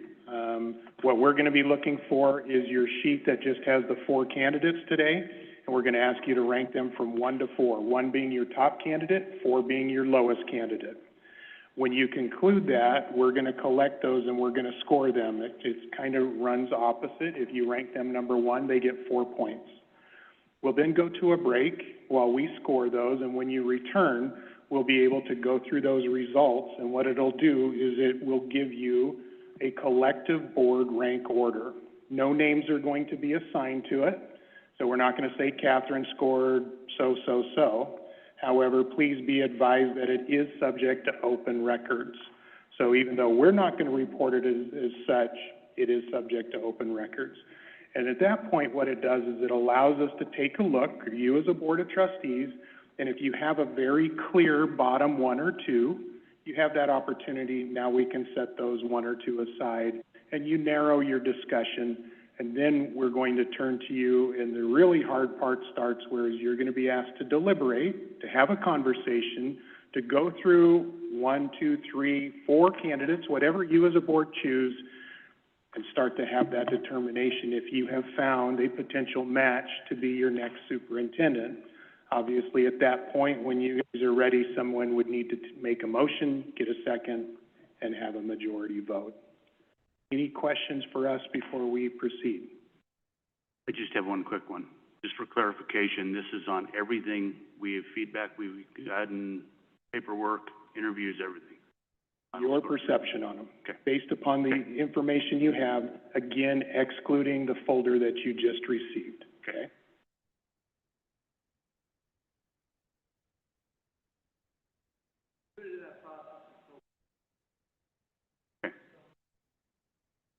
Okay, yes, we do have another agenda item that one. All right, so what I need is this rank order, and then while we're scoring it, you would have an opportunity for a break under your direction, President Malkovich. Okay, so right now we will go into break and we will do our scoring, and we'll hand that to Dave at some point before we come back. Trustee Bullock, do you have my paper? Okay.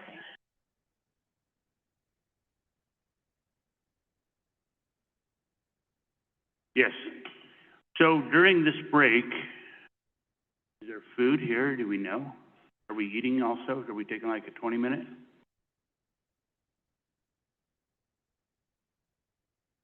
Okay, let's do a 20-minute break. That'll give us plenty of time to have a little bit of food and regroup. Store? Yes. Yep. Yes. Okay.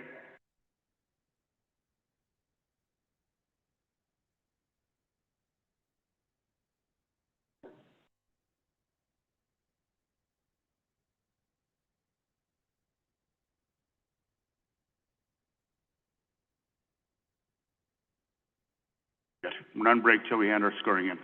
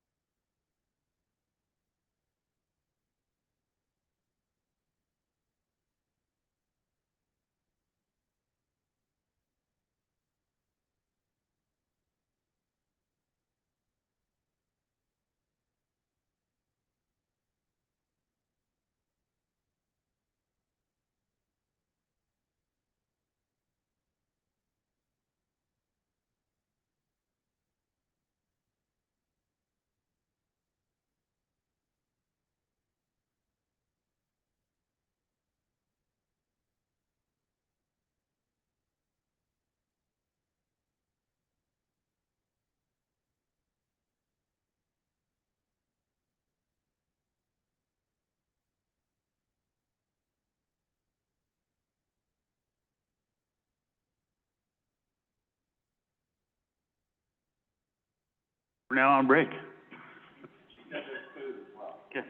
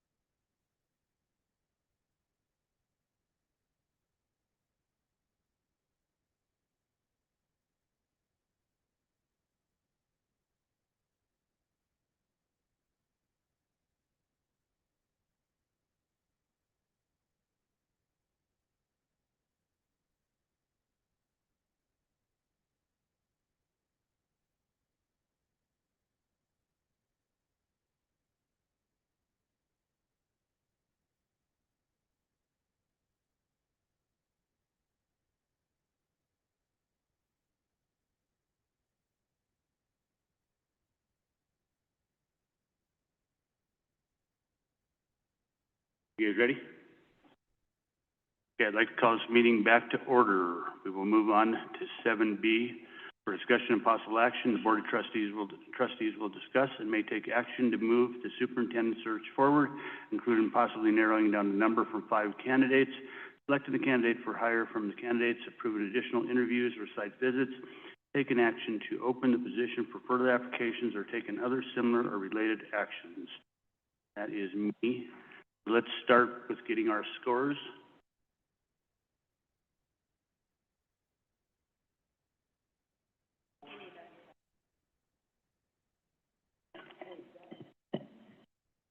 Oh, is it on?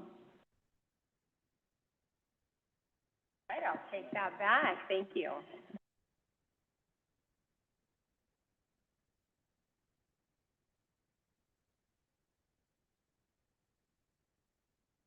So very quickly, thanks for taking the time to go through today's interviews. I think you're in a unique position right now. Based upon your scoring, you have very clearly 2 front runners and 2 that are not clear. So with that, let me give you your scores. Of your top 2 candidates, Natalie and Blake are tied at 23 points. Mike Walker received 13 points, and Levi received 11 points. Got a tie between Natalie and Blake, just in terms of looking at the overall number 1 ranking. Blake received 4, Natalie received 3. I have 2 very close candidates. There's obviously 2 that are not as close. So at this point, it's an opportunity for you as a board to consider your 4 candidates, if you want to narrow it down to 2, or how you would like to proceed, and turn that over to you, President. I mean, my quick gut based on scores is we just look at the top 2 that tied in debate. Those 2, I don't see any reason to go with the bottom 2. I don't necessarily think we have to make a motion to eliminate them. I think we just know that we're not going to talk about them.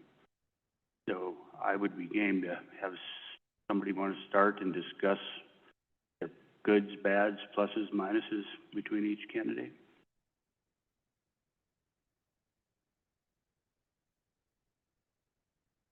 This is going to happen all night, isn't it? Starting with me.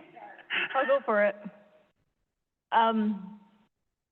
If I'm looking at those 2 candidates, I've said it before, and I will continue to say it again, I have huge concerns with hiring somebody who has no district experience whatsoever.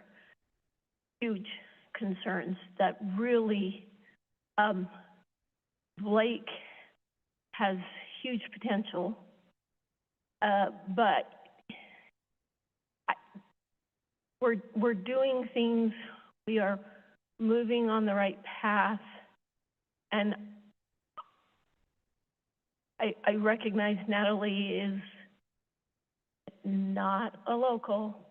I know that's important to people,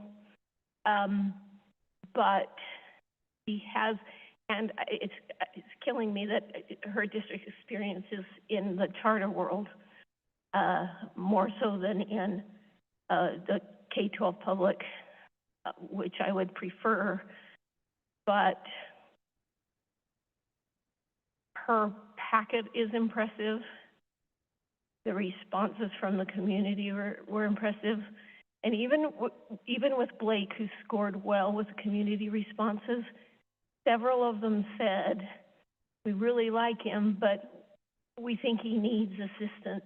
He needs some experience first. And that's where I am with that. I just really concerned with no district experience. I felt Natalie was concise. She had clarity about some of the things we're doing. She was very observant when she was in the schools. She learned quickly what was happening in Churchill County School District without ever having been here before, and was very astute in her responses to that. She was positive about that, and so those are just some of my thoughts to begin with. I would echo what Trustee Whitaker had to say, and I felt very much the same way. Although I would add that it's definitely impressive for Mr. Cooper to be among a group of candidates, all whom have district experience, and he did not, but yet he's still one of our top 2 front runners, and I think that speaks to his dedication and commitment and things like that, and again, see a lot of potential there, and have similar concerns to Catherine in that regard. One other thing that I would point out, I mean, as far as, you know, my rankings and things go, or looking at these candidates, really fell in line with the feedback from community and staff. And again, there was a lot of really positive. Natalie was the front runner by a small margin there, and seems very well received by community and staff. And I also wanted to bring up that how much I appreciated how direct her response was to question 12 about after 3 years, what will look and feel different in Churchill County School District, and how will students, staff, families, and the community know your leadership has made a meaningful difference. And tonight, of all the responses given, hers were extremely direct, specific, and related to the goals that this district has set. And to the degree that she is setting a standard and holding herself accountable for achieving those goals, I mean, specific, like all schools, 3 stars and higher, improvements in average daily attendance at 95. She was specific. She didn't just say, like, oh yeah, we hope to have this, or we hope to do this. It's, you know, it wasn't just general. She made very bold statements with confidence. And that was something that really was impressive to me, and spoke to not only her doing her homework of familiarity about our district, but that she kind of means business. She understands we're serious about moving the needle in these areas, and she's setting very specific goals and giving specific examples there.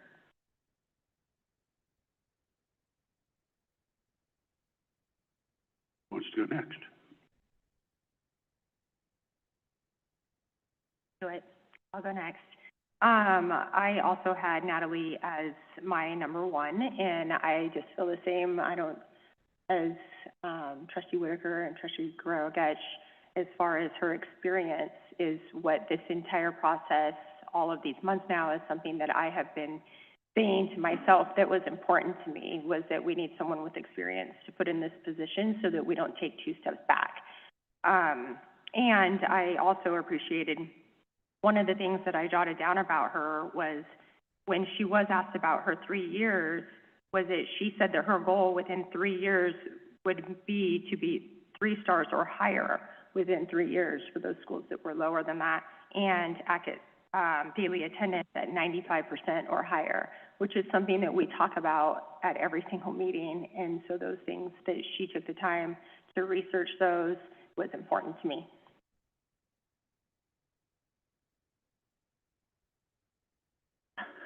This is hard. And she did, I mean, Natalie was my 2.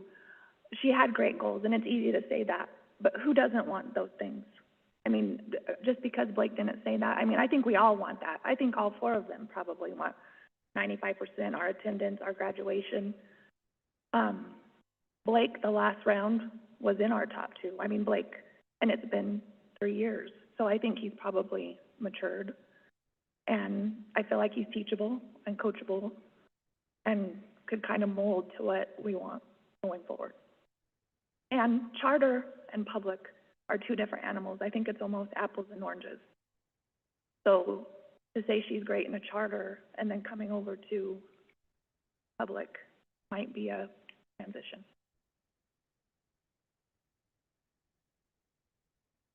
I've struggled with the same thoughts that Trustee Whitaker has voiced. However, with that being said, I guess, we're looking for, longevity, we're looking for consistency in our district. I do lean a little bit more toward Blake. He was my one, for the same reasons as well, like that Trustee Ghetto said, like we can help mold him into it. I do know that superintendents get, mentors. So I feel like he would get a mentor that's already been a superintendent that could also help guide him. Or at least that's what I've been told anyway. I've talked to a couple other superintendents in Nevada. But I also like that he's young and he is a lot closer in age to the students, and the generation of students that we have today are very different than the generations that we were raised in. And so I just think that the idea of being able to understand and relate to what our kids are needing today, I feel like he'll have a good grasp on that. So for me, those were a couple big things. And he might not even said that, I just have observed that with him.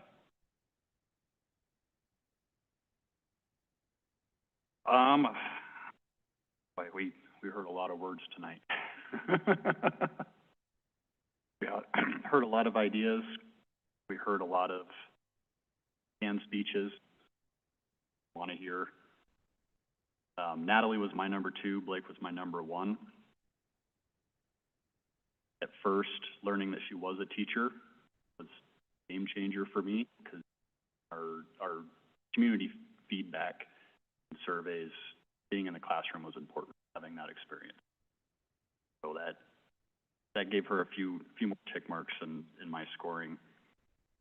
I would like to echo also, being a superintendent is a job unlike any others. In my conversations with Darrell, even his district office experience didn't prepare him for his job. I fully believe Blake is ambitious enough, trained and coachable, and has the resources to lean on the job justice that it needs.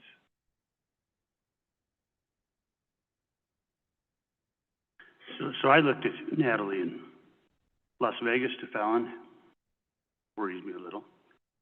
Charter to public, that worries me a lot.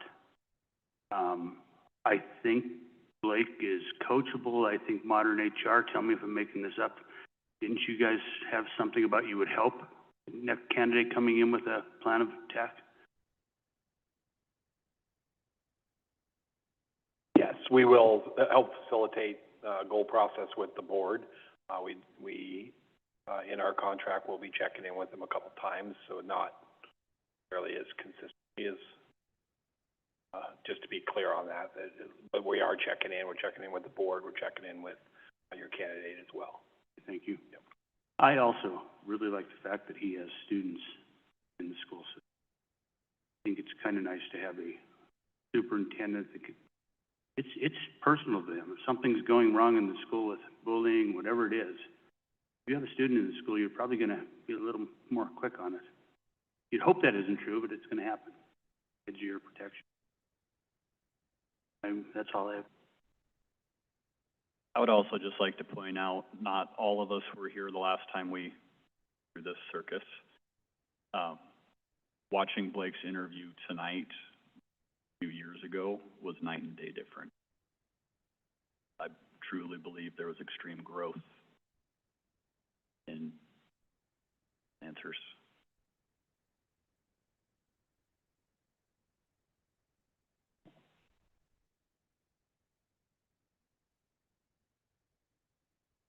I don't know if anyone's considered, because he is a known, that we won't keep all of our staff here as a support for him, that's a possibility, that we'll lose staff. Local? Potentially, yes. I think there's always a lot of threats to that, but I think when the paycheck doesn't come, that changes. My opinion.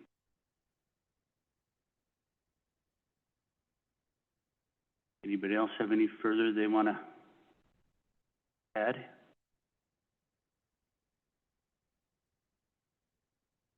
We either at a point to move forward or some more words. And we have heard a lot of words already tonight. Actually, you want to do that before we make a motion? Do you want to hear from some of the people that have been here all night? Sure. Okay, anybody in the public have any great input for us? Please state your name for the record.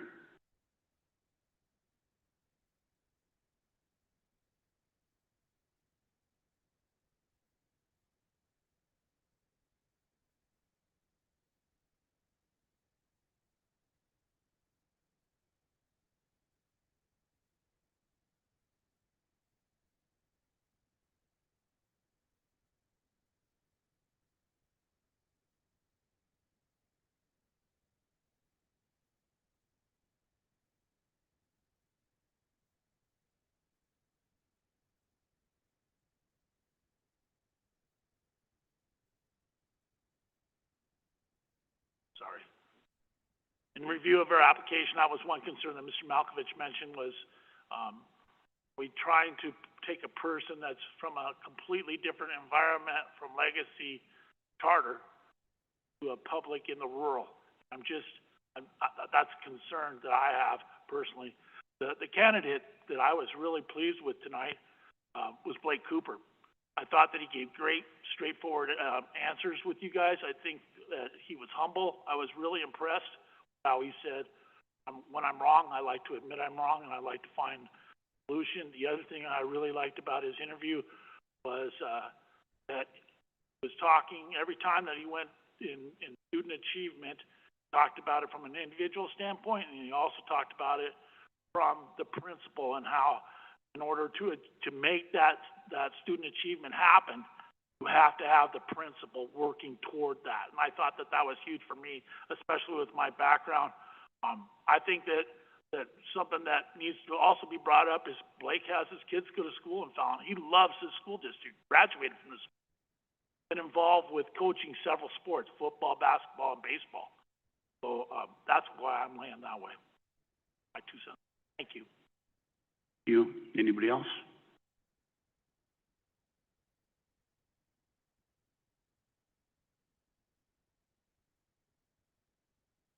Never sat at this table.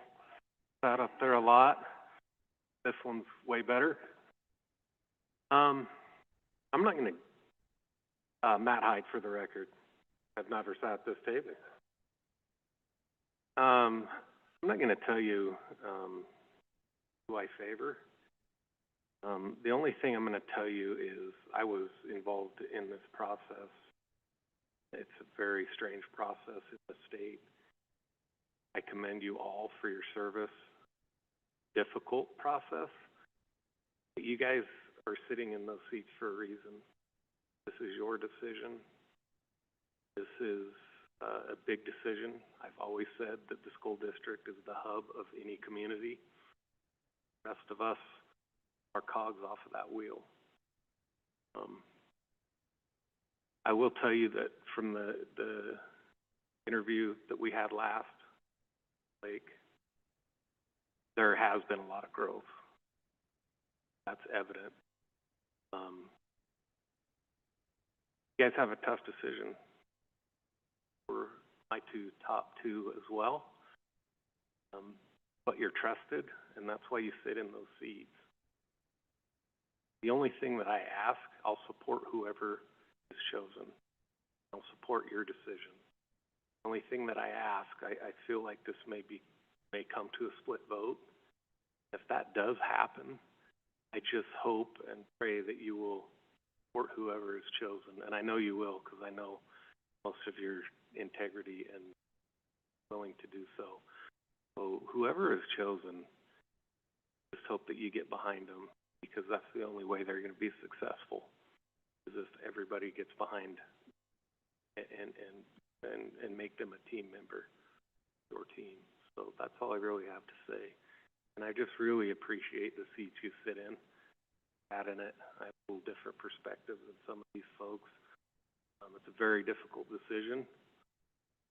I hope that you walk away from this knowing that you can't speak for everybody, but you have my trust. I'll support you, whatever you decide, in any way that I can. again, I appreciate you. Thank you. Thank you. Any other public comment? Right, board, it's right back on us. I make a motion for Blake Cooper as superintendent. Motion by trustee McFadden, a second by trustee Blakey. Is there any more board or public comment on the motion?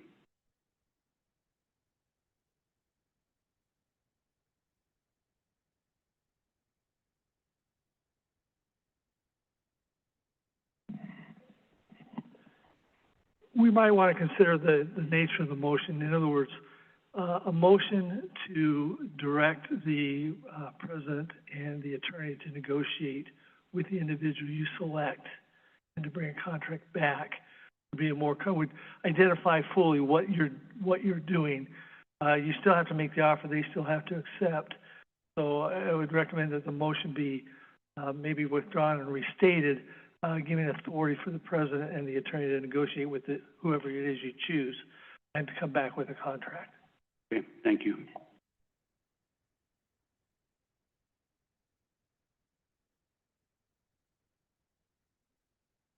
And with the involvement of your consultants. Can I make it easy and amend my motion as so stated? That works. It's perfect, right? Let's do it. Okay, so then we have a motion, we have a second. No more comment?